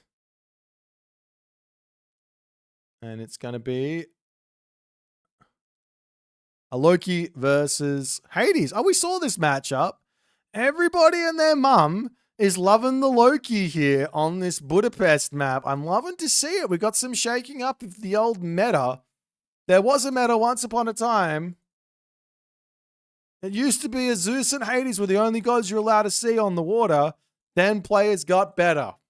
Then they realized, no, we got a Loki pick here now. We got a Loki pick here. Okay, so the Ra did take the win.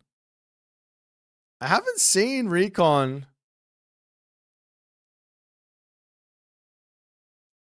I haven't seen Recon on Norse in forever. Absolutely forever.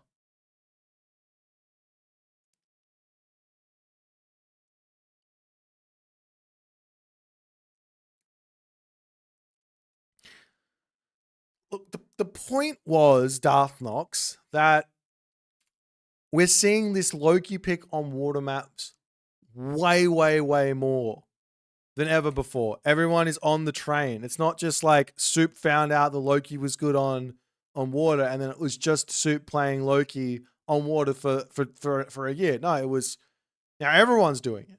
Everyone.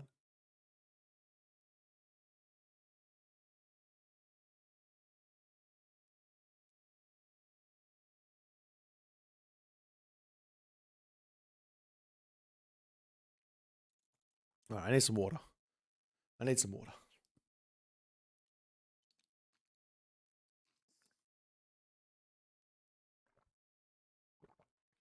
Alrighty.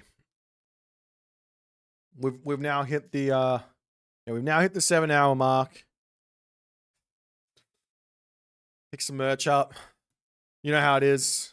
Description box below. There's a link below. You don't have to exclaim merch in Twitch chat. There is a literal link below you can just click on. It says merch. Just click on it below if you're on Twitch. Or maybe I'll even... No, I'm not going to. I can't bother.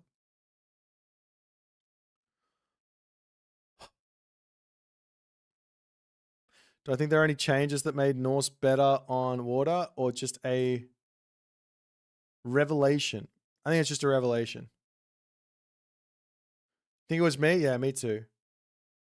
I think it was me too. Yeah, I made the Norse revelation on water happen. Odin versus Zeus on Midgard. No, I don't know. It's always been good. It's just a revelation. Yeah, I think it's always been good. Never not been good. And maybe maybe what happened was Norse got so bad on land that it started being a good pick on water for tournaments.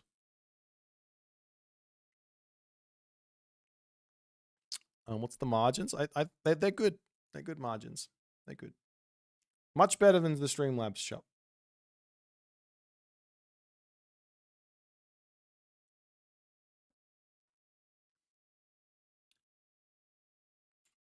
Alrighty. Let's keep going, guys. Wait, did I change this? I didn't. Whoops. Recon versus Zuccolo. All right, we're 20 seconds away from Budapest, Loki versus Hades. So we did see this matchup once today, but we did see a pretty crazy game. It might be just as crazy. Zukulo might do the Ares shenanigans. He might play for Athena. There's lots and lots of different options here. I'm very excited to see how Recon's going to be playing this. He does have a big brain himself and is just incredibly solid. He's just a ridiculously solid player and all the other good stuff that comes from that. But let's jump into Budapest and see what they're going to go for.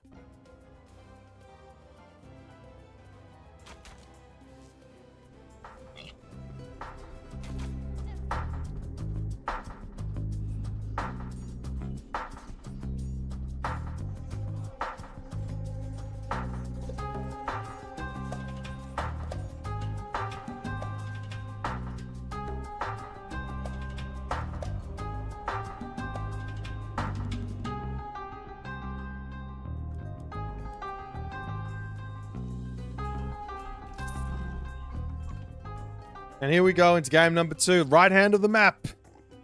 Spawning as the blue... Whoop, Random bird just coming in and ruining my introduction. Spawning in the blue color, playing as Loki. His name is Recon. An incredibly well-played first game, as to be expected from Recon. On the left side of the map, in the red color, playing as Greek, as the Greek god Hades. Saved it. His name is Zuccolo.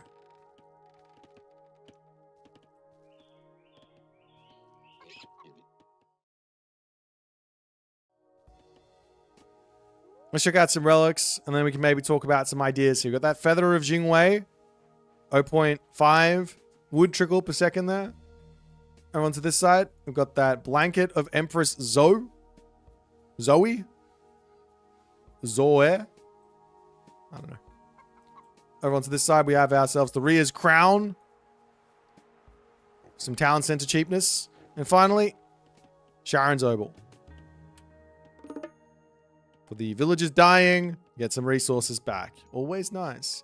We do see both players just opting in for the nice safe dock first and foremost. I'm still gonna go out and say I don't understand. I don't understand the safe dock. Definitely don't understand the safe dock for Norse, but I don't understand the safe dock for Greek either. Just walk over here, put a dock here, walk over here, put a dock here, build your 4 fish, or take all 8 fish if your opponent doesn't want to contest it. It's great. Anyways, onwards and upwards. The game continues along. Random dwarf on food here. Okay, so it's fine. Everybody does this. Everybody makes mistakes. And then, okay, Recon fixes it. Except for Recon, he fixes it. Gonna go on a rant about how even the top players can make mistakes, but he just fixes it. Now I can't rant any longer. Alrighty.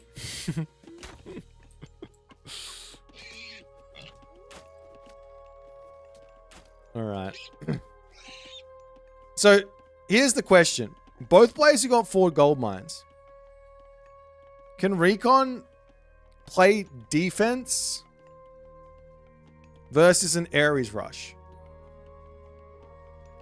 Or even just versus an Athena rush? Or even versus a village center rush?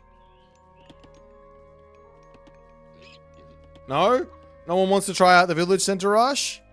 Just me? Okay. Fair enough. Thought it was a good idea. Why bother going to the heroic age when you can just stay in the classical age and put a village center down? It's better. Do you know what I mean? Like you see, no? Just walk in here, army, village center, on the gold mine. Okay, never mind. It's fine. Athena on the way here for Zuccolo. No surprises. I sort of expected to see Ares just because we saw it from Mini Yeti and it was obviously really, really strong. And if he executed that touch better, it would have been a very, very nice win for him. Over onto this side, we see the dot coming up as the villagers will drop some walls here. You could shank that berserk down and deny this dot completely. But just building the walls and being safe, fair enough. No fish coming out on this side just yet. But Heimdall versus Athena.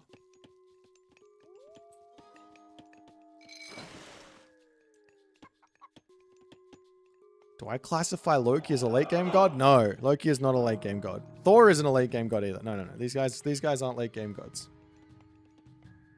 Don't think so.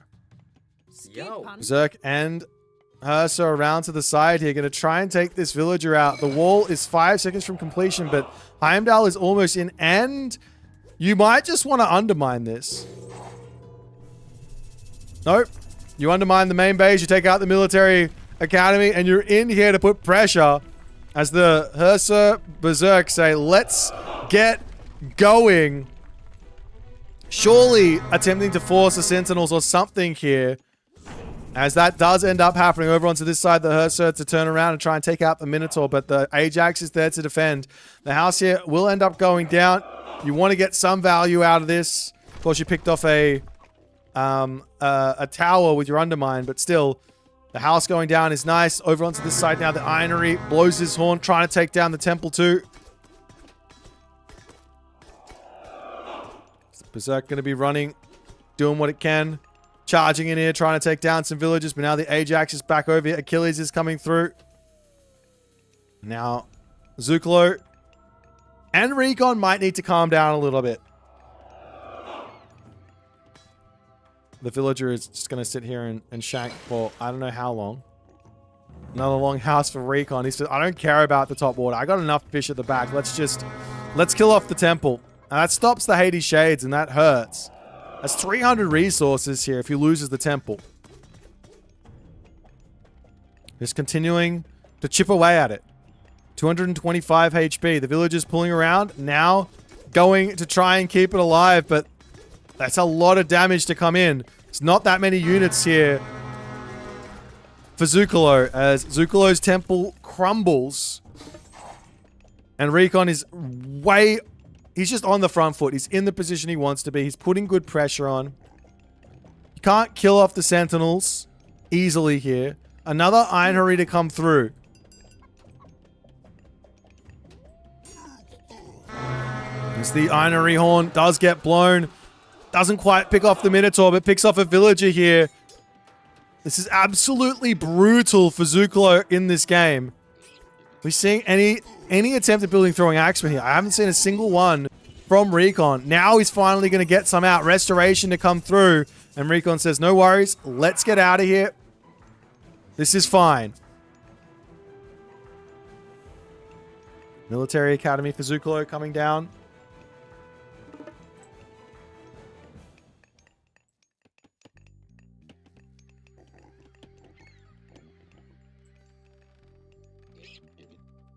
And Recon going to be searching around up to the top side, looking for someone to do another long house up for Recon here.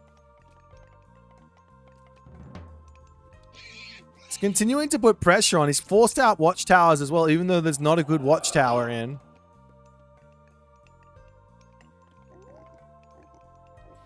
But Zuccolo does manage to survive the worst of it here. He's going to be able to get out a strong army. He doesn't have restoration. He lost his temple.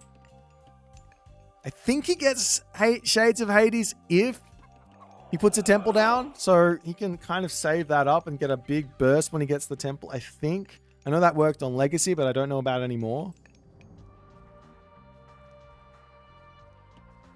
So Berserk's coming through over onto this side. I'm going to try and maybe take out the dock, but they are fighting underneath the tower.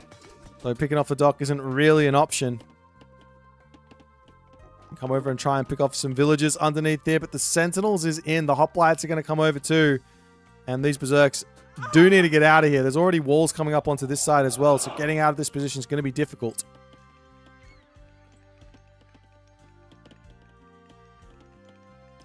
Meanwhile, Rixdula on the way for Recon. Big economic boosts where that's concerned.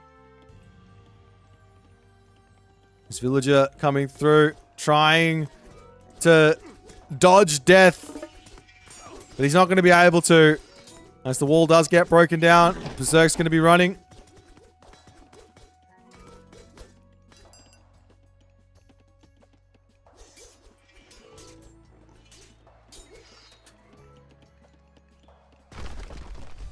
Random buildings on the bottom to get taken out as well. We do see a cheeky trireme here too. Still surprised that top water isn't getting grabbed by Recon. Does he just not know it exists? Of course he knows it exists, but there's a Berserk there ready to drop a dock at some point.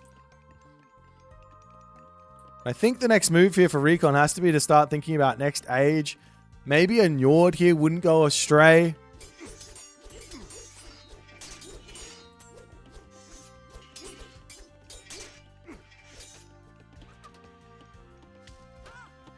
As the temple on the back to come up, and it does look like this back position is going to get locked off to some degree. Recon could try and come through and just knock the house down, but he might get trapped. So he does have to think about escaping here.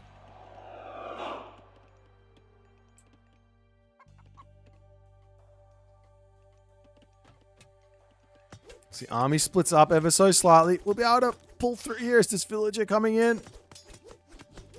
Some of the army gets out. The rest of this army might get trapped in here, though the army turns around. Dead villager. Ironry gets created.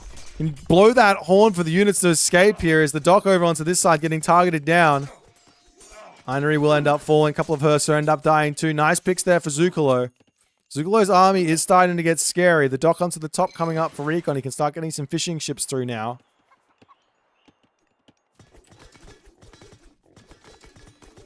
Recon doesn't even have himself first seen in, so the lack of fish isn't really hurting him that much, but the fact that he doesn't have it means he's falling behind in a big way on economy, and Zuccolo sees the opportunity as he's going up now to the heroic gauge through Aphrodite.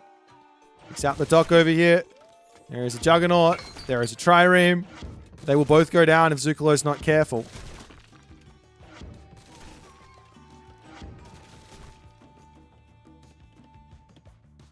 Up onto the top side, the wall's coming down. There is a Berserk chilling over here. He sees the storehouse, so he knows that that's there. He's going to be looking for some sort of a raid onto this position. Some sort of a side build wouldn't go astray here from Recon as well.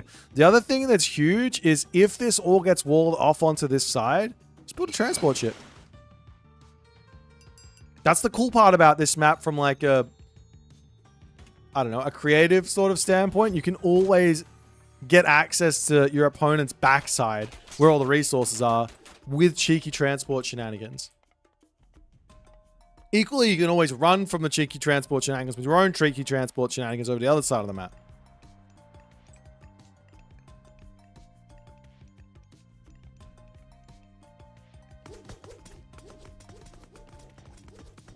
So now Aphrodite hits. I think Zuccolo is in a good spot here. You can throw a fortress down. Yeah, I'm going to be seeing Bragi here. I think I'm gonna go on a limb and say I would have liked to see Recon go for Njord here.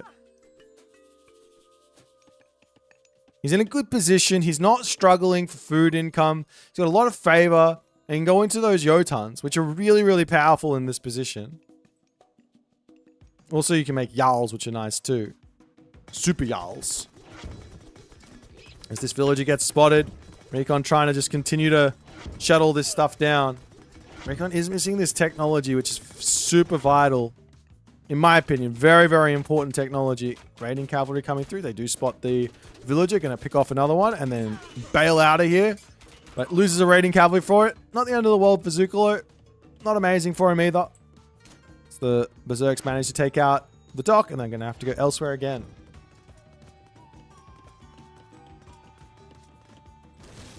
Another dock coming up for Recon. So maybe, I don't know what his plan is there apart from just vision. Zuccolo just has to play defense. He does manage to take down the dock over here.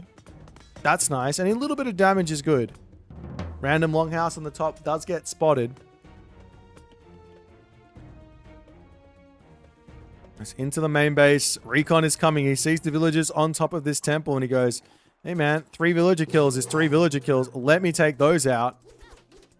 He hits the heroic age through Bragi. And there is some very, very nice upgrades for all these berserks that he's got out. He's got 19 of them. Must grab that Call of Valhalla tech. Super, super important. Meanwhile, a fortress up onto this position for Zuccolo. Makes some sense. I mean, the differential in villager count is ginormous at the moment. It's 44 to 30. Hoplites breaking through here. Toxotes on the back, looking for things to start taking out. I don't think that Zuccolo should be ready to start taking these fights. He does come over onto this side, getting himself out of Skylar to hit these units. The villagers as well making a move, but there's no underworld passage here, so not a big deal with that Pegasus to scout them moving around. On the backside here as well, a town center now up for Recon. He's up to 190 population, and he has flaming weapons. This is going to be incredibly painful for Zuccolo, who does not have a restoration, does not have anything to help him out with the exception of a curse, which when you're playing up against 190 population of units, it's just not that much.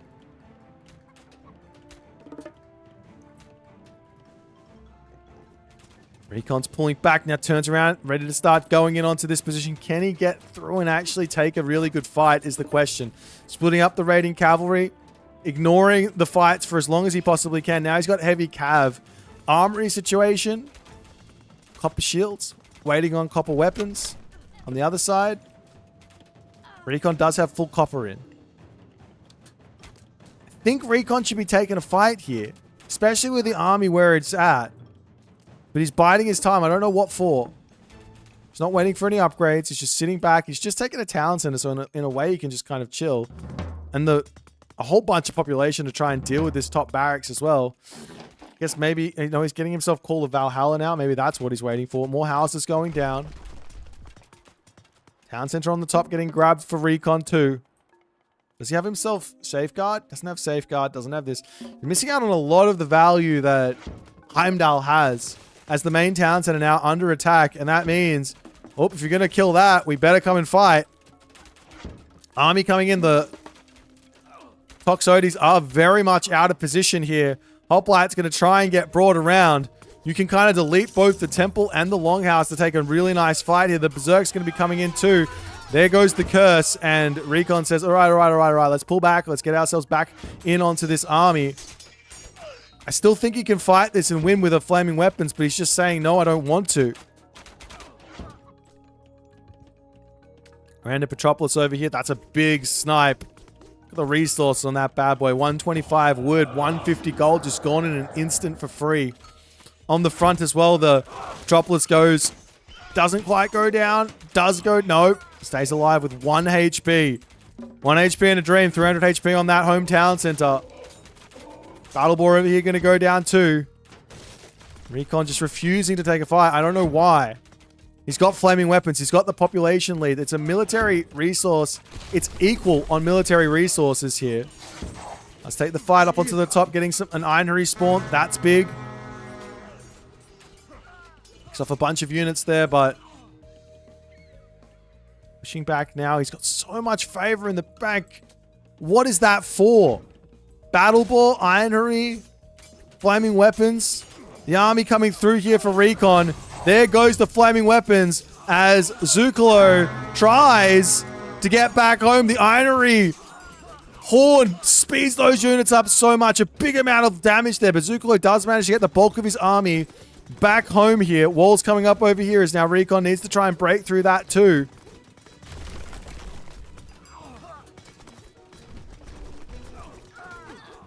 Onto the top side here, that fortress is going to be near impenetrable. You got to be careful with this flaming weapons. You don't want to fight just because you've got the stronger units for this moment, because it's going to go poorly a lot of the times. You've got to take the good fights with that flaming weapons. Town center coming up. I mean, I feel like that attack was like what Recon should have done, but when the army was sitting in on this spot, he was just waiting for I don't know what.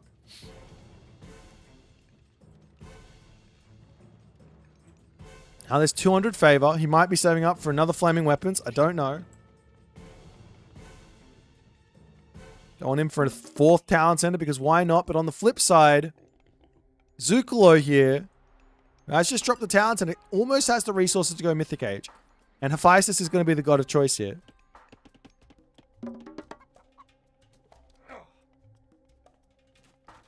Yeah, this is a no-no. We must get Safeguard. I think we're going to have to make Recon draw on the whiteboard. He is going to detention after this. We must take Safeguard when we go Heimdall. Write that out 100 times.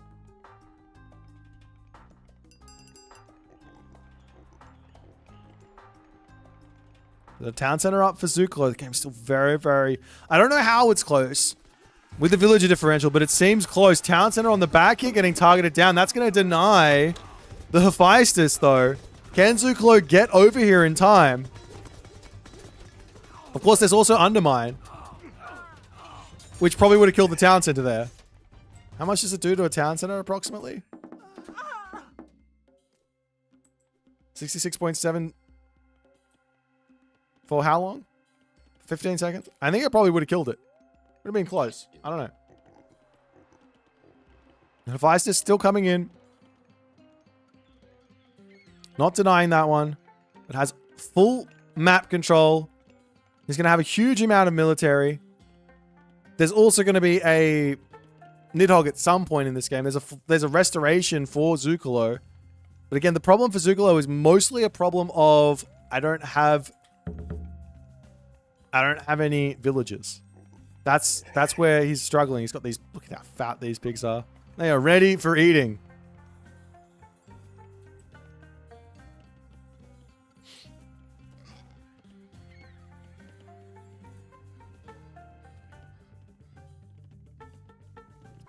That's 0.75 versus... Okay.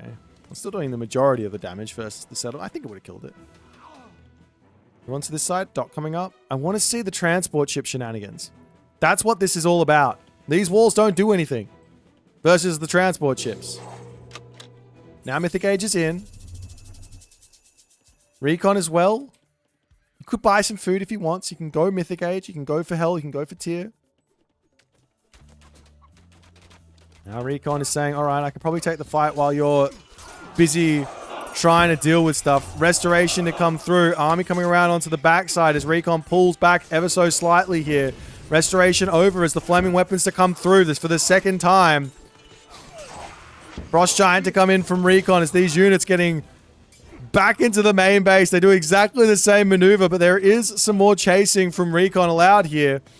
Portable Ram's going to be coming through as Recon says, no, I can make this work. Charges forward, taking out tons of these Zuccolo units. Town Center going to be getting beaten down. Buildings falling left, right, and center. Hell now queued up as well. So the Mythic Age is on the way for Recon. Takes out the main town center. Zuccolo is stuck in onto this back spot. Armory upgrades coming through. Bronze mail, bronze shields. Can Zuccolo stick with it is the question. 37 villages to 94 though. Villagers on the top going to be getting taken out. Over here, Frost Giant. Going to be freezing up that Colossus. He did lose the town center over here. That hurts. The Golden Army of the Hades from the Beyond is making its way over here. And Recon's going to make this opportunity to move up and take down the town center here. Zom does come down. Is there enough stuff here, though, is the question. There is a portable ram that's getting a ton of damage done. Villagers trying to repair stuff. A Mound Giant spawn is quite big to get in and hit the town center. Does get tasked onto it with that special. Gets a big amount of damage done. The Huskar get pulled off to try and take down the villagers too. Zuccolo cannot afford to be losing villagers here, though. He's got none. 33 villagers only. Recon can keep spamming in here, but the town center over here now getting targeted down. As now the Nidhogg can get brought in to deal with this position. He has to bring it down, right? Yes, he does. There it comes. It's going to be some damage onto those hoplites. There is an Ajax here. It's the only hero he's got out. No micro from Recon onto that spot, though.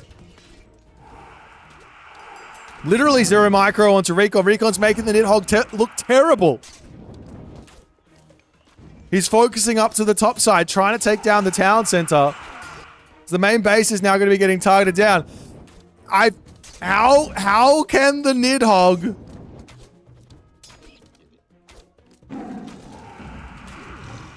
Well...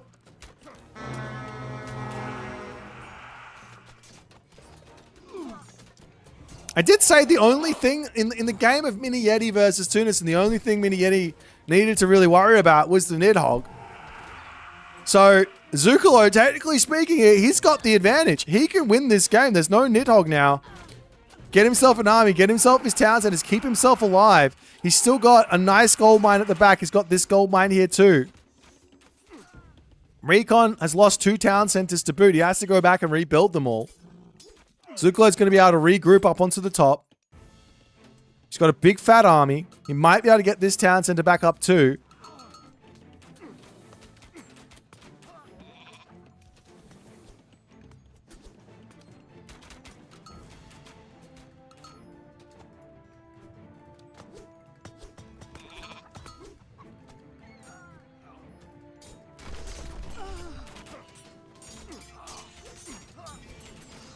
Zuccolo getting some nice fighting in. It's still just wild.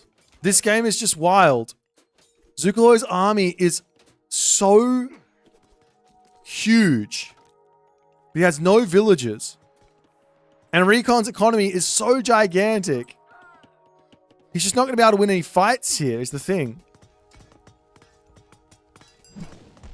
Maybe one idea would be the Berserk Narok. Go full upgrades, convert into Berserks. Now we can break through everything.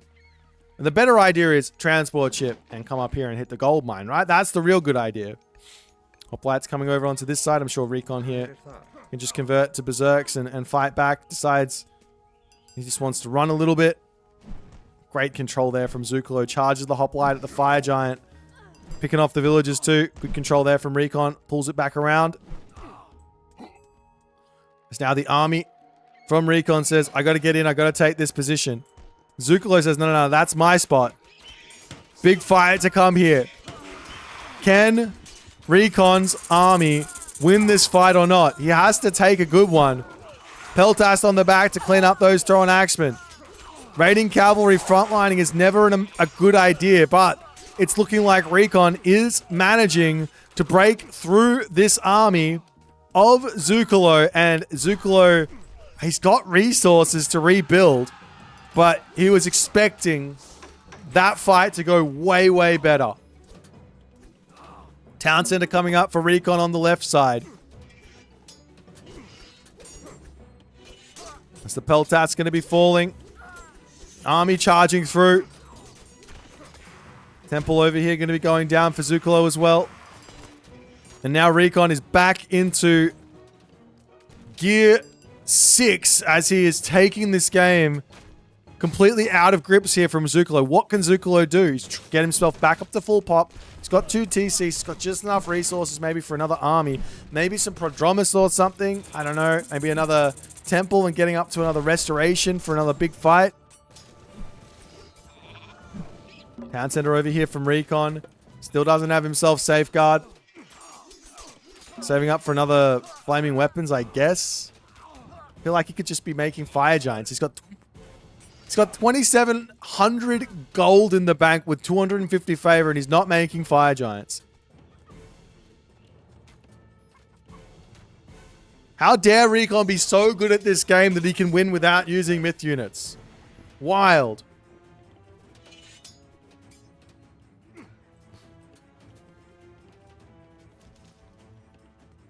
Now we see the ballista to start coming through for Recon. This is one of the strongest things you can do in the late game with Norse. It's watchtowers, ballista, and walls, right?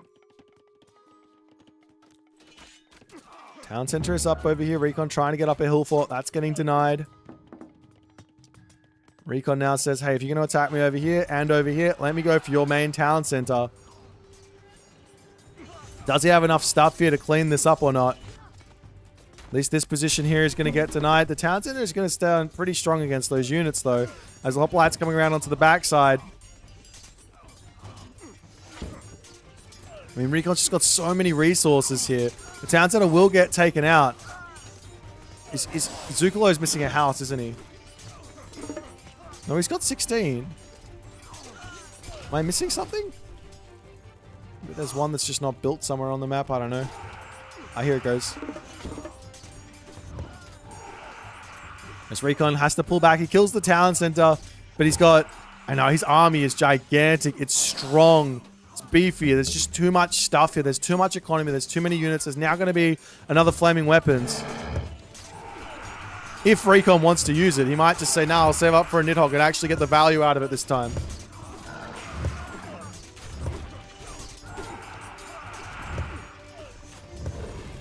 Nope, it's going to be the flaming weapons, and that's going to put an end, I think, to Zuccolo in this game. Recon pulls back, but he's going to be losing this. No, Zuccolo pulls back, but he's going to be losing the town center here. Everyone to this side. The hill fort will come up onto that town center as well. Recon tries to come in, tries to take out all of those back units.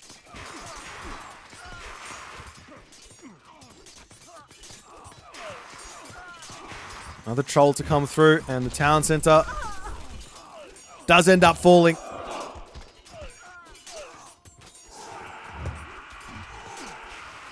Metropolis ends up getting taken down there as well, and Zuccolo, 30 minutes of hard-fought Hades versus Loki action, but he's just not able to get to that position where his army is just unkillable. He just can't get to that ball Recon, I mean, a second game of just clinical Age of Mythology here. He's looking untouchable at the moment. Zuccolo is playing well. He is, without question, playing well here. But Recon is on another level right now. That's what it feels like. I don't have much else to say. We'll see what they're going to pick for game number 3. But Recon is looking so obscenely strong. I don't have anything to say for Zuccolo. I mean, there's probably little bits here and there, but you just have to be on another level, I think, to deal with what Recon's doing here. Let's jump over to the draft, see what's going to get picked for game number 3, and move on.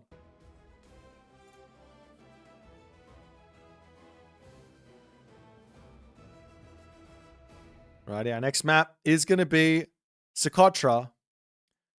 And we're going to be seeing an Amaterasu versus Set affair here.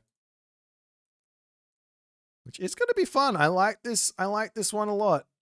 Socotra versus Set, Amaterasu.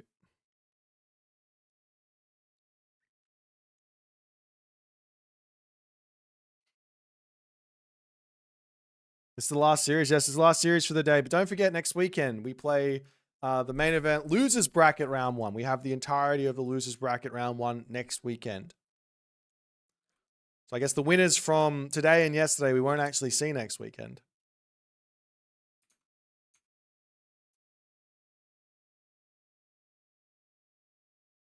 They get a break.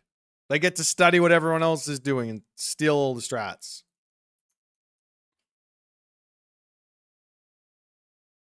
Okay, will this be the last game we're going to see of the day, or can Zuccolo find a win? Recon on Amaterasu is scary, though.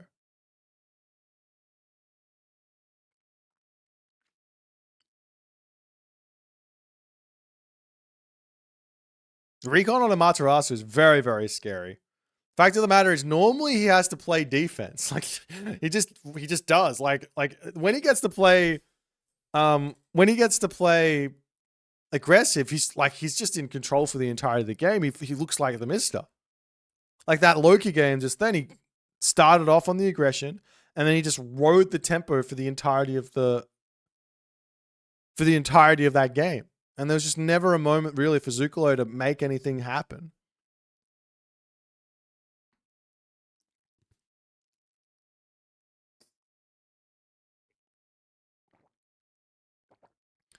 We are getting very, very close here to our 8-hour mark for today.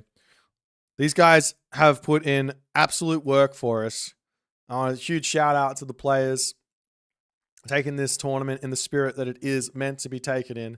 These guys are playing some really, really good Age of Mythology. We're going to a crazy map here next on Socotra. Tiny little island. Lots and lots of chaos.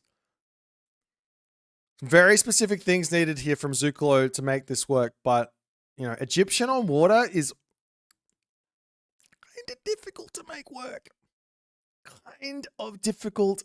work. This is tough.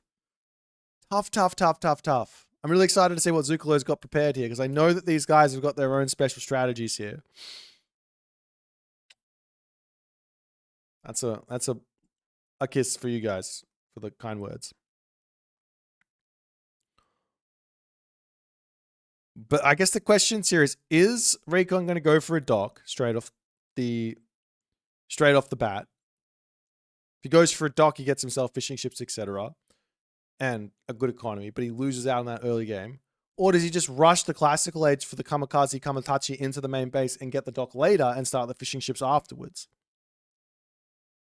There's plenty of options here for Recon. Zuccolo, on the other hand, he has set. He can just vision. He can see. So there should be no surprises here. You can go dock 2 fish and a really fast advance with Egyptian. So Zuccolo has no excuses. He should be able to figure out what's going on and deal with it. Let's jump into game number 3 and see how it's going to go. Socotra the map. Recon up 2-0.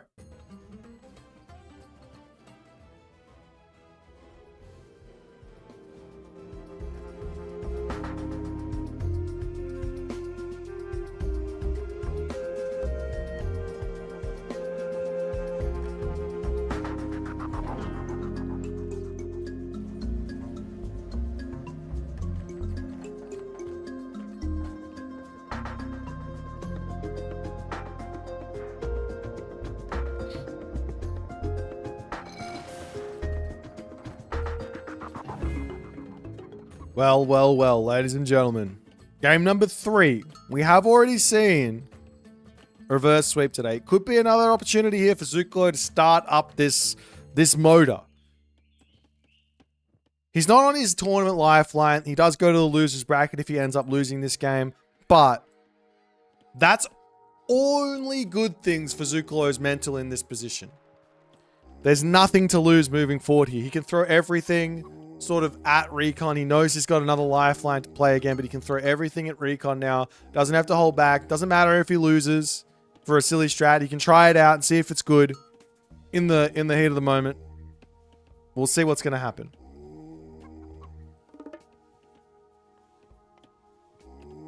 Question in the chat about the maps. Are they all close proximity? No. These guys have picked a lot of the close proximity maps. Budapest, Socotra, they're close. Frozen Continent isn't close. They don't spawn too close there. All the Haywire is another close one. The rest aren't very close spawns. No. There's 11 maps in the pool. But these guys did pick a lot of the ones with the close spawns, which I like. They're a lot of they're entertaining. For me, they're very, very entertaining. So the questions here is, will we see Weasels from Recon? Will we see one Udor from Recon? What's Zuccolo going to do? Does Zuccolo drop vision down? No. No vision being dropped. He's just getting himself his wood, getting himself his fishing ships. Both players are going for a stock standard build here.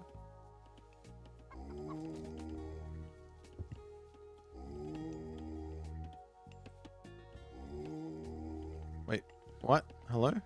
Recon? What? Just, why? Why are you putting a watermill here? I don't understand! Can't we just whack the giraffe up to the water? Maybe he wants the extra favor. I don't know. I'm getting nauseous. We're at 7 hours and 50 minutes for today's stream. So let's ignore it. I'm not going to pretend to get into the mind of Recon and understand his mind at all. Temple now coming up for Recon over here. And it does look like it's a slowish advance from Recon. But it's also a slowish advance from Zuccolo. Fishing ship check here at this point. We've got 7 for Zuccolo. And we got 6 for Recon. So it's basically equal on this position, right? Maybe a tiny bit of an advantage. Tiny bit of advantage for Zuccolo, but it's not anything to write home about. And we yet again see the Minakata Tommy coming in. Alright guys, it turns out the one Udor broken OP. They're getting picked in tournament. Every single time. I'm really excited to see how this is going to work. I was expecting to see Weasels just charging into the main base and doing damage, but it's not going to be the case. Doc's coming up here for Zuccolo, all the other good stuff.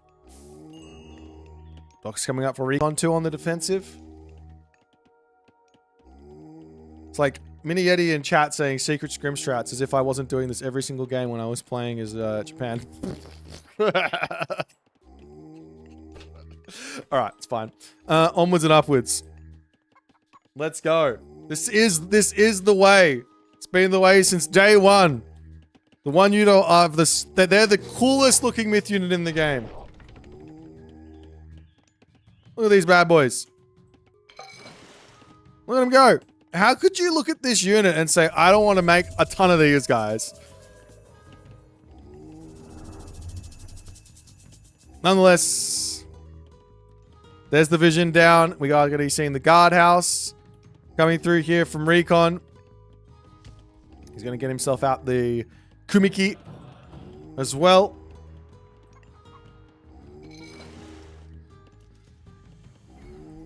And this seems to be the basic idea of this strat on these smaller maps is let me go straight into Kumiki. Let me get myself also the Hunter's Strength. He's going to go straight in to a huge amount of Yumi archers with 19 range. And yet again, Zuccolo is going to be in a spot here where he doesn't have a good unit to deal with these Yumi archers. 19 range in the classical age. What do you build as the set? Slingers aren't going to cut it. They don't have enough range. It's the same problem as it's the same. Well, it's a similar problem. They're at 17 range. They're close. The Wadgets are a half decent idea. They can be enough to shut this down. You could go for a fast heroic, but it might be already too late here.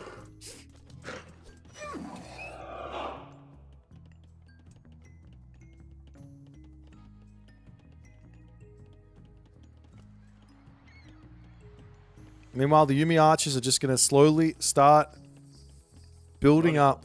Just 19 range feels so crazy at the moment. Of course, the slinger spammage. The slinger spammage for Zuccolo is going to be good too. And the thing is, what you want to do when you have less range is you want to make sure you've got the numbers advantage to some degree. And then you want to shoot and scoot forward. That's the tough part. Shoot and scoot forward is the tough part. Village is getting pushed off of this forward wood line. Nice find there from Zuccolo. Stable now coming up for Recon as he realizes I need something to put in the front line. Be able to pick off one slinger here.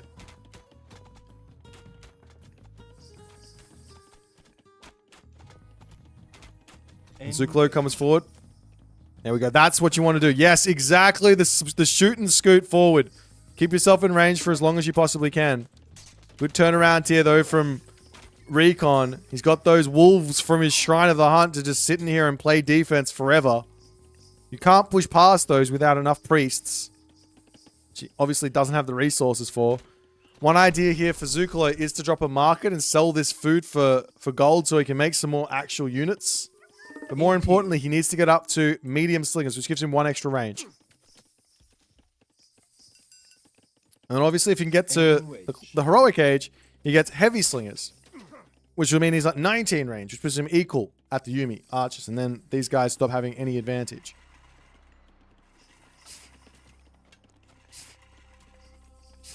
Well, the stable is in for Recon. He's going to start making those Naginata riders. Pop them out and then charge down when he can. But still, Recon spacing beautifully with the Yumis.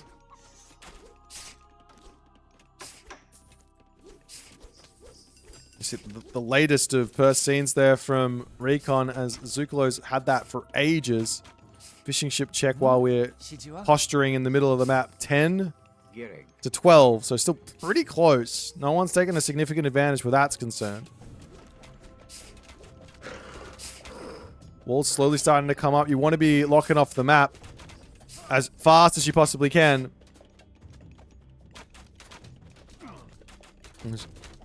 Recon trying to micro. This is like, it's very, very hard to win Yumi versus Slingers, but it is possible. But I think the thing is that Recon is just waiting on, I don't know how many Naginata riders he's waiting on before he says go, but Sekhmet is coming through, which means heavy spearmen is, not heavy spearmen, heavy slingers is coming through as well. Medium units there does get bought there. He pays nearly full price for it as well. Vision gets dropped down. Question is, what is Recon waiting for? There's not a single spearman here. It's all slinger. What is he waiting for? He's got 5 Naginata riders in the back. I'm very confused.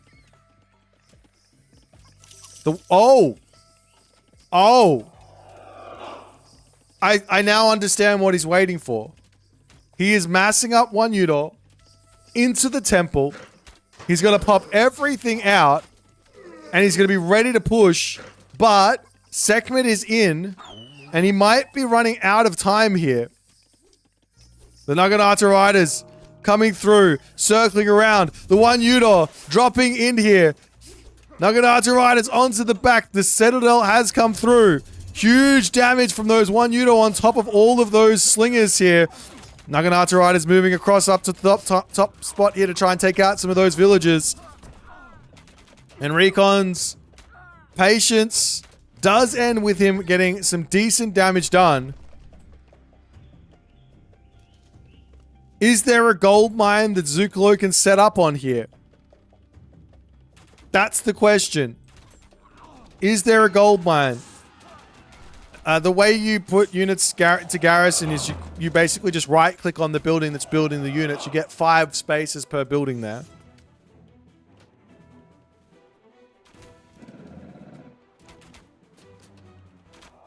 There's the Naginata Riders going to be coming back in yet again. Those one Udall moving forward here.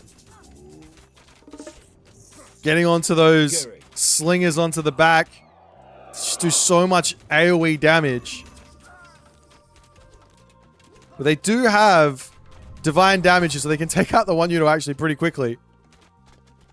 But Recon, having pushed off the gold for the time being, I mean, what do? Do you put down a Migdol here? When your opponent's got one Udall? Or are you just going to stay slingers forever? Over onto this side, grabbing the gold mine here. We are seeing the Naginata Riders moving down here as well. Priest sitting in to heal up everything after those one Udall have got that damage done. And our Recon says, "G'day" to these villagers over onto this side. You'll be losing those Naginata Riders pretty quickly, but Rai Jin is on the way. And here's the thing about archers. If the Yumi force out slingers, guess what beats slingers really, really hard here?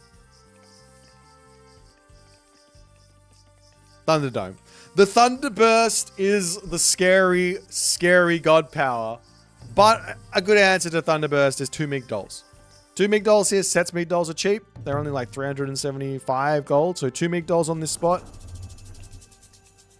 Recon's going to sit back and wait and watch. He can get out a couple more. One Udall here. He's got so much wood and gold. A town center getting grabbed. A castle getting put down would also be valid.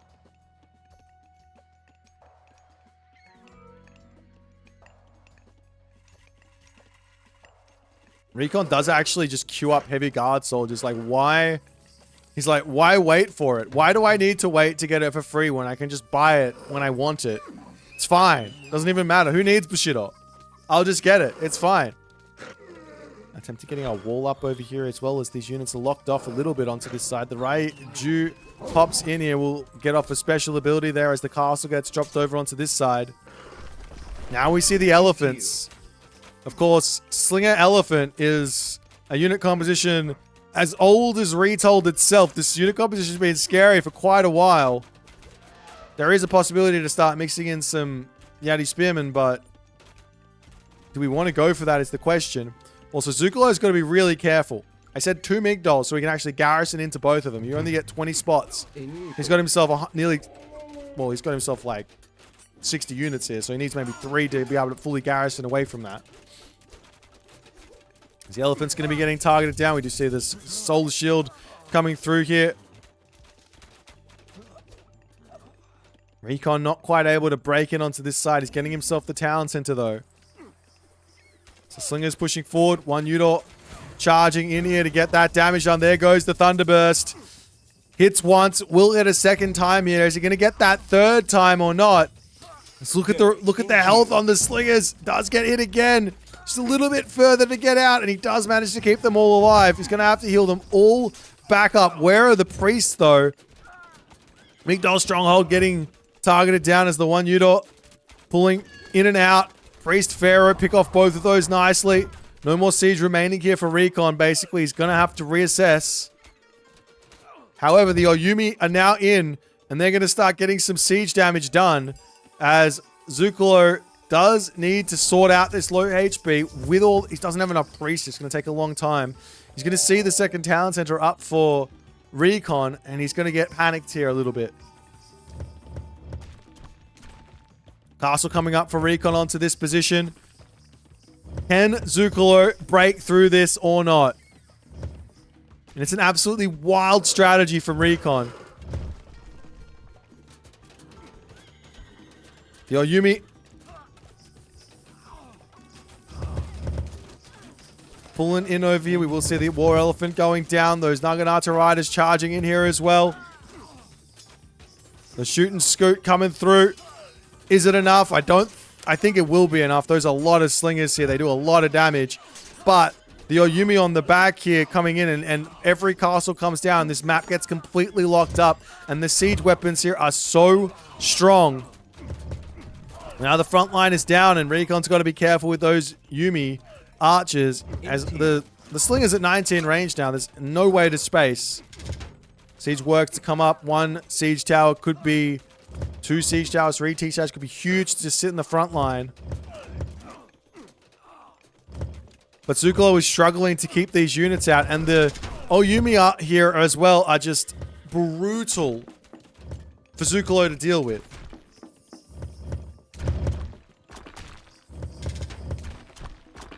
Siege work's going to be getting taken out nearly immediately. Actually leaves it alive just so the siege tower will pop out and he can come through and snipe it. Heavy is now in as tier 3 Bushido does tick through for Recon. As Recon comes through, takes out the siege works. Who's Yumi just kill. They do so much damage to the units here because they're piercing. They do piercing damage, and in that moment there, unfortunately, Zuccolo does tap out as he's just not able to make it work versus this one Udor idea from Recon. Absolutely brutal, crazy strategy. Super strong here from Recon. I think that potentially a fast heroic might be the idea on this map for set. Go straight up to the Migdol, straight into the Chariot Archers. Make yourself like 10 priests or something so you can garrison micro, defend against the one Udor all in, and play from that. Might be the more solid approach. These slingers feel strong, but you can't get past the Yumi archers. They're just going to sit there. So there's no pressure. There's no way to do anything. I don't know. A solid strat from Recon and a solid series all around from him. He manages to get a nice win here. He's going to go on to the winners bracket quarterfinals. Zuccolo, unfortunately, does get sent to the losers bracket here. What can you do? Guys, enjoyed the series. If you enjoyed it, make sure you hit the follow on the Twitch. Make sure you hit the subscribe on the YouTubes. That is the day done. Let's jump back over to the main screen and talk about what's happening next week.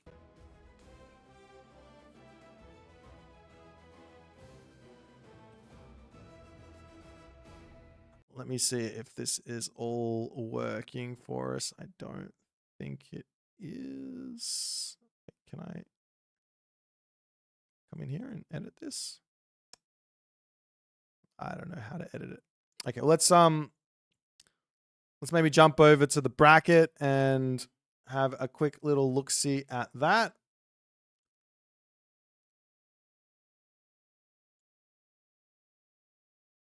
We are sort of missing a couple of little things here. Let me just make sure this is all correct before I talk you through it. Give me 1 second. So, I mean, first and foremost, Rappel is going to be moving on to face, Soup is going to be moving on to face the Rappel. Tunison is going to be moving on to face Mosca. Oh, that hurts. Those guys are training buddies. Recon here is going to be moving on to face Grass and Groom. And Kvoth moves on to face B. On the bottom side of the bracket, we're going to have Nyan Racing Cat versus Garneth. I know you guys can't see that here. It's not in there, but that's fine. We're going to see Nyan Racing Cat versus Garneth. We're going to see El Matador versus Illuminati. We're going to be seeing Mini Yeti versus Darth Nox. And we're going to be seeing Matreiuss versus Izumato. That's day 1 for next weekend. Following that up, day 2, the winner of Nyan Garneth plays Divine. The winner of El Matador Illuminati plays Zuccolo. The winner of Mini Yeti Darth Nox plays Eric. The winner of Matreiuss Izumato plays Karma. Hopefully that makes sense. But that's next weekend. Thanks for tuning in for today. We are done for today. I'm going to find someone to raid on the old Age of Mythology board here. We got Satfat having a go, so I'm going to send you all over to Satfat. Have a fantastic rest of your day, and I'll see you guys for the regularly scheduled streaming during the week. And we'll see you for the Pandora's Box 2 on the weekend. Stay fancy fresh, and we'll see you guys soon. Bye for now. Mwah, mwah, mwah.